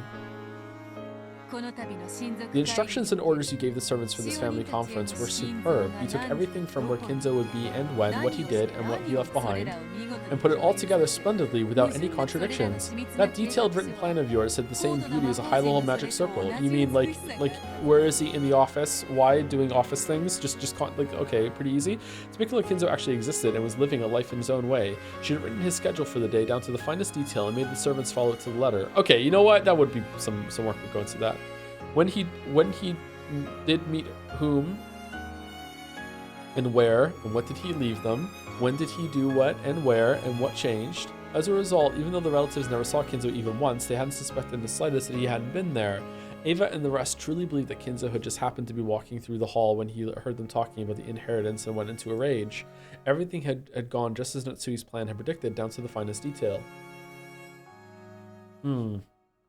Almost like planning a murder, and the cooperation by the servants had also worked smoothly down to the finest detail. Okay, I wonder if we're gonna do this. So my theory for episodes and questions is that every episode it is one of them that is doing the murders. So I think it's obviously Ava in episode 3. It is probably Rosa in episode 2, although man, I think it's Rudolph, maybe with Kyrie in episode 1, but I don't really have, like, it might be Natsui in episode 1 actually, and I think it's Kraus in episode 4. Are we gonna do the other ones now? Like, is it Natsui in episode 5? Fucking Hideyoshi in like 6, 7, or 8? Kyrie gets it. Oh, oh shit, we're oh Nanjo in episode 7. Nanjo 7? Nanjo like off the clock? Nanjo sitting there having tea and crumpets with fucking Beatrice? Okay, oh, Nanjo, you know, you're a man of science, but you too would have made a great witch, you know, with a toxin. Yes, you know what, quite. I very much enjoyed your epitaph. I tried to solve it for quite a while. Everything had gone just as Natsui's plan, but did down to the finest detail, and the cooperation by the servants had also worked smoothly down to the finest detail. We had to stop the secret from getting out no matter the cost. That's why I double-checked the plan thoroughly. Your willpower and attention to detail summoned success with certainty. As a witch, it seems like you're in Lady Lambda Delta's camp. Okay, a bit on the nose, Lambda. You complimenting yourself through your own story. Okay, all right, Hideo Kojima. All right. At your current level, as soon as you become self-aware of that as magic, you will be worthy of calling yourself a witch apprentice. If you call something like that in, like magic, then that would make Kumasawa the witch of feigned illnesses. It's only on busy days that she calls to say she's taking the day off because of her bad back, like every year's family conference, for example. Oh no, you've got Kumasawa completely wrong there. She's a witch of a much, much higher level. If you knew what she really was, it'd shock you. Cackle, cackle. Smash? No? Watching these two have their pleasant chat was another pair with steam rising from their black tea. However, this second pair was in a world that the first couldn't see, where golden roses bloomed. Ronove was kind enough to make us some of that Bimbula tea too. Oh man, it's like we're in there. It felt as though Beato muttered something. For the first time, it felt as though something had gotten through to her. Surely she had taken an interest in the black tea and felt like drinking it. Thinking this, Bandle took Beato's cup in her hand, making her hold the cup.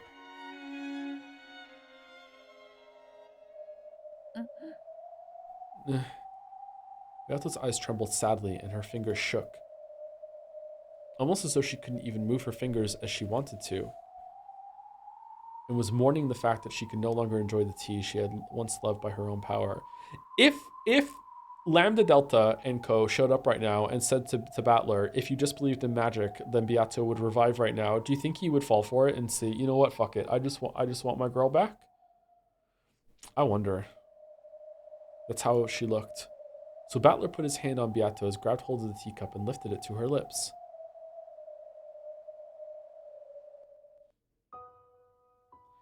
Then, though it was only a single mouthful, Beato sipped. The days when they'd been locked in a killing fest with red swords and blue wedges already seemed like the distant past. Now, not only was Beato unable to do that, it was even difficult for her to make her body do as she pleased. Even just drinking a mouthful of black tea like this was hard.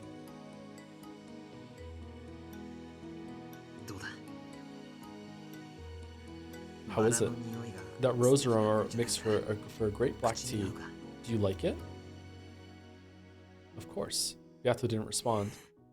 What happened to you? Is this another strategy? Shit.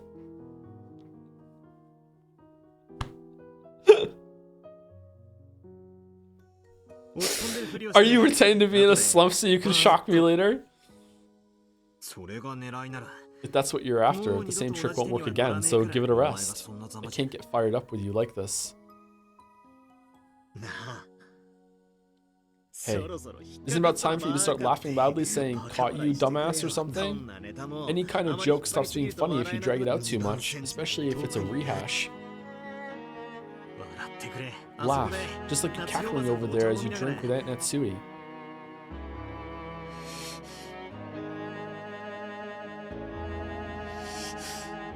Can't you at least grin? Never again. This child will never laugh again. Those sudden words were exceedingly cruel. Say it in red?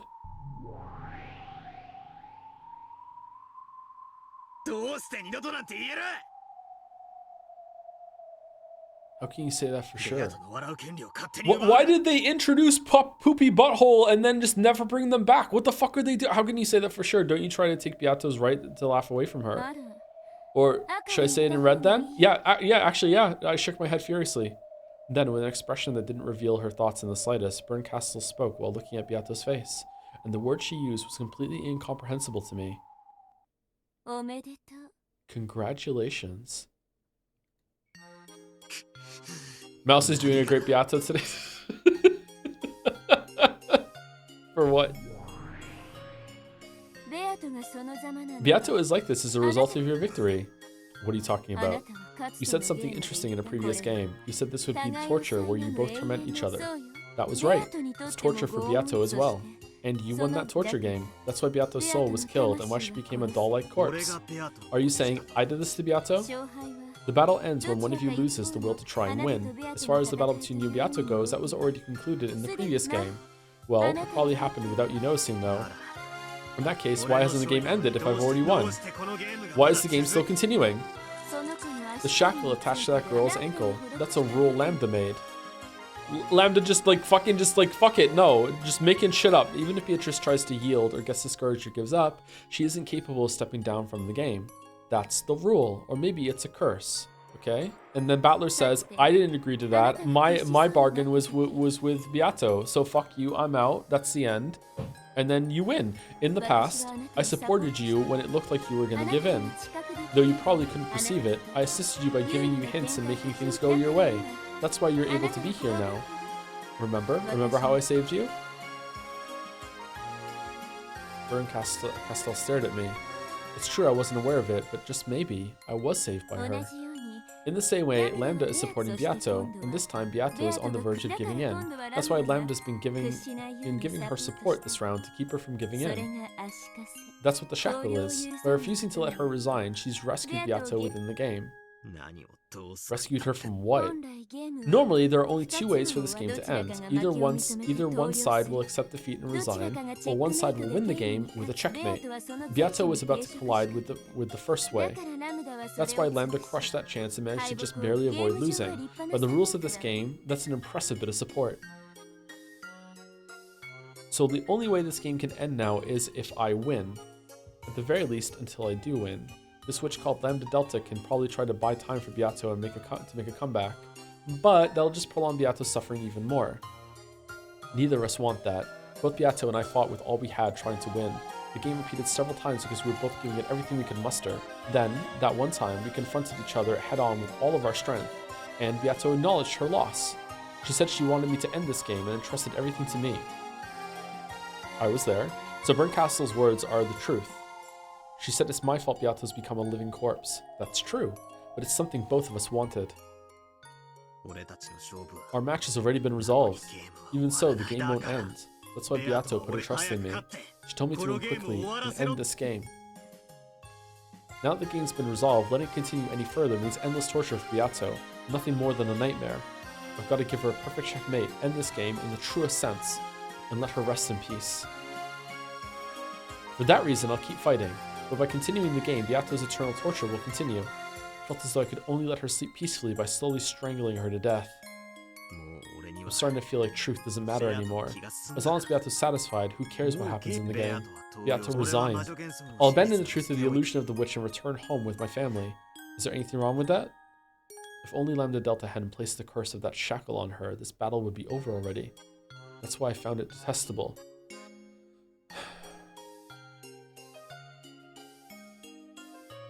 Dude still thinks he's going home? What are we?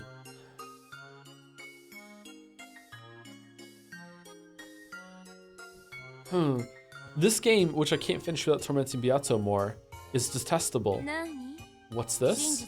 Beato's starting to look like she's in pain every time you get closer to the truth, so you're suddenly going easy on her? Then go easy on her as much as you can. And why don't you just let Beato win while you're at it? Then your little sister can have a lonely, tragic future forced on her endlessly. That's not how it is. That's right. I have to return for Angie's sake as well. I know this isn't the time to start feeling compassion for Beato. In that case, make sure you kill her. Kill this witch without fail. Man, Balor's always in impossible situations. Fucking hell, man. Even though Beato was right there, Berncastell spoke without holding back. Your goal is to kill this woman. In the last game, you said it at Beato's request. You said, I'll kill you. Yeah, that may be true, but that doesn't mean you get to complain about it. Did you know? When you tear one of your fingernails out, it's better to just do it in one go. Pulling it out like you do, timidly, twisting, and slow, hurts much, much more. Could have went with a band-aid, but okay, we're going for fingernails. What you're doing sounds much more like torture to me. If you have any compassion, kill her all at once. That's how killing works. That's none of your business. I'm the one who gets to decide how to perform her last rites. You and that Lambda Delta witch have nothing to do with this. I'll kill her. I won't let anyone else do it. As long as you don't lose that willpower, I'm betting on you. Okay? Make sure you don't forget. Unless this game is resolved, you will never be released.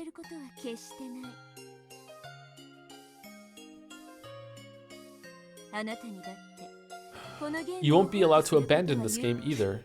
I get it. I know what Lambda's after. She wants to make you lose your will to fight just like Beato. To make you a pair of living dolls to keep this world in perpetual equilibrium. You don't want that, do you? I wouldn't like that either. Why should I give a damn about what you want? Still, I won't throw this game away. I won't abandon my responsibility to fight against Beato. I'm glad our goals are the same. So, you'll be able to kill this child without any hesitation, right? That's right. Mickey Mouse. I have no way of knowing whether those words eased her pain or hurt her, but I can tell by the dull tingling in my chest that I surely believe I've hurt her. I have no way of knowing what the silent Beato feels. If I think I've hurt her, does that mean she's actually been hurt? And if I didn't think I'd hurt her, would that mean no one's gotten hurt because of me?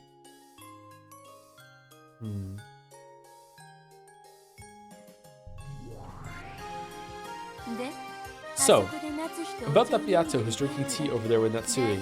You can handle that, right? Yeah, no problem. It's the same as it was with Kinzo. Beatrice doesn't exist. This is a fake illusion of a witch that Natsui created since she believes that she was borrowing a witch's power when she thought up a brilliant plan to overcome hardship. It only looks like they're drinking together because Lambda Delta, who's the game master and the one telling the story, interpreted it that way. If you could stare at the scene without a fragment of love for Natsui, you wouldn't see an illusion like that. Okay, so this is the second time that it's explaining exactly what this is. Like, is this meant to be like, in case you didn't realize it now from the other episodes, here we go, we're talking about it now? Or is it just a refresher or a reminder? Huh.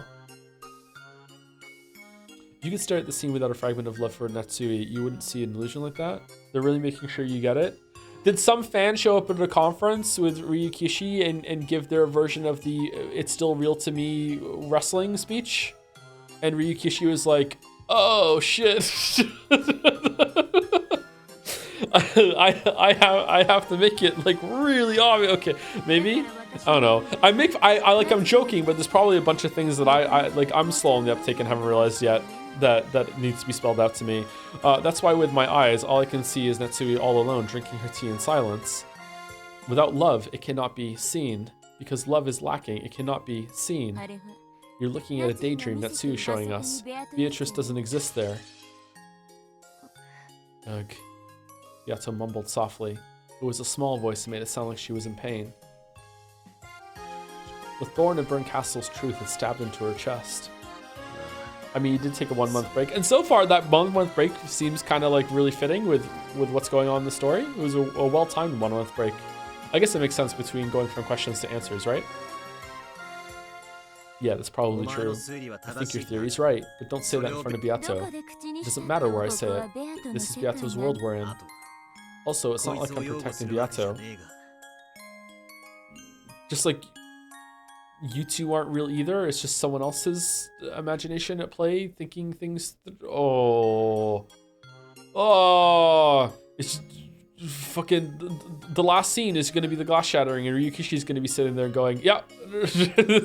Credits roll. Also, it's not like I'm protecting Beato, but it's still possible Aunt Natsui really is drinking tea with some unknown person X who calls himself Beatrice. This scene takes place a year before everything. The number of people on this island on this day has never been shown with the red truth.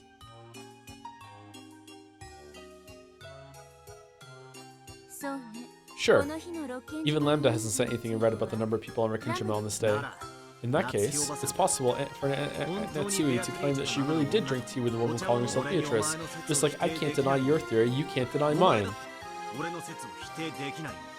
What are we doing? That means you can't say for sure whether the Beato there is an illusion or not. Oh, is this cat box theory?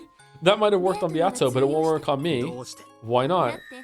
After all, Natsui is drinking tea all by herself right there. Loves the red. There was a violent sound of glass breaking. And Beato, who laughed happily and cracked jokes about Natsui's newlywed years, was erased. Oh man, that just reminds me of the thing I could say that I'm still not saying because I don't want to have a fucking 20-hour long fight with chat about it. If I can get through the whole VN, I will tell you all what it is, but I just... Oh man. A lonely wind blew. And the one person who remained on the bench drinking tea with a tired expression was Aunt Natsui all by herself.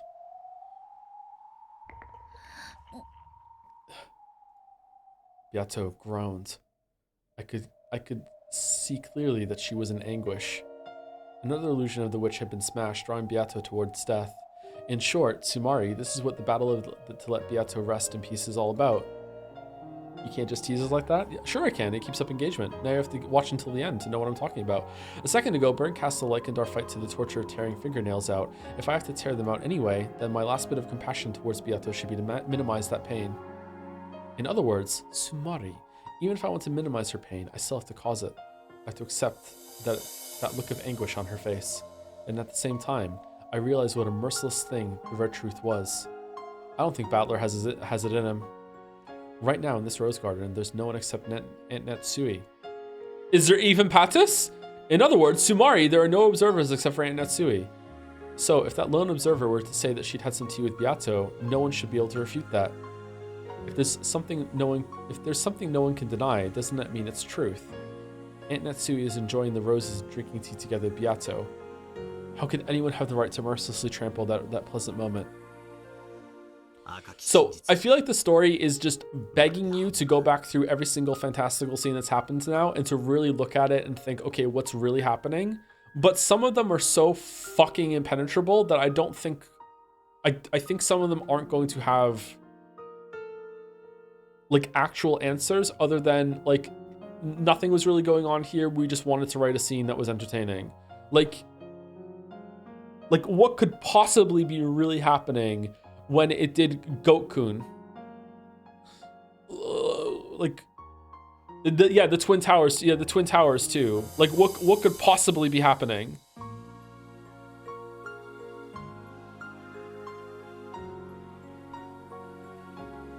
Kraus also suddenly like better at boxing than he was at business. The Red Truth is like a blade. In a battle with they're all it's not about solving them, Chatter. It's about like what's the point of it? I can't like if there is one, then okay, great, that'll be interesting to see. But I can't imagine there being like, oh, this is what was really going on when Goat-kun was having his backstory and Kraus was getting a big fucking punch charge up while Virgilia stood there cackling, but then had her comeuppance. Like I can't imagine that having a good satisfying ending answer other than, oh, someone was just sitting in the corner imagining this, so it would be a fun thing to write. That's what I'm talking about. Meanwhile, other ones like when Kinzo marched into the parlor with guns and shot everyone in the head with Nihi, that probably does actually have a like what's actually going on there. There's probably something worthwhile to think about there with the holes opening up and everything, but not all of them are going to have that kind of like thought process is what I mean. Maybe I'm wrong. Anyway, in a battle with a witch, it's a blade that sometimes tears your theories apart, but sometimes becomes a weapon you can fight back with. I know. So what? Don't use it without reason.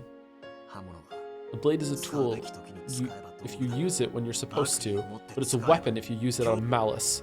True enough, Aunt Natsui wasn't really drinking tea with a witch. However, saying that with the Red Truth probably has nothing to do with our game. Our game is a tale of October 1986.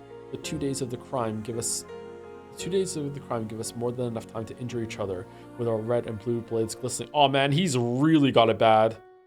There's no way he's killing Beatrice. This isn't about the illusion of the witch. It's about Aunt Natsui's privacy. How could anyone have the right to expose that? Yeah, apologize, multi-millennia-year-old witch. Yeah. Do you want to acknowledge that a witch actually existed here and drank tea with Natsui? Were you trying to deny the existence of witches? That's right. If we're talking about our game, the 2-day period from October 4th to October 5th, 1986, but I have no desire to question whether or not witches exist outside of that game board. In the first place, the devil's proof argument makes it impossible to deny the existence of witches, and according to the rules of this game, saying something like you did in Red is a forbidden move that leads to a stalemate. You can't deny the existence of witches, not even with the Red Truth. True. I never thought I'd hear you talk so glibly about witches existing, said the witch. Not bad, Lambda. You've done a good job getting Bandler stuck between his human culprit theory and the idea that witches existing wouldn't be so bad. So she really excels at controlling human hearts. Fuck you, that was not Lambda that did that, that was Beatrice, the person I don't like at all. Now be gone. I want to like carefully and intimately lift up her hand with the cup to give her some more tea. Fuck you. Looks like I'd better start helping you out even more. I really couldn't care less about you two. Disappear. The game is between Beato and me. We're gonna keep this game to ourselves. No way. What? After all, I'm enjoying this game too. Giggle, giggle, giggle, giggle, ha ha ha ha ha ha ha ha ha ha ha ha ha ha ha ha. Burn Castell disappeared, leaving only that unpleasant laugh behind, and also a bunch of people to say thank you to. Thank you, YSF, again for the bits. Kraus and Carlos, Himbros, destitute business partners, or sworn rivals. Himbros? Thank you, Nozos2727 for the resub. Hi, To. Very glad to see Umineko has returned. Baldur's Gate 3 was a lot of fun, but episode 5 was my favorite part of Umineko, so I'm really excited to see your thoughts. Haven't been able to watch live since I had work, but I'll definitely be here on Saturday. Damn. Thank you, Nozo. Hopefully you enjoyed the reread. Thank you, the Nowhere999 for the resub as well. Hey Joe, I'm currently catching up on your Baldur's Gate 3 streams. I really love that playthrough, by the way. But I decided to take a peek because my favorite Umi Weeb just resumed reading the bedtime story to 2,000 people. Jokes aside, though, Answer Arc is going to be such a mindfuck. I hope you enjoy it. I hope I do too. So far, it's pretty good, but it hasn't been slow in terms of things happening, but I feel like it's slow in getting back into the meat of the part of the story that I enjoy, especially after how, like, climactic and loud episode 4 ended. But that's fine. That's how, like, different chapters usually begin. It can't just ramp right up into absurdity right from the start.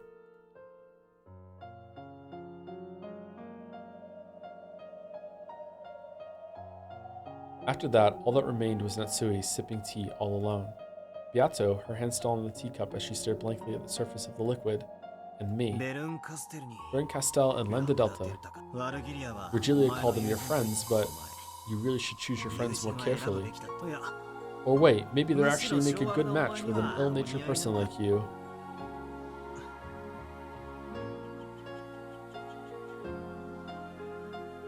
Beato didn't answer.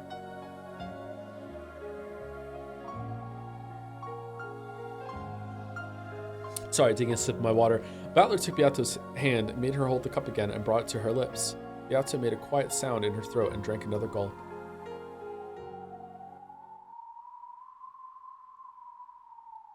Then, Natsui's lonely tea time ended. That truth, which was Natsui's alone and observed by no one else, had been defiled.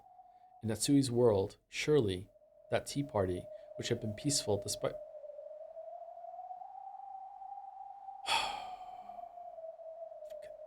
Fucking motherfucker. That tea party, which had been peaceful despite her annoyance at Beato for making fun of her too much, came to an end, and the two of them parted ways. However, in Natsui's exposed truth, she was all alone.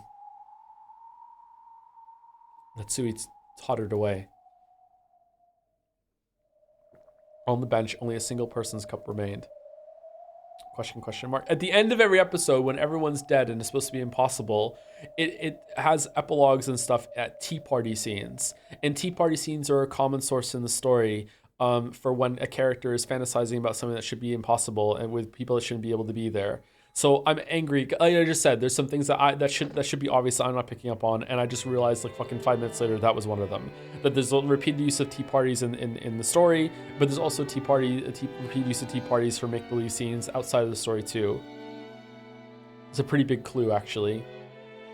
Nothing is real. Nothing ever happens in Umineko. Nothing ever happens. Anyone else see Bikoi in the wallpaper? After dashing to her bedroom, Jessica answered the phone call that had been transferred there. Hello, Moshi. Sorry to keep you waiting. Battler? What do you think you're doing, not contacting us for 6 years? How's it going? Oh, really? How the hell do I know? Shut up. So that means you'll be coming to this year's family conference, right? I mean, it's been 6 whole years.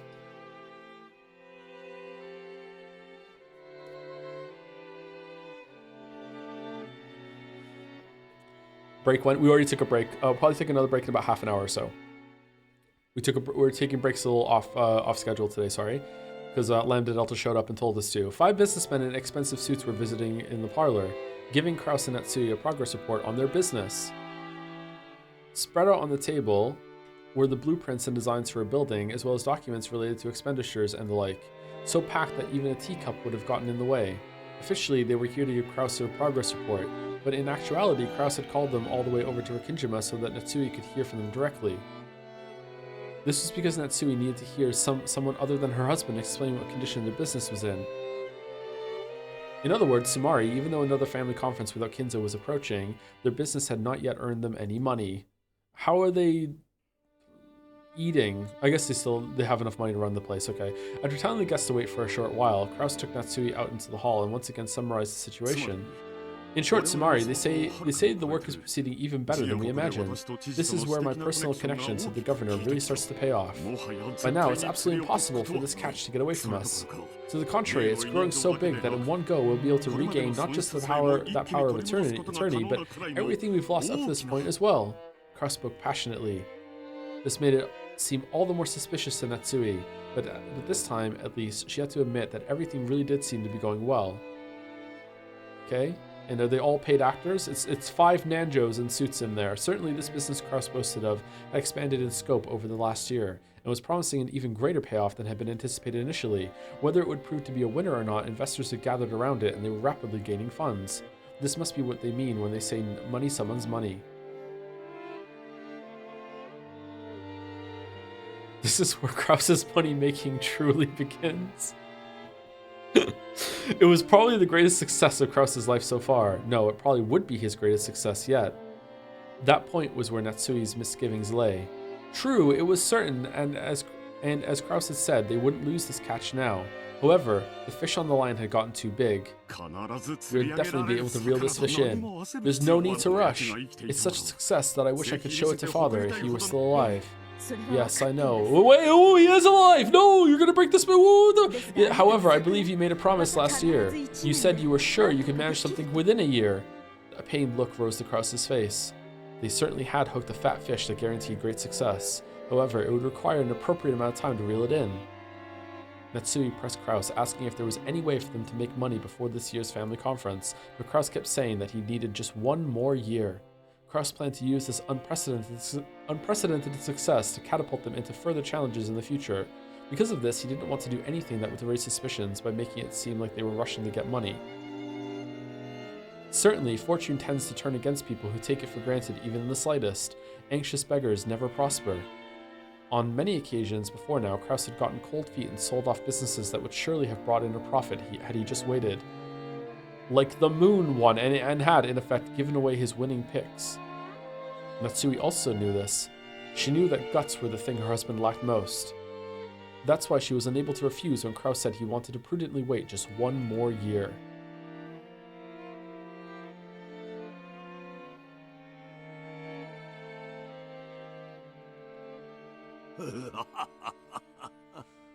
Someone told me you love NL because you relate to his baldness. Are the rumors true? Yeah, I'm bald as fuck. Yep, that's why. How wonderful that things are going well. It would appear that I'll have to sit around here as a ghost for a little longer. You don't look too disappointed. You're fated to be chewed to bits by demons the moment you leave this world. My apologies, Father. For 1 more year, you might not be granted a peace. It is fine. Fear not, Natsui. I am no longer the Ushiromiya family head. The ghosts of the study should obediently follow the current head's commands. I've taken a look at Kraus's charts, and they aren't bad at all. Even from your perspective, Father? And Natsui, fucking Kinzo lighting herself in the fucking study. Oh, the ghost says that it actually is a legit business. I feel better now. Okay, they're pretty good even from our perspective. Yeah, the Beatrice agrees too. Everyone is confident in victory, gathering together a significant quantity of magical power. As a result, that victory is growing ever deeper, involving more and more people, and magic beginning to create gold, a perfect embodiment of classic alchemy. Oh.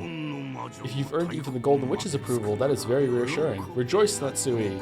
This business of the Krauses will save the Ushiromiya family from its crisis without fail.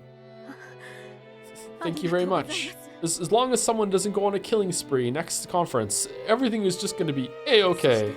And if you would once again... Indeed, we'll have to overcome 1 more family conference, won't we? Yes. I think things went well last year, but I imagine some of the relatives will find it suspicious. I think this year's conference will be a critical time. During last year's family conference, you were correct to predict that the same thing might have to happen again. Even for those who aren't witches, preparing for the worst case scenario is one of the basics for getting on in this world. So, what will you do this year? Just like last year, I will see to it that a high concentration of the servants who know Father's secret are there on the day of the conference. Some of the relatives may already have noticed that Father isn't around. Okay, there's no fucking way that Goda after 2 years is like, surely I will be able to serve Kinzo myself at one point today. Well, it's gonna be able to exciting lunch. Like, really? Goda still doesn't know? Some of the relatives may have already noticed the father isn't around. A careless show might actually put us in more danger of exposure.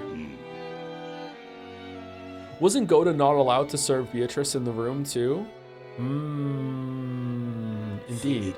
It is said that too much is as bad as too little. Then what will you do?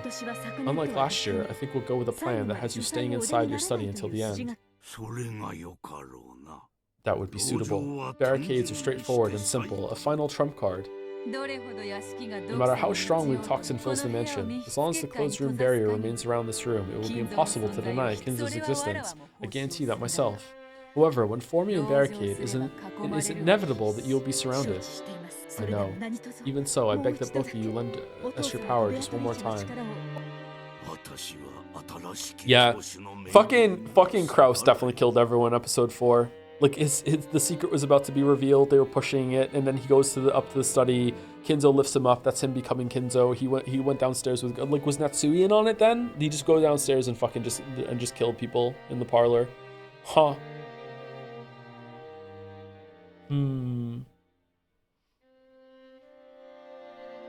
Did we ever see the parlor after the fact?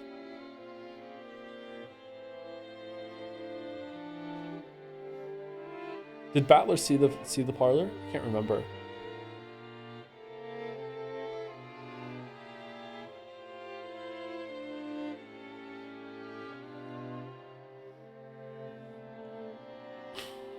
I think he did. Chat's saying he did too. Okay. And there were no holes there, right? I cannot disobey the orders of the new head. Furthermore, a ghost cannot disobey the orders of the living. If you tell me not to leave this room, I will obey. Thank you very much. I'm not satisfied. If you want to lend you my power, I won't listen to a mere request.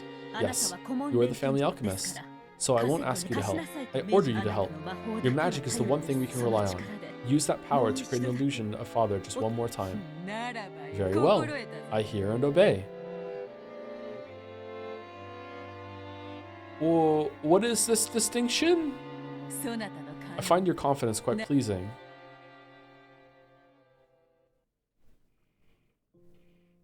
From the shadows of the study, Battler watched the exchange between these three. I see. So we've made it to this year's family conference. Grandfather was in a bad mood, so he shut himself in his study and didn't appear in front of anyone. You idiot.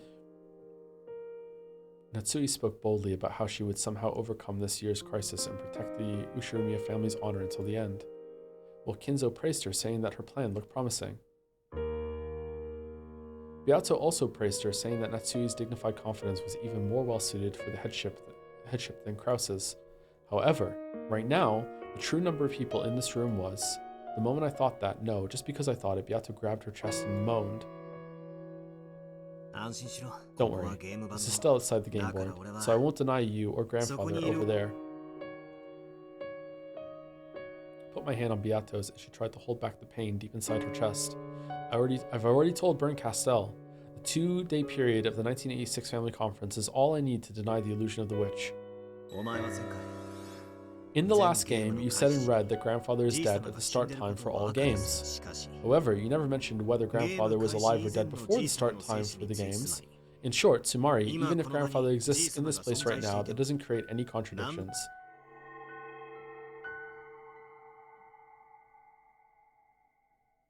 My hand touching her lit off a faint blue light, which seeped into her chest.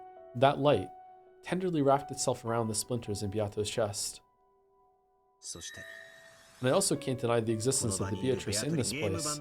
The number of people on this island outside the game board, in other words, Sumari, before October 4th, 1986, has not been declared in red. Therefore, there's nothing strange about Beatrice existing here. Beato's expression softened slightly. My blue light slowly began to melt the red splinters that denied the illusion of the witch. Beato still wore the same sad expression, but she lifted her face and looked me straight in the eye. Though she was silent, her eyes told me her pain had subsided. The feelings that showed in her eyes were gratitude for taking the pain away, and appreciation, or was it surprise, for leaving even a tiny bit of leeway for witches to exist. Okay, when are you two gonna team up and just kill Lambda Delta and burn Castle? I would love that. Oh, please. Please. Please. Please give that to me. Please. Fucking Bonnie and Clyde arc? Please? Fuck burn Castle and Lambda Delta? Unable to look directly at those pure eyes of hers, I reflexively averted my gaze. Don't get the wrong idea. It's not like I like you or anything. I don't plan on accepting the existence of witches or surrendering. I just want to let that part slide and fight stoically so I can win this game against you. I have no desire to bully you outside the game board as well. Beato hung her head. I was still facing away from her. However, we waited wordlessly for a while, my hand still on hers. By now, no one would believe this sad-eyed woman was the same person as that prideful Beato. So I asked once more. Even though I said it aloud, it wasn't a question to her. I was asking myself, just what in the world were you thinking? That's right. Even though this Lambda's game, I have to find you here. I have to find what you thought and what you were trying to do. Very soon, this game will also reach October 4th, 1986. The 5th game will finally begin. At this time, I'll reach the end of that journey. I'm not worried about the surface level stuff like murders and tricks. What did you, the Golden Witch Beatrice, think, and why did you do what you did? What were you hoping for? That's what I'm gonna find out. That's right, I already know how I can reach the end of that journey. It's been made clear to me since the very beginning. This time, I'll spin the chessboard around. As opposed to all the other times, I'll read this tale not from my side, but from yours. And this time, I'll understand you. I'll pick my way to your heart. I won't let you feel pain. Don't worry. I won't let those witches use you as a toy anymore. Beato looked at me again and gave a small nod. That's right. The position of Game Master might have been snatched up by Lambda Delta. However, as long as I continue this contest with the intent of fighting against Beato, our fight will continue no matter who controls the game board. Very soon, the curtain will rise on our game. Remember that time he came from off screen and smashed her head into a table and then laughed and said, "Fuck you, I've changed my mind, I won't give up"? That was good, wasn't it? At this year's family conference, we must conceal the Master's secret once again. Yes, I understand. I'm a little doubtful that the same trick will work twice. Madam shares your concerns. Because of that, it was decided that this year he will not leave the study even once. Sumari will make it seem like he's been shut away in his study the whole time? Yes. And the only ones allowed to enter the study are the 3 of us, the servants permitted to wear the one-winged eagle. Which means the 3 of us will perpetuate the lie about the Master. Correct. And then he told her to make him a sandwich with her tits. Don't forget that part.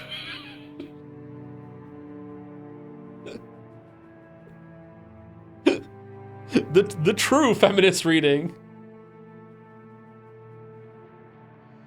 Fucking hell. Correct. The relatives will probably question you about the Master's health and mood. Make sure you answer without hesitation and see to it that nothing is seen as suspicious. I'm so hungry. Yes, I understand. I'm sure you'll screw up right away.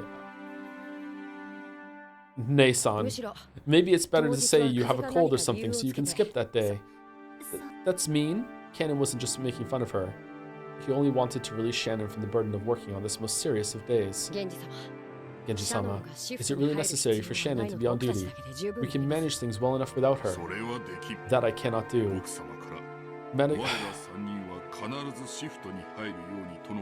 Genji, how many people are in this room right now?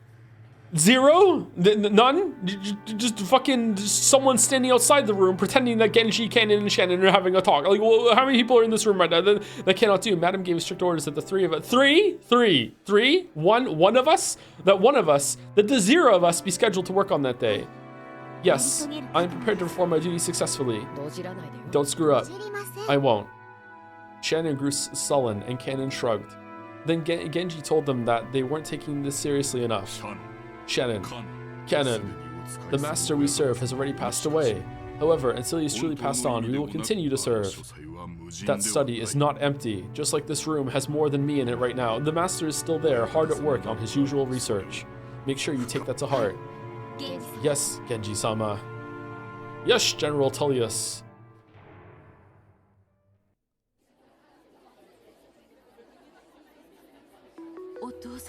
Father has already passed away? That's insane. Settle down, Ava. It's only a possibility. It's well known that Takeda Shingen said in his will that his death was to be kept secret for 3 years. Know about that? Is that how it went? My Japanese history isn't so great. At the time, Takeda was in the middle of a war with Oda and Tokugawa, and he still won 3 years after he died. If people learned about his death at a time like that, it probably have had a bad impact on the war. Because of that, he left a will saying that his death should be kept hidden for 3 years. Hideyoshi did the same thing, right? He totally suppressed information about the death of his master, Oda Nobunaga, so that the enemy won't find out. Quickly made peace with Mori and defeated Akechi on the battle of Yamakazaki, even though he was fucking dead. On the other hand, Shibata Katsui failed at this. The enemy, Usugi, learned of Nobuyuki's death, so Shibata had to deal with an unexpected counterattack and got slowed down. That's why later on he suffered a great loss against Hideyoshi in the fight for the succession. Hideyoshi had a strong fascination with the commanders of the Sengoku period, would always show off his knowledge when he got the chance. Wincing slightly, Ava made him get back to his point. So basically, the whole time since last year's family conference, I felt as though something was strange. You mean the time when Rudolph and I were talking about the inheritance and Father overheard us from the hall? That's just it. Natsui-san and the servants kept saying Father was here or there and that he seemed to be in a bad mood, but not a single one of us relatives saw Father, right? If what you're thinking is right, what does that mean? Does it mean Nissan's trying to keep all the inheritance for himself? Of course, hiding someone's live ashtray reaction? Someone's death is a very dangerous thing to do. And all things considered, I'm not sure Kraus-san would be willing to do it just to have the inheritance all to himself, but it is possible. Well, it's true that Nissan has always been greedy. He always used to take things that were meant for all the siblings, keeping them all for himself. Kraus-san is supposed to be the richest of the siblings. Kraus-san scheming to keep the inheritance all to himself to the point of accepting the risk of hiding Father's death sounds a tad unbelievable to me, even though I thought of it. Even so, last year's family conference was so strange I can't help but wonder.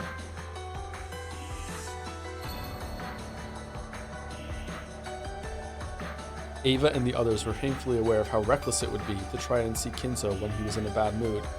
So during last year's family conference, once they heard about Kinzo getting into a terrible mood, they never made an attempt to contact him. That was why, to this very day, they hadn't found it suspicious that Kinzo had never appeared. It certainly is worth suspecting. Meanwhile, in another cafe across the street, Rudolph and Kyrie's like, so I think that maybe Kinzo might already be dead. And Rudolph's, yeah, probably. Yeah, that's true. Meanwhile, in the other cafe, ooh. It certainly is worth suspecting. I wonder if Nissan would really do something as appalling as hiding Father's death. For all his pride, that man has a coward side to him. Would he really make such a once-in-a-lifetime bet? Either way, it'd probably be a good idea to make sure we get a chance to meet with Father during this year's conference.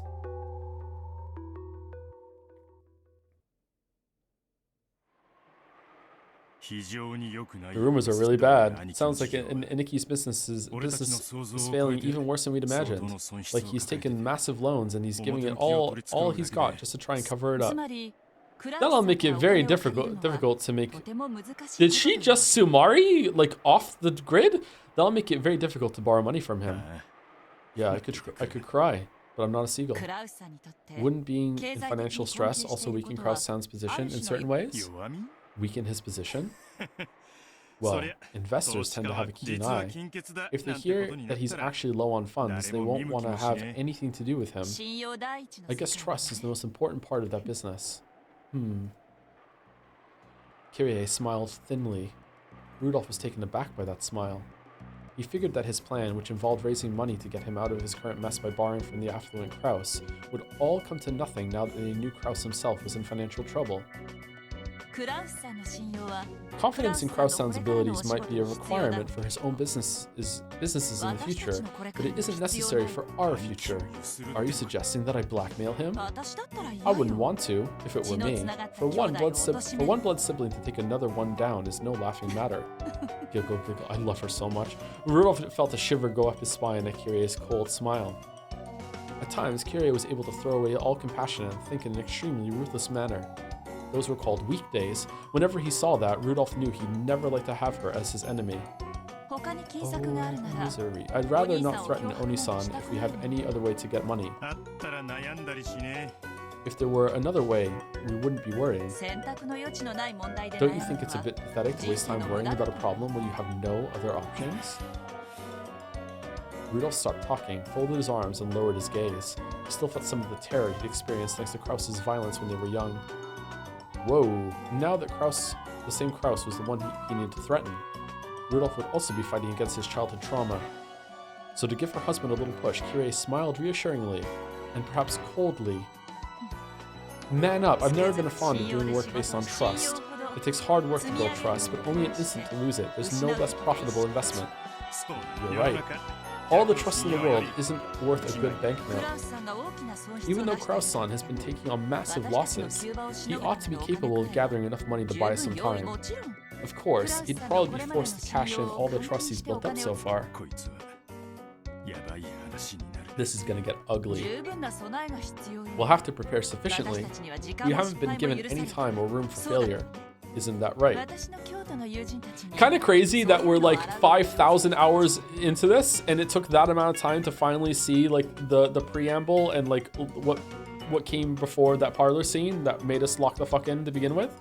Among my Kyoto friends, I know a few who are talented at this sort of investigation. I'd rather not be indebted to people like that, but do you want to try meeting them? You can't expect people like that to offer you receipts, but I'm sure they'll think up something that makes them worth the investment.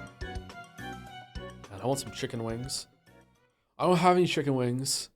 Why do I want chicken wings? No, I want everything. I'm so hungry. Oh my god.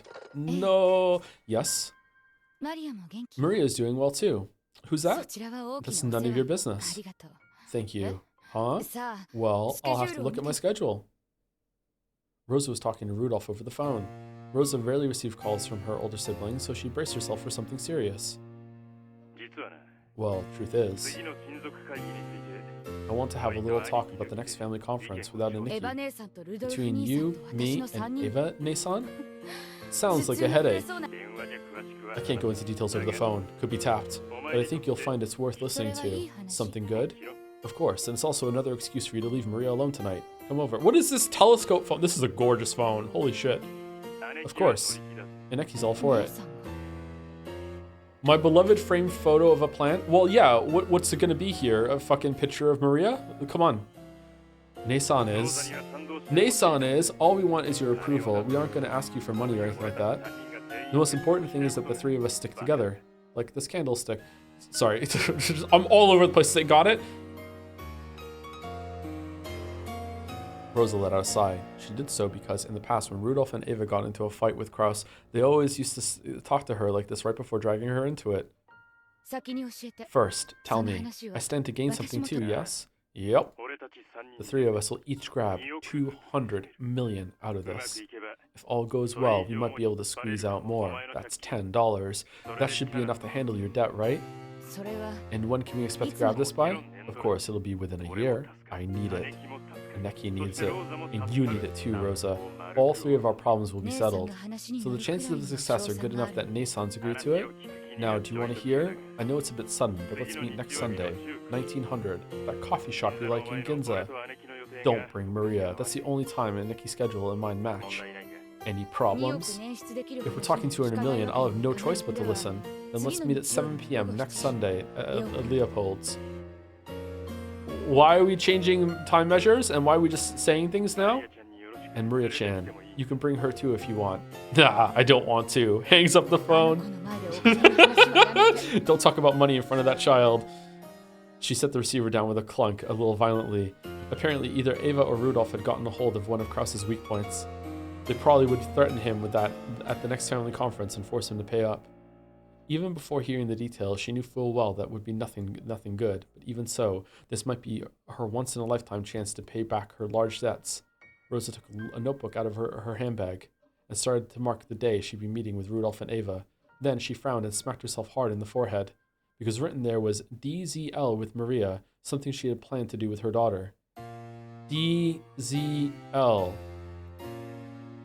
Day at the zoo with that loser.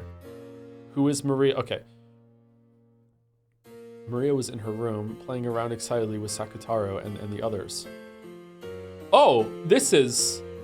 Wait, what?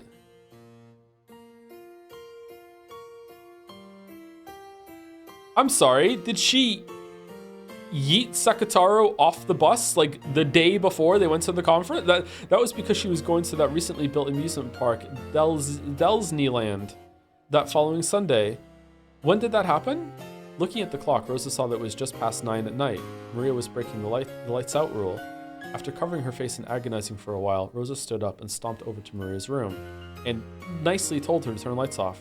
The room would probably be a mess as well.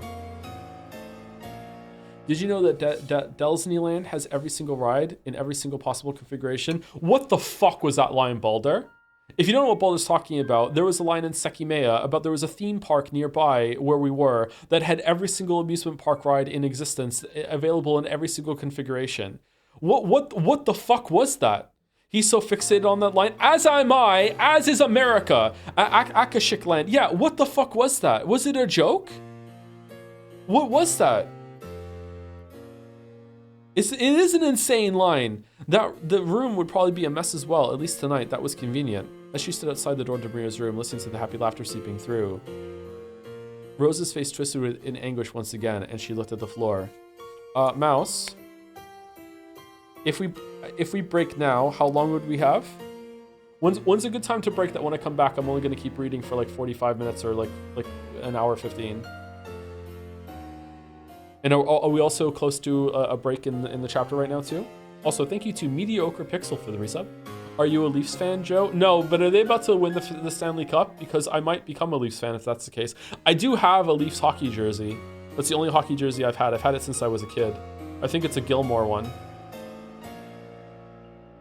Not sure I'm making tacos is probably fine. Oh, okay, cool.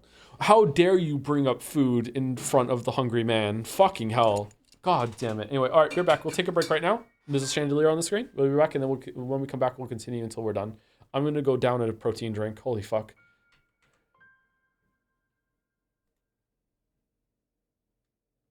It didn't mute again.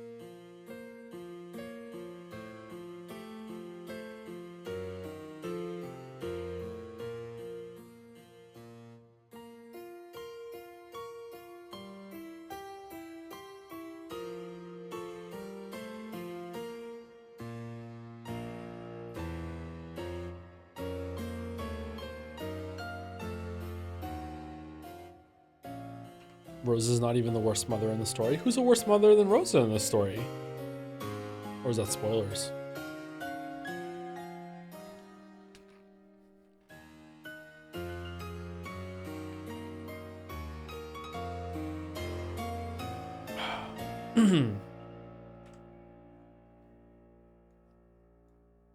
I ate a biscuit, expecting to only eat one biscuit, and then I have to go back for a second biscuit. I wonder if doing ads during the break scares more people off than it saves. Because like I said, it's like I don't know if it breaks even or if it's actually less money on my end for ads that come through. It's hard to judge. But I just wonder if it's like not worth it. I don't know. Kind of hard to judge.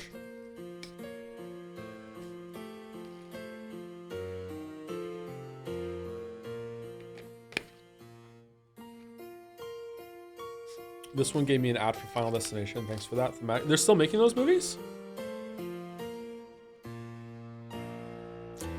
All right, I think we're just gonna keep going until we're done for today, which should be in about 45 minutes or so, I think. I think we have like this scene or like the end of the scene or the scene after that, I'm guessing. I don't think we're going more than 2 scenes. I was scrolling through like skip the dishes, like on break, looking at any food I could order and just being like, no. It's so hungry.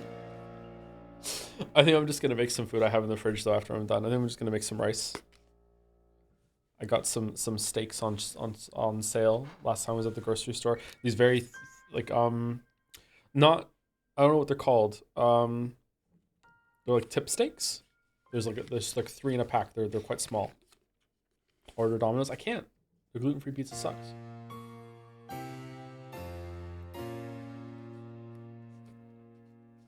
Aren't you rich? Why don't you just order takeout? I'm not rich. Do you think I'm rich? I wish I was rich.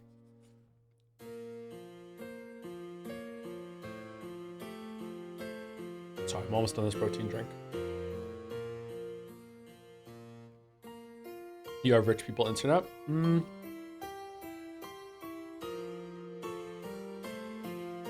I do have pretty good internet. You have a $5,000 couch. How is the price of this couch getting higher every single time we talk about it? It wasn't $5,000.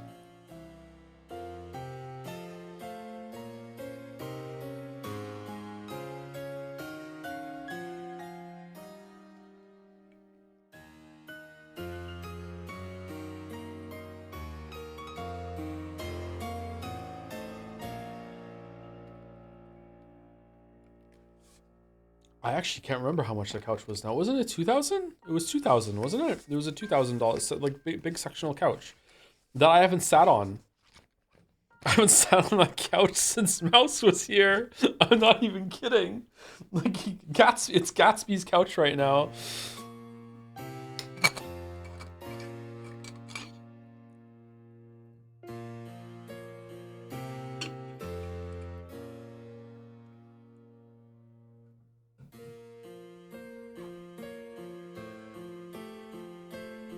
I just had to order a special fur scraper to clean it.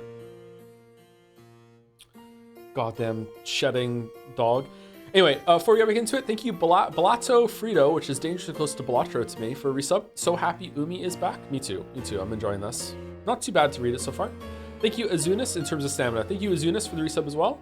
I'm sorry, Joe, I don't have much time. I'm sending this message back in time from 2032 to warn you, do not play 2025's Game of the Year Claire Obscure Expedition 33. It has made you into a raging weeaboo. In all the chain-smoking 2-hour lunches and your newfound fixation on Camembert are taking a toll on everyone. This is somehow more concerning than the 2 weeks you spent trying to learn Japanese on stream after finishing Umineko. Please, if not for yourself, do it for chat. I think Mouse is about to take you out, sorry. There is nothing Mouse would like more than for all of this to come true. Thank you, Big Man Rat, also for getting us up to Epic Games Burial? What? What's that? Epic Games Be Real? BR Real? Not sure. Thank you very much, Big Man Rat. Epic is owned? Yep, Epic is owned.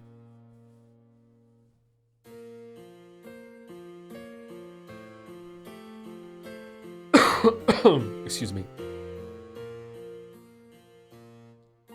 It's been more than 15 days that E33 came out, isn't it? As she stood outside, debating if I want to make an E3 joke about that. Now I'm good. As she stood outside the door to Maria's room, listening to the happy laughter seeping through, Rosa's face twisted in anguish once again as she looked at the floor. I hate it when my daughter's having a good time. Then she raised her head again. Her brow was furrowed, and her face had become an ugly expression of anger.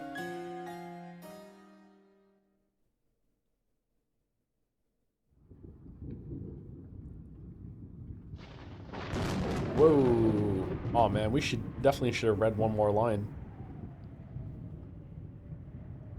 The weather wasn't that great. According to the weekend forecast, a certain tropical cyclone would likely grow into a large typhoon, which would make it a lot harder to pretend that Kinzo is dead if they get stuck here. If unhappy premonitions tend to be right, this year's family conference will probably take place in absolutely horrible weather. No, I wish a typhoon large enough to stop all boat travel would seal Rikinjima away forever. If that happened, I'd be able to hide Kinzo's death as long as I wanted. If only the typhoon would keep them at bay forever. Natsui let out a deep sigh. Just doing that made her headache throb. As the day of the family conference approached, the intensity of her headache just kept on increasing. At that time, the phone rang. Natsui turned the TV off and picked up the receiver. Moshi Moshi? Hi. Hello? Whoa. You're in Rosa's bedroom? What the fuck? I apologize for calling during your rest. It is Genji, said Genji. Is something the matter? There's a phone call for you from the external line. However, they will not state their name. They aren't saying their name? Yes. The person in question said you would know when you spoke with them. What should be done? It might be a prank. What did they sound like? I believe it was a young man. Any idea who it might be? A young man? It's Bandle. Natsui didn't have a clue who that might be. In the first place, there was no one amongst her acquaintances who would do something as rude as refusing to state their name. On top of that, a young man? As a wife, she must avoid any contact that might be considered suspicious with anyone other than her husband, much less a young man. As soon as she thought this, the phone call suddenly seemed like something dirty. So she went and answered it. Despite that, she also wanted to know what they wanted to tell her. Could it be some kind of trouble related to Kraus's business? What if there was some particular reason they needed to talk to Kraus's wife instead of Kraus directly? No matter what it is, it's my duty as a wife to listen and report to Kraus. If it's some bizarre threat, I just have to firmly refuse and inform Kraus that I received such a phone call. If it's something offensive, I just have to yell. You just have to tell Genji to never send me anonymous calls again. Man, I really like Natsui in episode 1. And, like, fucking hell, she's so insufferable. Like, holy shit. Like, I feel bad for her at the same time. She's clearly been, like, I don't know how she was raised to be this prim and proper. Like, god damn. Like, shit. But she's a lot less of a drag when a lot of her family's been killed. Like, she's, I would hate this person. As Natsui thought this, just as Genji was suggesting that he hang up on the man as though that's what she'd naturally choose, she told him to connect her to this person. She then set the receiver down. After a short while, the phone rang again. Moshi Moshi? This wasn't the internal line. It was the external phone line, which Genji had redirected to her. So it should have already been connected directly to the mysterious man. However, the person on the other end didn't respond. Not liking this at all, Natsui spoke one more time, sounding displeased. Hello? Who is this?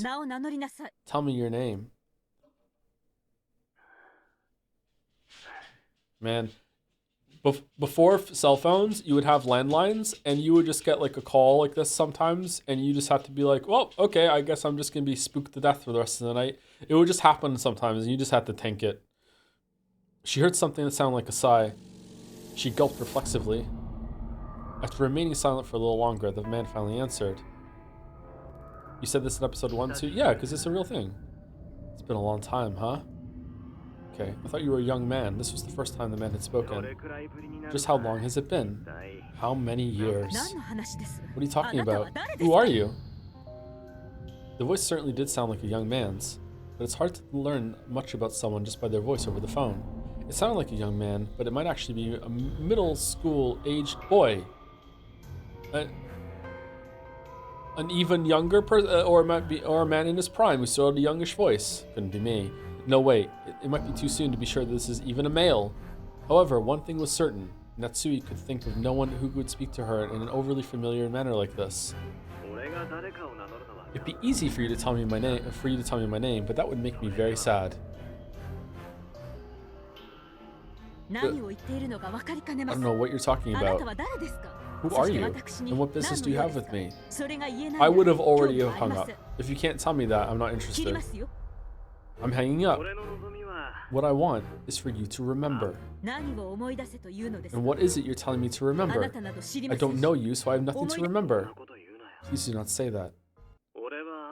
I am your child, am I not?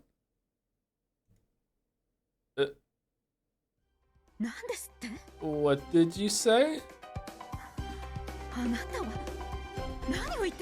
Oh, so it's her. She's the worse mother than Rose. What are you talking about? Do not say things that will make me so sad, mother. That unsettling word thrust itself mercilessly into the depths of Natsui's heart and started turning it about. In her entire life, Natsui had never been told something so unsettling. In her bewilderment, Natsui felt her heart beat so loudly that it felt like it would explode. I have no idea what you're talking about. I don't know what you're planning, but I'm hanging up. I came back for revenge. Revenge for your crime of 19 years ago. Natsui's mind went blank. And from beyond the wind howling outside the window, she most certainly heard the roar of the sea from that day. So, you actually do remember, do you not? I told you I don't know what you're talking about. Yeah, you remember. Never call here again. I've not forgotten how you treated me 19 years ago. Curse you, I still call you mother despite that. No, because of that. The family conference will be here very soon, right? I am your son, mother. I will come on the day of the conference, after 19 years, so that I can have my revenge on you. Click. Breathing so hard her shoulders heaved, Natsui slammed the receiver down and hung up. Is that who Poopy Butthole is? And they're just cosplaying as a witch? Then she hit the phone violently, knocking the receiver off, so that no more calls would come through it. I can hear the roar of the sea. That voice I hear from beyond the howling wind is certainly, even if I cover my ears, the headache won't. Completely pale, Natsui kept shivering as though cold. Did this happen on the other ones, or just this one? Lambda, are you there? Yes, I'm here. Did you like I just made a whole new person up? I'm anywhere you want me to be, Burn. Then crawl into the cupboard under the kitchen floor. Or in a jar of rice bran paste if you like. Oh, you're gonna dip me in bean paste and bite into me? But then I'd rather you dip me in honey. In return, I'll cook you in sugar water. At least make it sweet soy sauce with sweet. Can we just move the fuck along and talk about what happened? So what's up? You gonna make me repeat something? That's right. In Natsui's phone is Natsui's phone conversation here real? Can you define real, please? Lambda Delta grinned unpleasantly as though sizing Burn Castle up. Okay, are we, and by we I mean Battler and Beatrice, like watching this on another layer of flowery bullshit? Like, what? She was probably trying to tease Burn for making that demand. You refuse to repeat it? Well now, should I refuse or should I respond? As the game master, that's up for me to decide, and I get to make the decision anytime I want. Unless I state it in blue, you aren't obligated to respond. That's it. Giggle, giggle. For now, you're stuck wondering about Natsui's secret of 19 years ago, okay? Make sure you're sitting on the edge of your seat. Giggle, giggle. Of course, this fishy telephone call happened before October 4th, 1986. This is still before the start time of the game, so there's basically no need to question whether it's true or false. Since you, the game master, went out of your way to show me this, I'll take it as a preparatory move for something else. It might be a trick, but I'll at least keep this move of yours in my memory. So you'll leave without turning the card over. Ouch. Well, what? Direct attack. After suddenly being conked on the head, Lambda Delta was bewildered. Perhaps this incomprehensible exchange was funny to her because she quickly went back to giggling. Are you done preparing the game board now? Yeah, that's right. Now I'll finally move on to the game. On to October 4th, 1986. I wonder what number October 4th, 1986 this is. The Endless Witch, huh? Beatrice? She truly is a frightening child. Any news from your side yet, Bern? No. If you refuse to repeat what I asked, then I'm done. Turn end, right? Untap, upkeep, draw. Come, October 4th, 1986.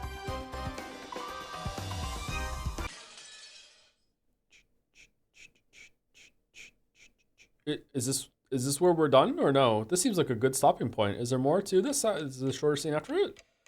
This seems like done. Oh my god. Holy shit. One more chapter? Okay. The first day, October 4th, 1986.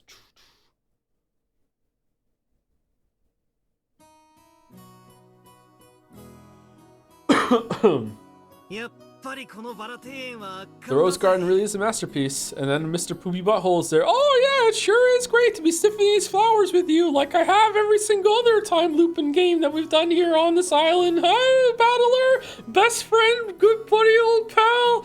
Ooh, I love Mr. Poopy Butthole. He definitely exists and has been here every single other episode until now. This Rose Garden really is a masterpiece.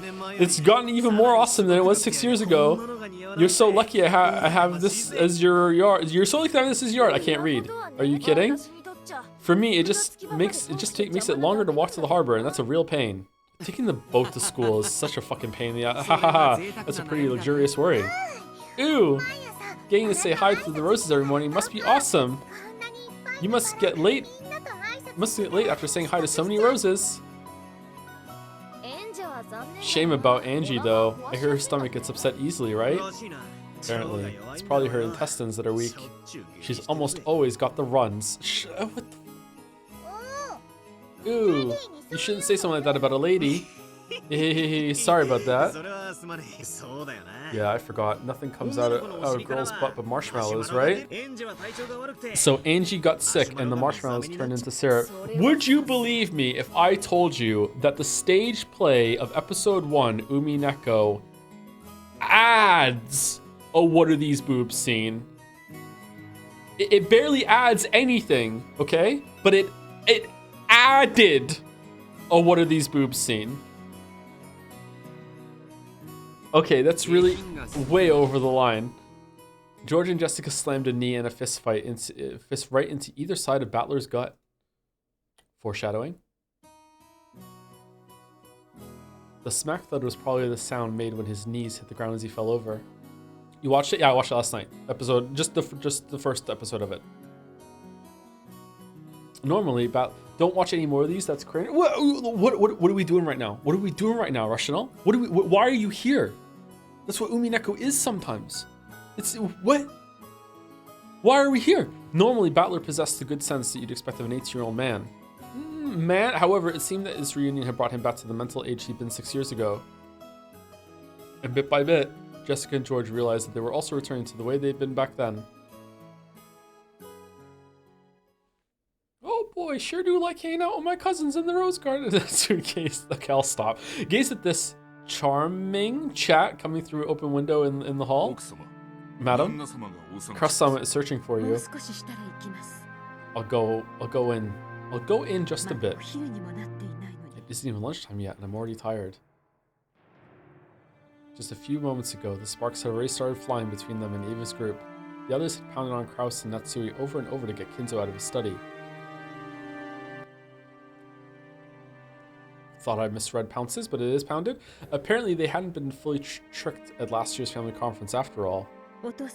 There are no problems with Father, right? Correct. Leave it to me. Shannon and Ken are also fully prepared to handle today's arrangements. Kumasawa is a good liar, so I'm not worried about her, but I am a little concerned about Dr. Namejo. I get the feeling he's bad at hiding things. Leave that to me. I intend to support Dr. Nanjo from nearby as much as possible. As there is a live Nanjo reaction, there will be a live Genji support. It's so reassuring to have you there. It truly does help a lot. Without your strength, we wouldn't be able to succeed. I am honored by your words, and also to commit this felony with you.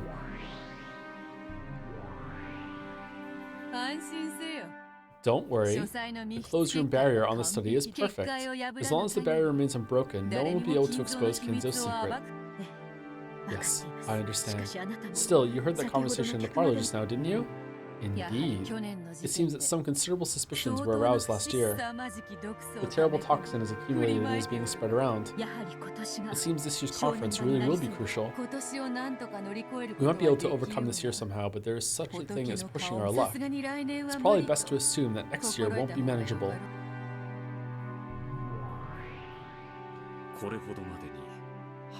With this much of the magic-resistant toxin filling up the place, it will probably be difficult to preserve Lord Goldsmith's magic for yet another family conference. Who are you? Great question. Great question. Oh, no need to be surprised. This man serves as my head furniture. Greetings, Madame Natsui. My name is Renove. It is a pleasure to meet you. This man's reliable. He's also helping to protect the closed room barrier. Is that so? I'm Ushirimiya Natsui. I thank you for your cooperation. Of course, madam. I will be aiding you from the magic world. Please rely on me. Oh my god. Okay, so this is her version of Beatrice & Co. from her magical delusions. When they commit the murders, or the murders start happening, will they be involved, or will there be another...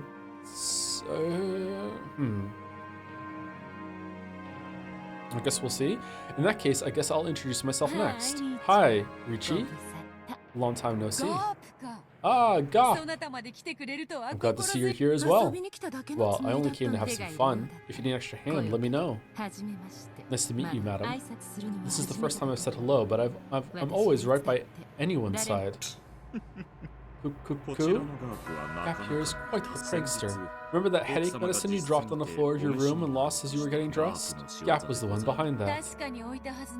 Whenever you set something small down somewhere but can't find it later, it's always a good idea to suspect it's one of her pranks. Long ago, she used to tease me all the time. Sounds like just being annoying to me, not a fucking prank. Is that so? In any event, this is the Ushirimiya mansion. As long as you are here, you will obey us. You understand, correct? Of course, we understand. Think of me as a Genji of the magic world, and give me orders whenever you wish. And even I know how a guest is supposed to act. I won't let the landlord lose face. You can count on Renove and Gap. However, the magic world and the human world are two different sides of the same coin. I understand. Of course, I will do all I can in the human world. Let's work together and protect Father's secret. Indeed.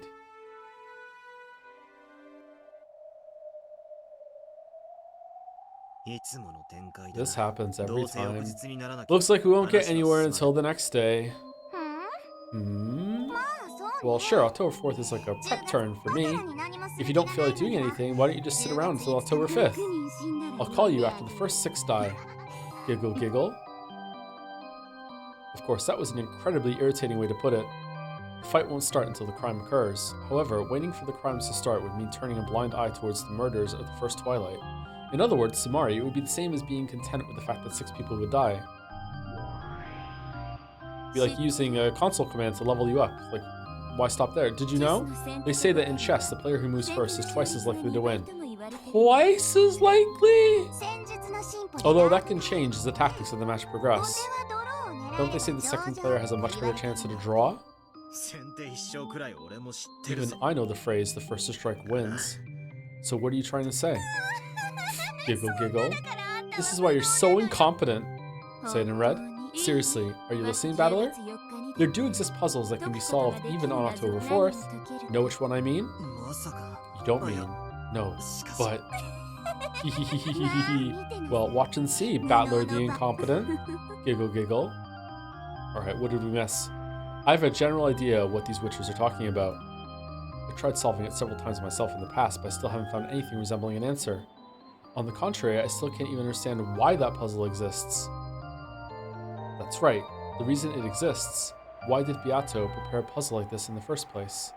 We all discussed it together from time to time in past games. However, I started to avoid thinking about it under the assumption that there's no point in trying to solve a riddle that can't be solved. The epitaph? This time I should change my viewpoint. I shouldn't just focus on the surface level stuff, like the truth of the riddle and how to solve it. What's more important is that why that riddle was set up in the first place and displayed for us to see. That's what I should be thinking about. And the one proposing that riddle is Beatrice. Even if I can't solve it, I should be able to try and figure out what Beato was thinking when she showed it to us. Okay, this time I'm spinning the chessboard around. I thought Kinzo did that. The witches keep calling me incompetent. Let them laugh. They aren't my enemies. Counting on our match. Beato.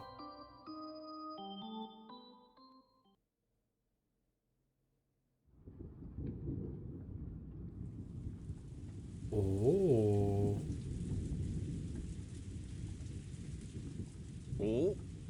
Oh.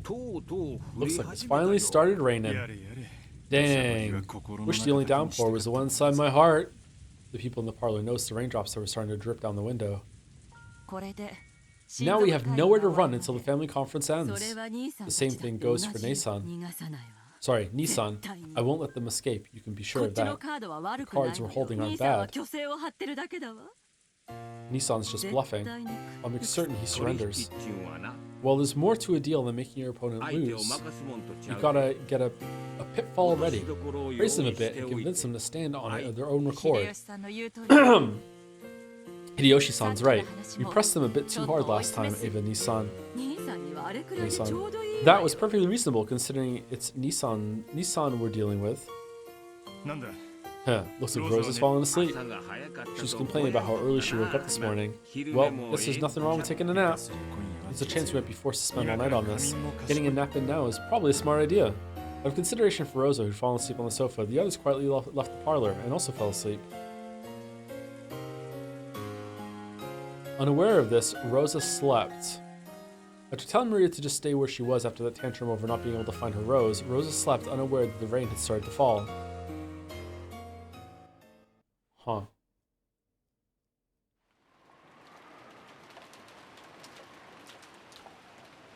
The rain poured down as though it had been saving up for this moment.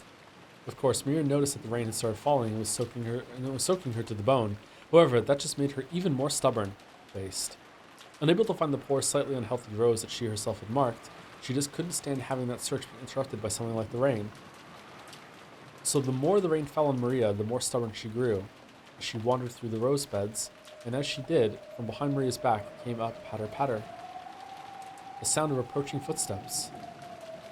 Then the footsteps landed in a puddle, making a small splashing sound, and Maria finally heard. However, even the slight distraction of that sound irritated her, and Maria ignored it.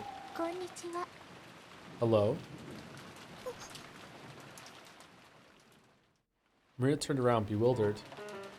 After all, that voice was one she didn't recognize at all. On the sealed offer Kinjima, that voice belonged to no person she knew.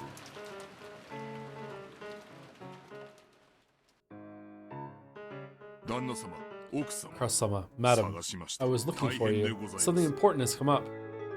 Kraus and Natsui had been privately discussing what should be done next in a deserted corridor on the 3rd floor. Genji had searched everywhere for them.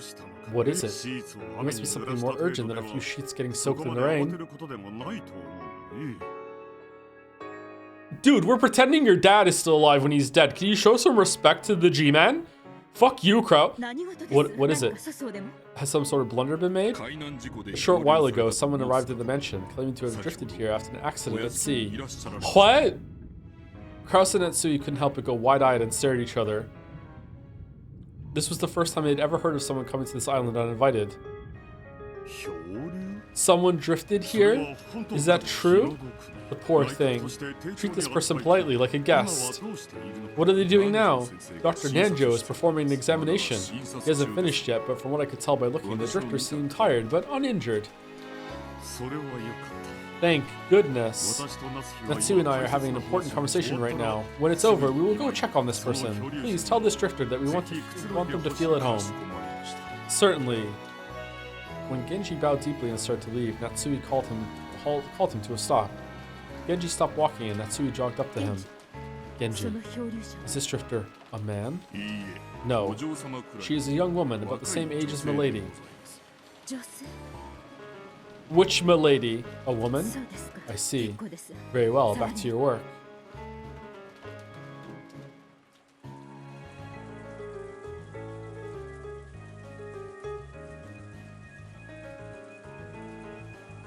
parlor of the mansion was bustling. The adults gathered, worrying about the health of the sudden guest. Well, if she was able to walk all the way to the rose garden by herself, her life probably isn't in danger. It always helps to be prepared.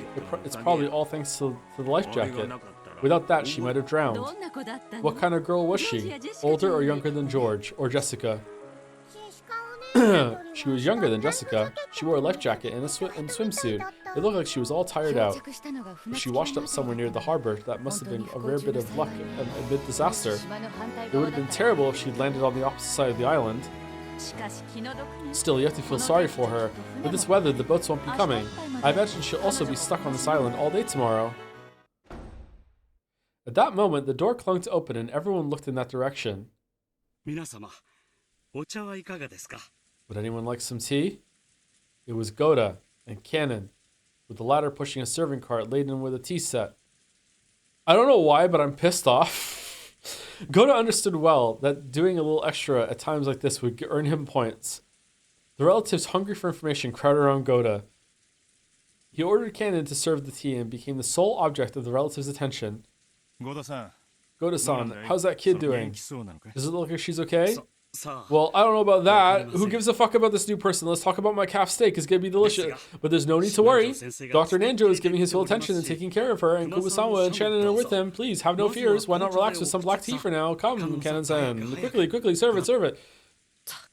Grumble. Cannon knew this tea was just Goda's way of earning points, so he lined the cups with a slightly sullen air.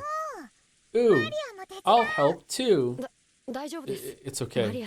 You can just wait there, Maria-sama. Ooh, I want to serve tea too. Did you talk with Dr. Nanjo? Did he say anything? Yes, when I met him a short while ago, he said there weren't any serious external wounds. From what I could tell at a glance, he's here! And just as Goda had successfully captured the gazes of all present and was about to start talking knowledgeably on the subject, Nanjo returned. Man, Goda just can't catch a break. Of course, Nanjo instantly became the center of attention. As he is all the time. Cannon turned his back on Goda, who seemed downhearted. Dr. Nanjo. How is her condition? Does it look like she'll be okay? Can she play the piano anymore? Not to worry, everyone. She is fine. She had no injuries at all. She seems to be quite worn out, but there shouldn't be anything to worry about tonight as long as she doesn't develop a fever. That's good to hear. We're lucky enough to have a doctor, but this is no hospital. Everyone was relieved to hear that the girl was in good health. When Nanjo gave the more detailed results of his examination, concluding by saying that she was young and should therefore be fine, everyone who no longer fell under this description nodded in assent.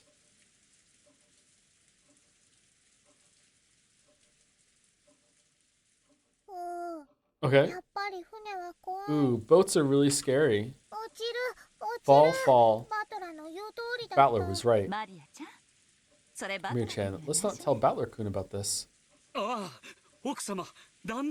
madam, Crow-sama! Goda had lost his nerve and was handing out cups, called out in an excessively loud voice. Apparently, he was that desperate to get everyone's attention. How is the guest? Yes, sir. Her condition is not serious. I see. That's great. Where is she now? I believe Kumasawa-san and Shannon-san were guiding her to the bath. They said they would get her some clothes afterwards. In that case, they'd probably arrive here. It's totally normal clothes, too. Just normal, gonna blend right in, not gonna be weird at all clothes. In that case, they'll probably arrive here soon. Everyone, this may be the day of the family conference, but we have a guest brought here by an unfortunate accident. She wasn't invited, but I want you all to welcome her. Also, Kinzo is totally alive. Who could disagree with that? I'm all for it. Same here. Didn't Mom always tell us to be nice to girls? Maybe, but you didn't need to make that your life's motto. It's probably best if we call George and the rest over here too. Let's all greet her together. What? Wouldn't that just make her more uncomfortable? Ava stood up and made a phone call to the guest house. At that moment, they heard the sound of a knock, followed by Genji's voice. It is Genji, said Genji. The guest has arrived. At those words, everyone fell silent, and the people who had been sitting stood up straight.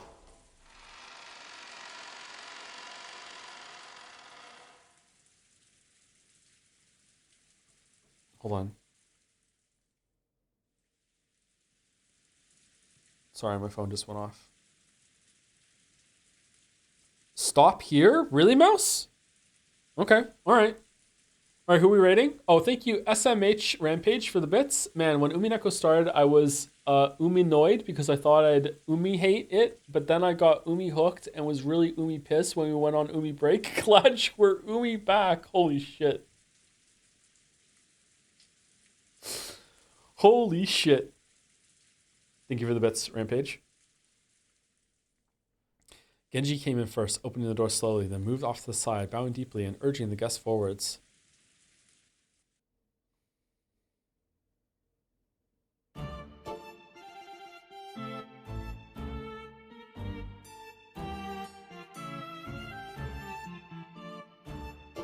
This is just one of the witches with extra steps. I don't like this Lambda Delta plant bullshit.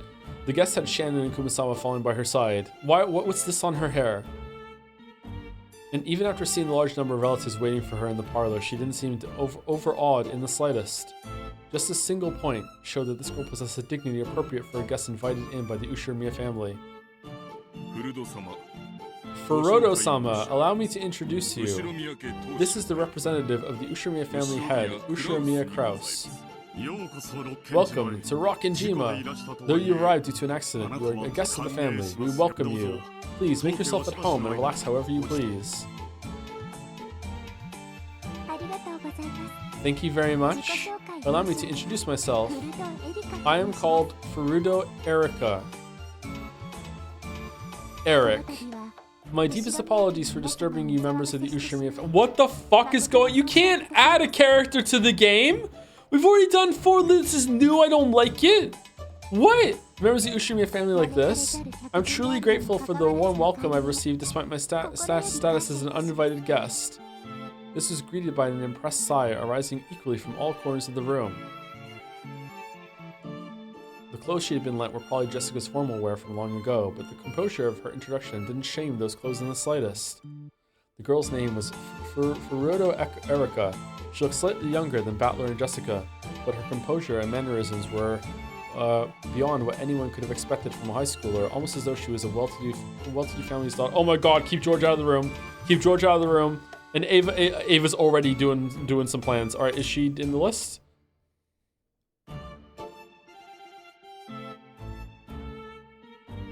Fell from the pleasure boat Eternal Maid 2, mid-cruise in the waters near Rokkenjima. She washed up on Rokkenjima on October 4th, 1986. The Ushirimiya family welcomed her as a guest. She managed to drift to the island unharmed thanks to several miracles, including the life jacket she was wearing.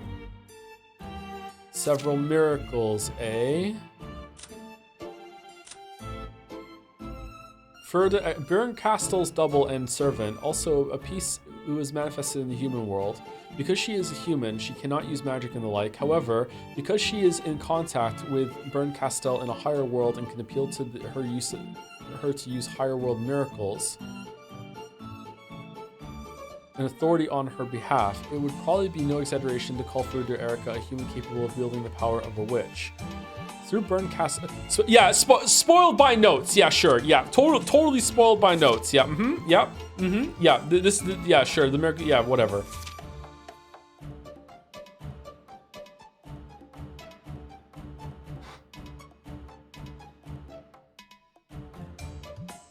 Therefore, even though she is an outsider to the Ushirimiya family, she possesses the right to demand full attention from everyone when speaking, the right to advance proceedings, and the right to investigate the crime scene before the police arrive, as well as many other special abilities. She gets pleasure from the process of solving riddles, but her greatest joy comes from using that victory to sneer at others. Wait a sec. Who the heck is this? With an incompetent like you as the main character piece, the game wouldn't go anywhere. That's why I've placed myself there as a piece. Oh man, fucking hell, I can't believe that we read all the notes before that fucking bombshell. Well, it's just a bit of a bonus. Even in a closed circle, it'd get boring to see the same crew every single time, right? No, I was enjoying it! You quit messing around. This piece doesn't exist on Beato's game board. Beato and I won't acknowledge it. This is Beato's game board, right? If Beato refuses, then I'll consider it.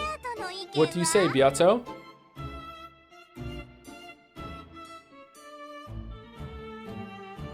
Beato was unable to answer. The Delta grinned triumphantly. Want to try complaining about the rules and stepping down from the game? Isn't that a favorite move of you, mystery people? If there's even a tiny element that goes against your expectations, you throw a tantrum and totally stop that. Shut up! No! We don't do... Ugh. Don't worry. I'll make a detective proclamation regarding this piece. A detective proclamation? I proclaim that Furudo Erika is the detective. The detective is not the culprit. No proof is needed to show this. In short, there is absolutely no need to suspect this girl. Can we have this in red too, please? Even if she appears as a human piece from now on, you can build theories the same as you always did. Get it? That's Nox's 7th, right? That's sus, open parenthesis, Among Us reference, close parenthesis. That's okay. It's forbidden for the detective to be the culprit. Huh? Yeah. Fucking like the first one struck from the record when it comes to weeb shit. There was an exception clause in the original, but for this game, the detective isn't the culprit, has been proclaimed in red, so you don't need to consider the exception. Alright, so this round, Battler is gonna be the murderer. I hate word games, so I'll say this in red too. Furudo Erika is not the culprit. Repeat it. Furudo Erika had no influence on any of Beato's games before now. Sure, no prob. Furudo Erika had no influence on any of Beato's games before now. She's nothing more than an extra character who appears for the first time this round. She does not exist in the worlds before this one, nor does she influence them. So what does that do to the number of people on this island right now? Of course, it's +1 from the previous number. But don't worry, it has only increased by 1 person, Eric. Besides her, the number of people on this island is exactly the same as it was in the previous games. And what number is that? Ah, you almost got me, Battler! At that time, the sound of people dashing down the corridor could be heard. It was Battler, George, and Jessica who had come from the guest house after being called here by Ava. They immediately spotted a guest they didn't recognize and their eyes went wide. Whoa, who are you? Ooh, a guest. She came by falling. Huh? Fall? Genji-san. Who is this person? This is a guest, Eric. Eric. This is the daughter of the family, Jessica-sama, along with her cousins, George-sama and Battler-sama. Oh, nice to meet you. I'm Ushirmiya Jessica. Hello, my name is Eric. I'm very pleased to meet you. Though Battler, George, and Jessica didn't have a clue what was going on, they were and were utterly bewildered. They introduced themselves. Isn't that convenient? This way, the number of people is clear. The people in the guest house have joined up with the rest, and now all of the pieces except for Kinzo, all of the humans, have gathered in the parlor. Looks like it. In other words, Sumari, the number of people in this parlor now is equal to the total number of people on the side. Wait, what?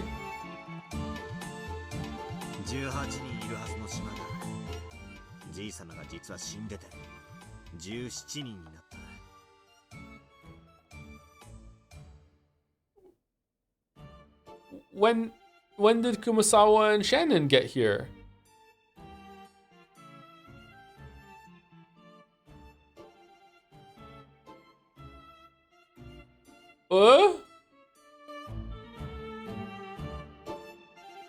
There were supposedly 18 people on the island, but since Grandfather's actually dead and became so... Oh, Shannon and fucking Kurosawa are here? Have they said anything? I didn't see them in... And now one piece of Burnt Castle has been added. The number of humans on this island has returned to 18.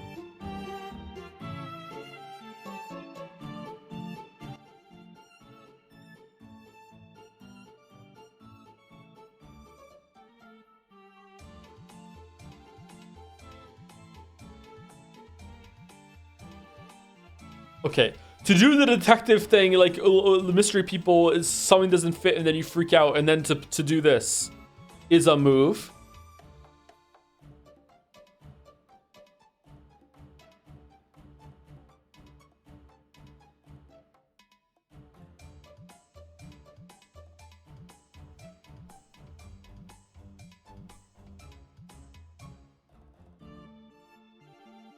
I'm not doubting that they're here, chat, because it seems that they're implying that they're here, but were they actually visibly on the screen at one point and I didn't see it?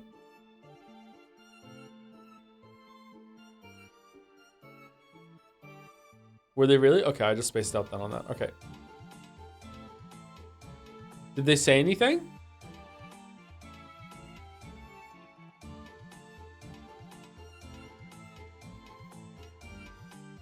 No? Okay, I'm not gonna be able to see it then. Okay. I glanced around at the humans in the parlor. The guest, Eric. Oh. Mine are Kosan-san.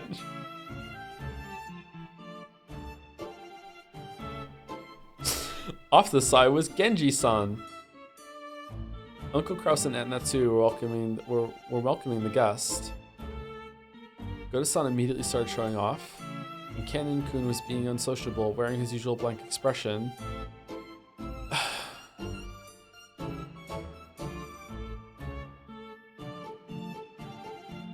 What? But Battler's in the scene. Does that not matter anymore?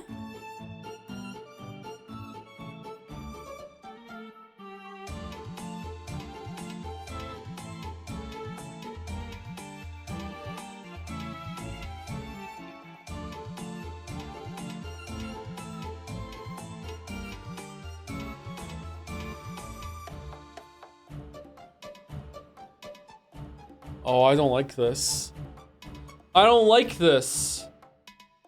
Either way, I'm fucked here. Because if my line of thinking is completely wrong, then okay, that's the best case outcome here. If my line of thinking is completely wrong, then that sucks. I thought I was onto something, but okay, like I can live with that. But if my line of thinking isn't wrong, which seems unlikely at this point, then this seems remarkably unfair.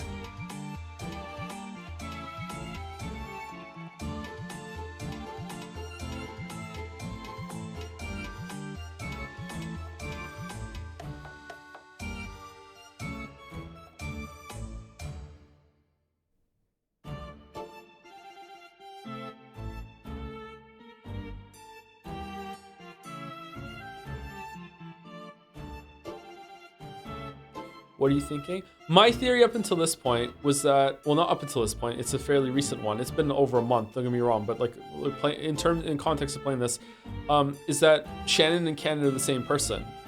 So if Shannon and Cannon are the same person, this scene reeks. This is not fair.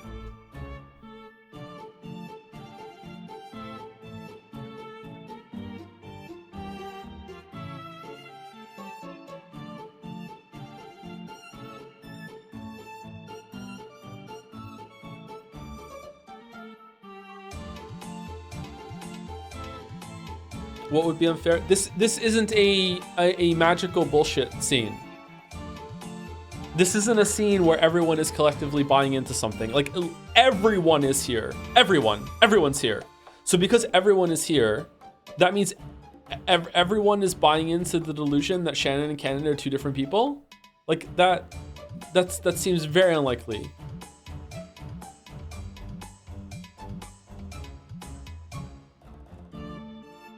So if I can't even trust this scene, I can't trust anything. And if I can't trust anything, then the meme becomes true. Nothing ever happens in Umineko. That's why I don't like it. As long as we assume your theory is right. Yeah, that's why I said at the beginning. Like I don't like it because that means that my theory is wrong, and that seems likely in this case. I'm kind of hoping that my theory is wrong now, because if my theory isn't wrong, I'm gonna hate this story now. And I really like Umineko, and I want to like it at the end. But this is pissing me off.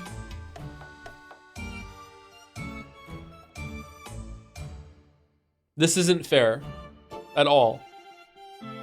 Goto-san immediately started showing off, and Kanon-kun was being unsociable, wearing his usual blank expression. There was Dad and Kirie-san, and Ava and Uncle Hideyoshi, Aunt Rosa and Maria, and Dr. Nanjo. Then, on either side of me, were George and Nikki, and Jessica. This is everyone, the true number of people on the island at the moment. Well, all of us are Ushiramiyas. Please don't feel obligated to call us by our family name. I'm George, and I'm Battler. Nice to meet you. Oh, thank you very much, George-san, Battler-san. I'd be pleased if you would call me Erica.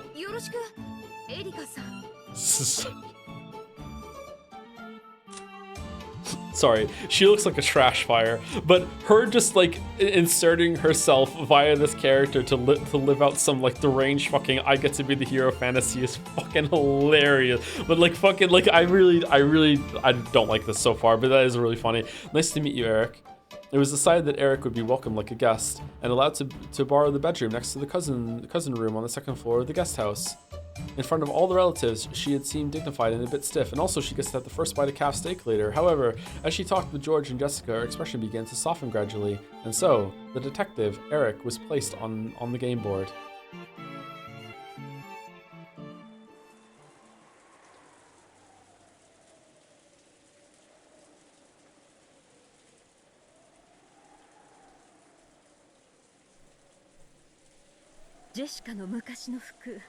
I mean, Bandle is your self-insert, so why would you not like this? Because my self-insert was the star of the show. It made me feel big and powerful and, like, really important. And now there's another self-insert, and I have to compete with fucking Mary Sue, who's probably going to be so smarter than me and make me feel dumb. That's why.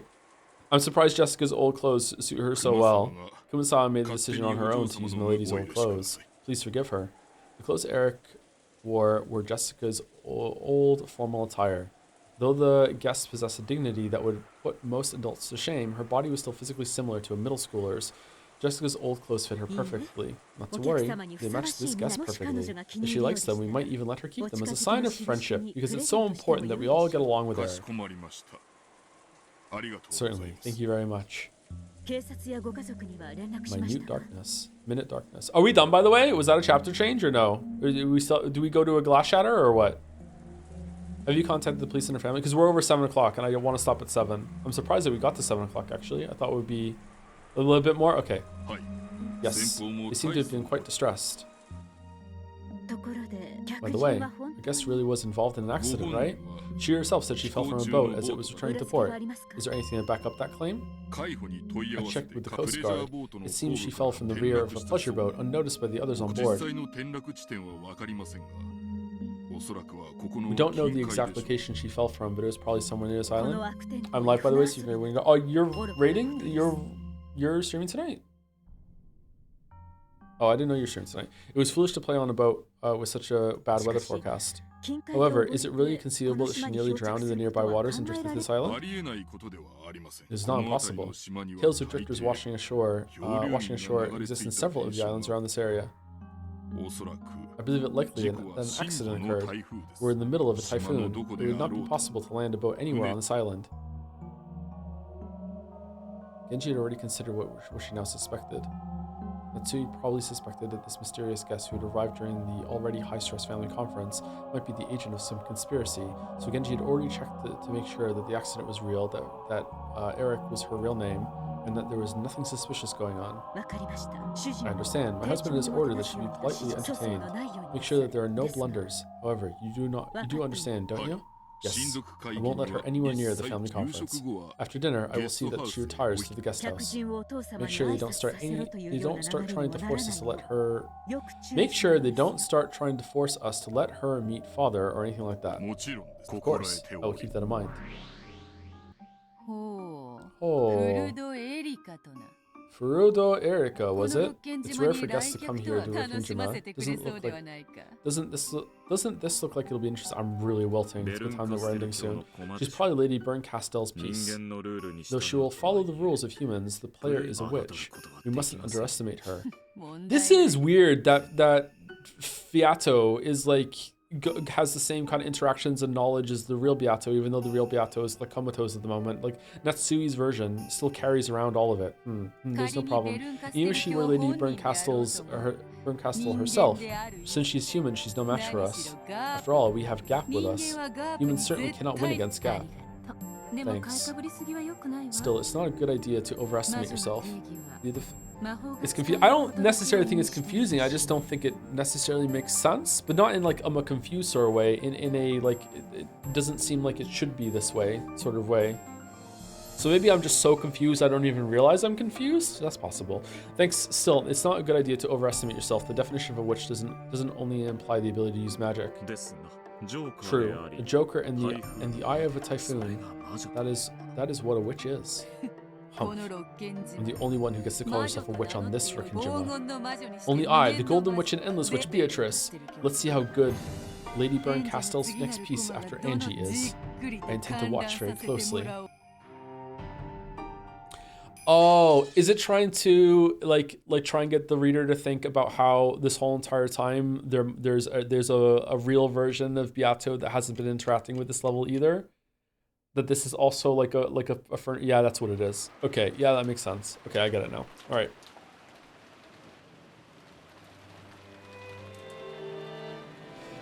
In a way, that really is the Beatrice that we've been interacting with all along. On the game board, that sort of thing. Yeah, okay, that makes sense.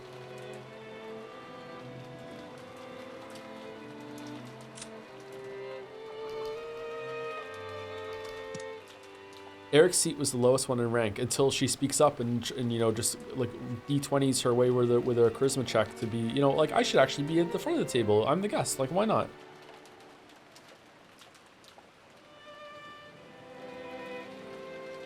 Thank you, Carpenter B. Chan's Knockers for 1,500 bits. That's a lot of bits. Thank you so much. Hello, once more, Joedle. Tis I, the Vrog. What? I have yet to see whether the reaction to my previous cheers were positive or negative, so I apologize. But also, thank you. See you in 3 months. The Vrog. Oh, the Vrog. Okay. Oh shit. Well, thank you very much for the bits. I hope that you are enjoying the return to Umineko when you get to here. Carpenter B. Chan. And that's it for Umineko. We'll be back on Saturday. I don't know if I'm going to be by myself or not. We'll find out. But Mouse might be with me on Saturday to read along. And that's it. So Umineko is back for the foreseeable future.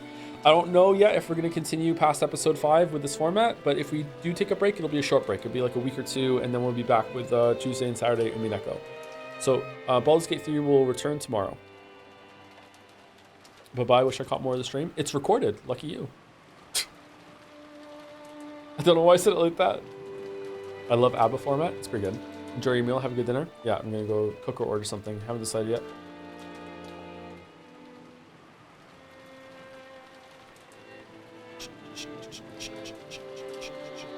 Thanks for watching, everybody. See you tomorrow. Hope you have a good week.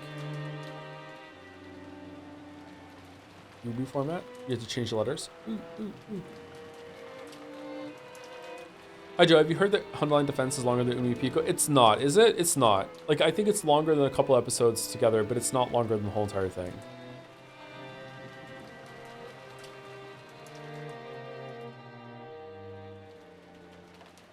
It really is. I don't believe you. I remember, and the reason why I don't believe you is that I read a word count somewhere, and the word count is nowhere close to Umineko's word count.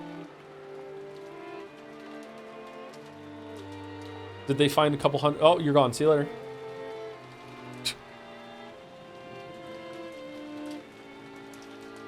Raiders got deleted.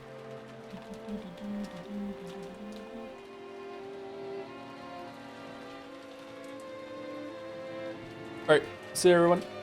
Have a good day. Or have a good rest of your night.